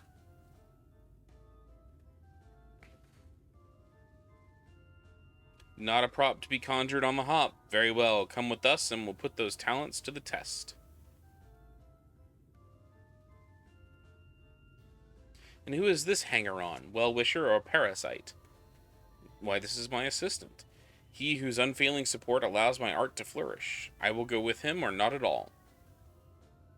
Parasite, then. We shall leave his fate in the hands of your new employer. It matters not a whit to us. And having filled our latest vacant space, we retire to Eulamore's sweet embrace. It's Mary Kate and Ashley. Mercy me, the meal! We almost took our leave without leaving a loving token. We must empty these sacks ere we make our way back.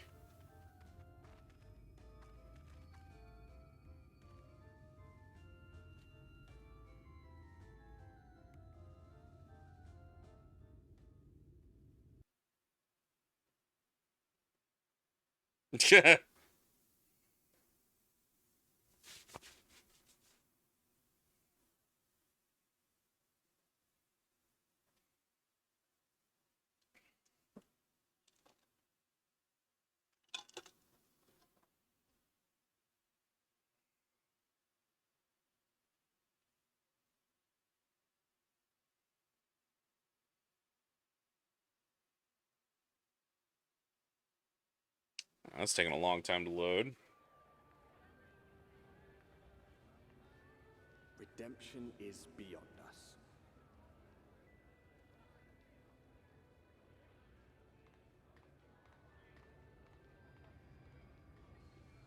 The lament of all but saints and fools, and the comfort of the lords and ladies of this accursed place.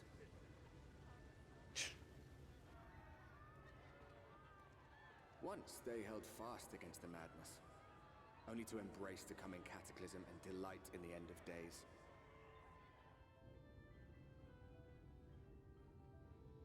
I mean, I'm not gonna lie, if it was proven to me that the world was actually ending and there's nothing I could do to stop it, I probably would go full Slaaneshi, but... Perhaps in rapture they seek to lose themselves and the misery they share. Or perhaps for them alone, the promise of eternal pleasure really does hold true. Until the senators show up and eat them all. At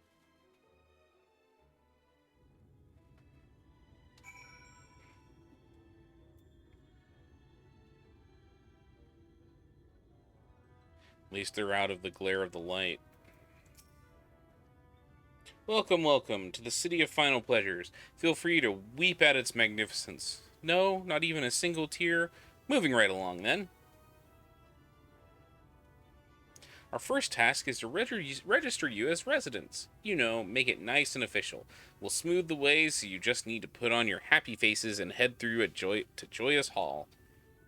The Bureau of Immigration is the first room on the left side of the passage. Declare your name and occupation in a nice loud voice. The clerks will tell you where to go from there. Oh, and pay no mind to those folk off the side of the road. Much like the hopefuls in Gatetown, they haven't earned the right to enter the city proper. If, however, you enjoy basking in the envy of your fellow man, then by all means take your time. But why waste another moment? Go, enjoy the beginning of your new life in paradise.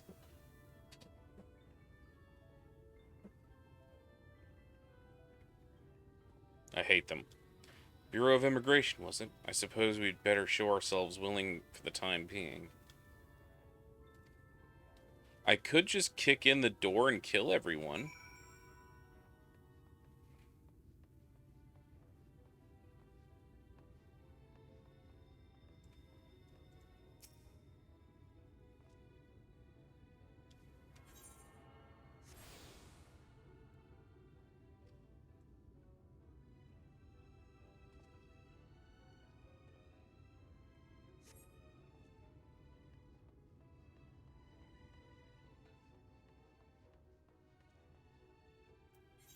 Trying to figure out the right way to go here.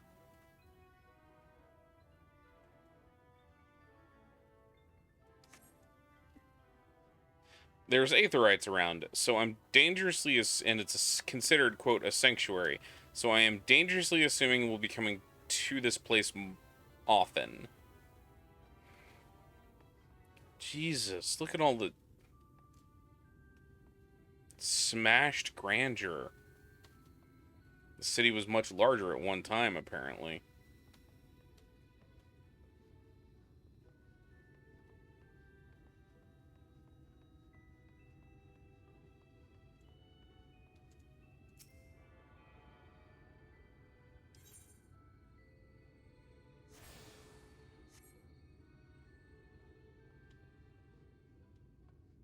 I guess it's where they draw water.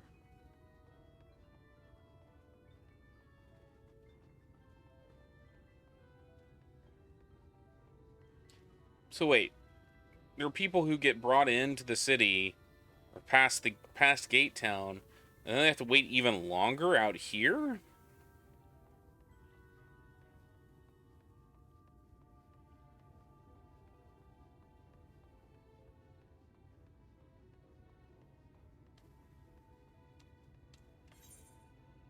I missed it. It's back this way.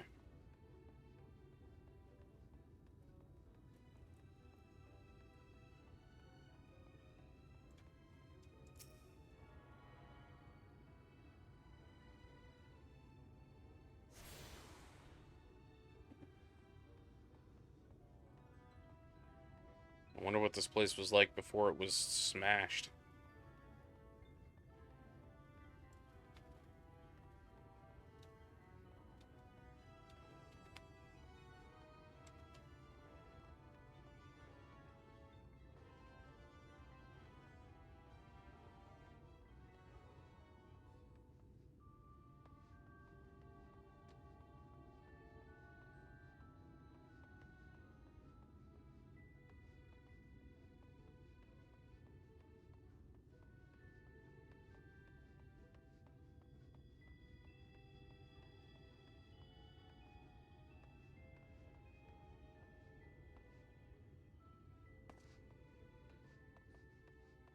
Here we go.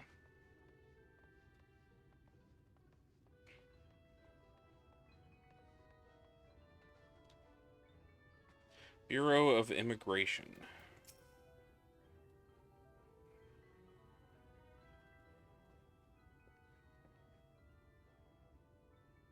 Welcome to Yulemoor, fortunate friends. May I have your names? I am Alphino, an artist, and this is Arasada, my assistant. Ah yes, I was informed of your imminent arrival. We can forgo the usual interview and begin processing your registration papers forthwith. Now, the citizens of Yulemoor are divided into two classes. There are the free, who are blessed with the favor of Lord Valthry, and the bonded, who work in the employ of the free. you will be joining the ranks of the bonded. Your duties are to serve a patron in the capacity for which you were chosen. In your case, painting pretty pictures. Should your patron dismiss you for any reason, you must find another sponsor among the free, or accept work as a general laborer. I see. Might you tell us something of the patron we are to serve? The two patrons, actually. Chai Nuz and Dula Shai, a Mistel couple. They are both gentle souls, but I would ask that you conduct yourselves with respect and humility, for your own sake as much as theirs. Now, a moment, please, while I complete the relevant paperwork.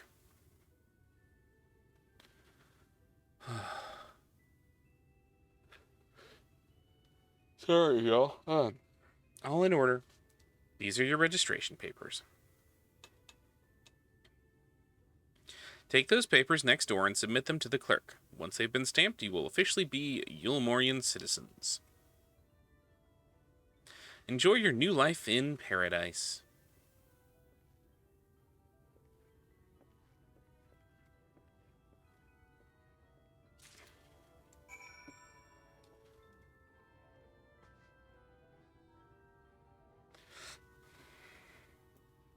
Bureau of Registration.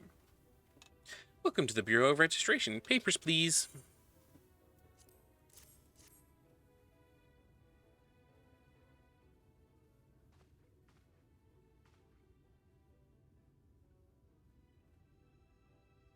What have we here? Alphino, artist. Arasada, artist assistant. To be employed in the service of Chai Nuz and Lady Dula Shai.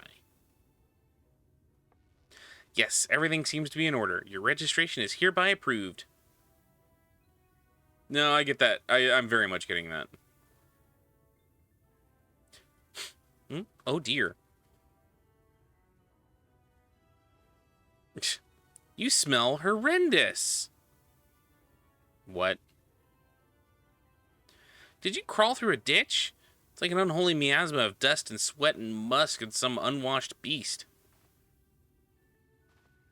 Proceed directly to the delousery next door and scrub yourselves clean. Use whatever showers are free.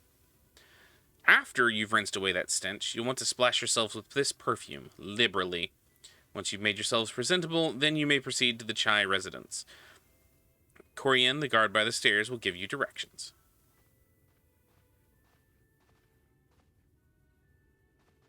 I hadn't realized we were so aromantic. Or aromatic. Ah. Just because they smell like the guts of all the things that we've killed outside doesn't mean I'm dirty.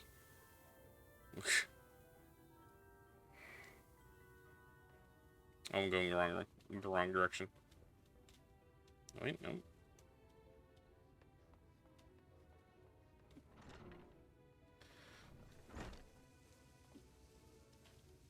Fine.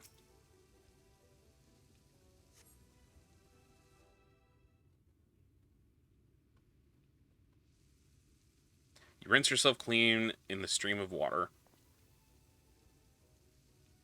Now, how about my clothing?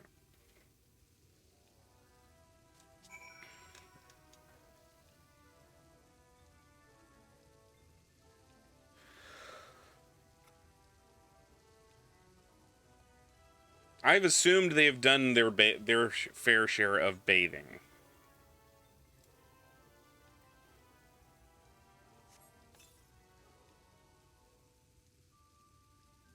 You apply the perfume as directed, and the delicate scent of roses fills the air.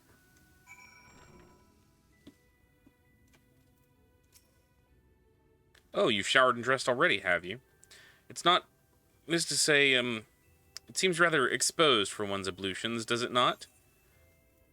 Hurry up and shower, stinking. Alize would have been drying her hair by now. Wouldn't she just... Very well. She'll endeavor to emulate her boldness, then. Courage, Alphino.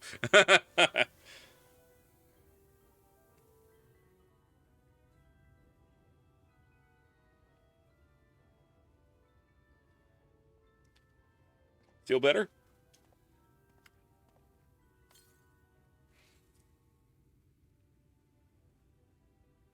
Well, that was bracing.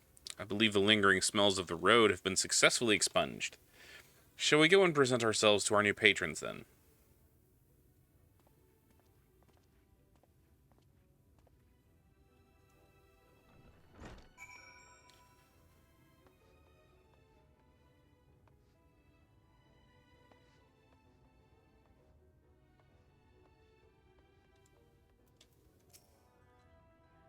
You're looking to present yourselves to the Chais, are you? Let me explain how the city's laid out, then. Imagine 3 layers, one on top of the other. This layer is called the buttress. Above that is the understory, where the military has its headquarters. And above that, you've got the canopy, which is where the free citizens of Eulomore spend their days. If you want to find new patrons, you'll need to keep climbing until you run out of stairs. If you want to find your new patrons, you need to keep climbing till you run out of stairs. Then look for the Grand Dame's parlor. They'll be in there, like as not.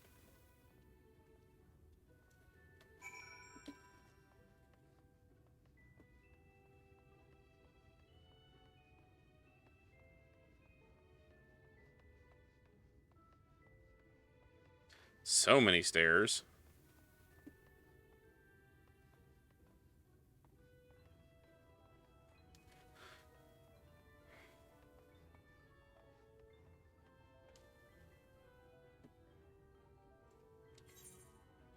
There is a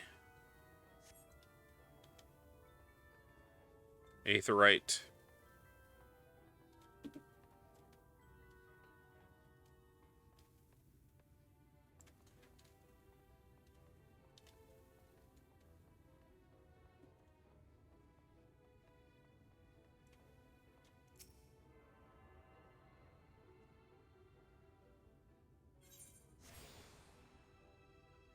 You have access to the mainstay. You have attuned yourself to all their Aethernet shards in Eulmore. Coluzia is now accessible as Aethernet destination.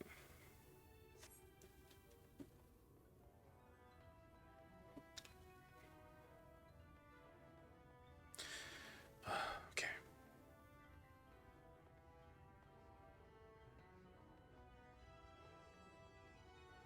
This is getting kind of ridiculous, y'all.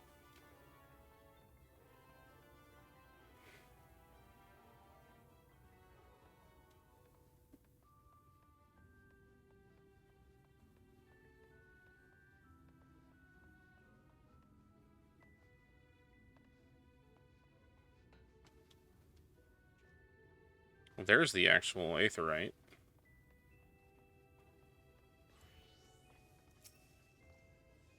According to the message engraved at the base, special permission is required to use this Aetheryte. Watch me go ahead and use it anyway.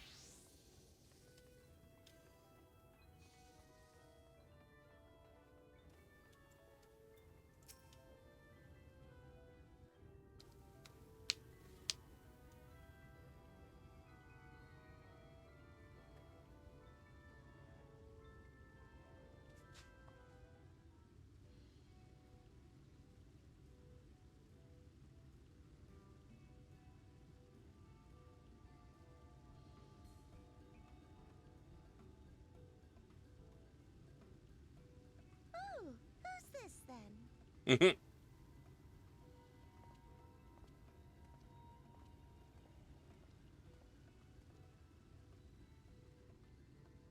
Lord and Lady Chai, pray forgive our intrusion. I am given to understand you were in search of an artist. Ah, you must be the new, Oh, goodness me. What an adorable boy. Huh? That silken hair, those pearly cheeks. Oh, and you even smell wonderful, like a bed of flowers. Okay. I approve of this one, dearest. I am positive he'll paint us the most delightful pictures.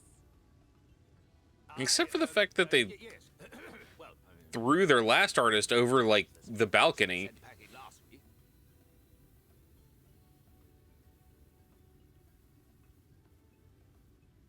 Wonderful, wonderful. Welcome to Eulmore. Alphino, if it please you, my lady. And this is my assistant.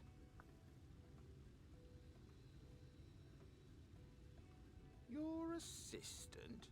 I've heard of folk bringing in family members, but this seems a bit irregular. Aren't you a little young to have a protege? We are family in all but name, my lord.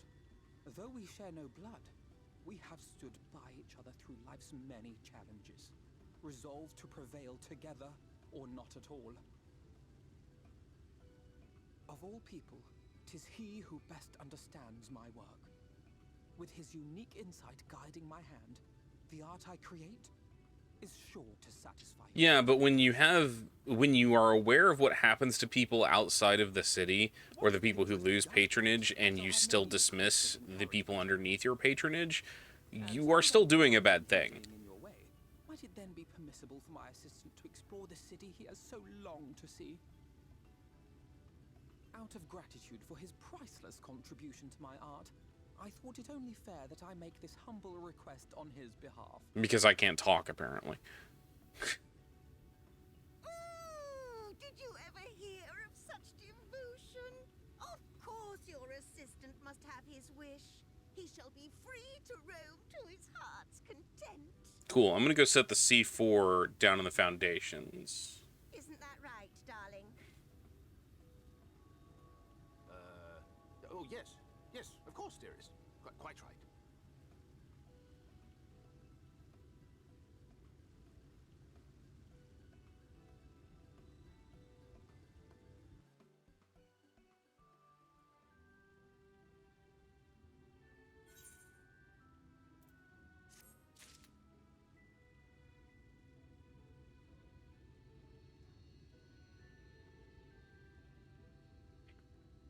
All right, y'all.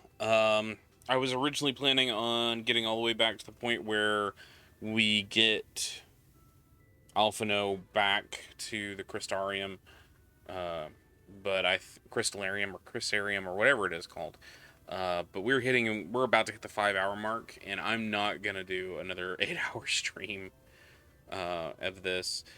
As much as I love playing it, I need to kind of relax a bit. So we are going to go ahead and call it there for the evening. Thank you all for being here. Thank you all for hanging out with me tonight. As always, we have a ton of fun just hanging out, playing through stories and all of that stuff. Before we go, though, I want to...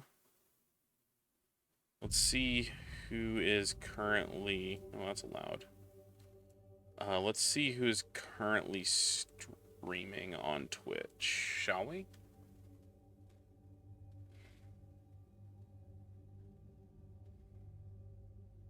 Maybe we can raid someone.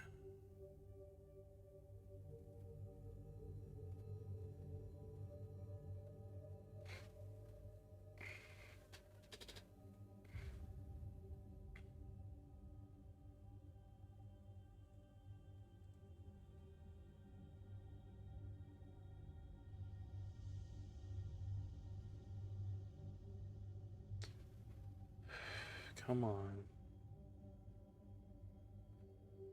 Twitch always takes the longest to load.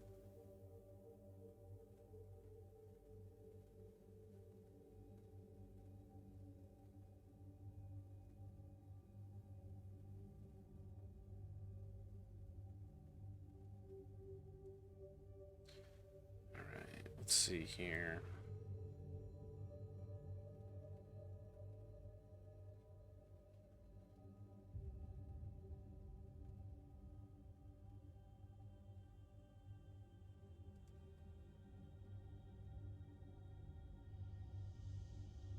I think the last person we rated was Jimmy, if I'm correct. Jimmy the Rabbit.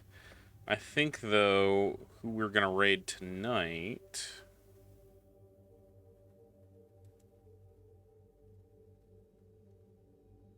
Let's raid Praise. Praise the Sun 88. He's currently playing some late night Final Fantasy VII and chill.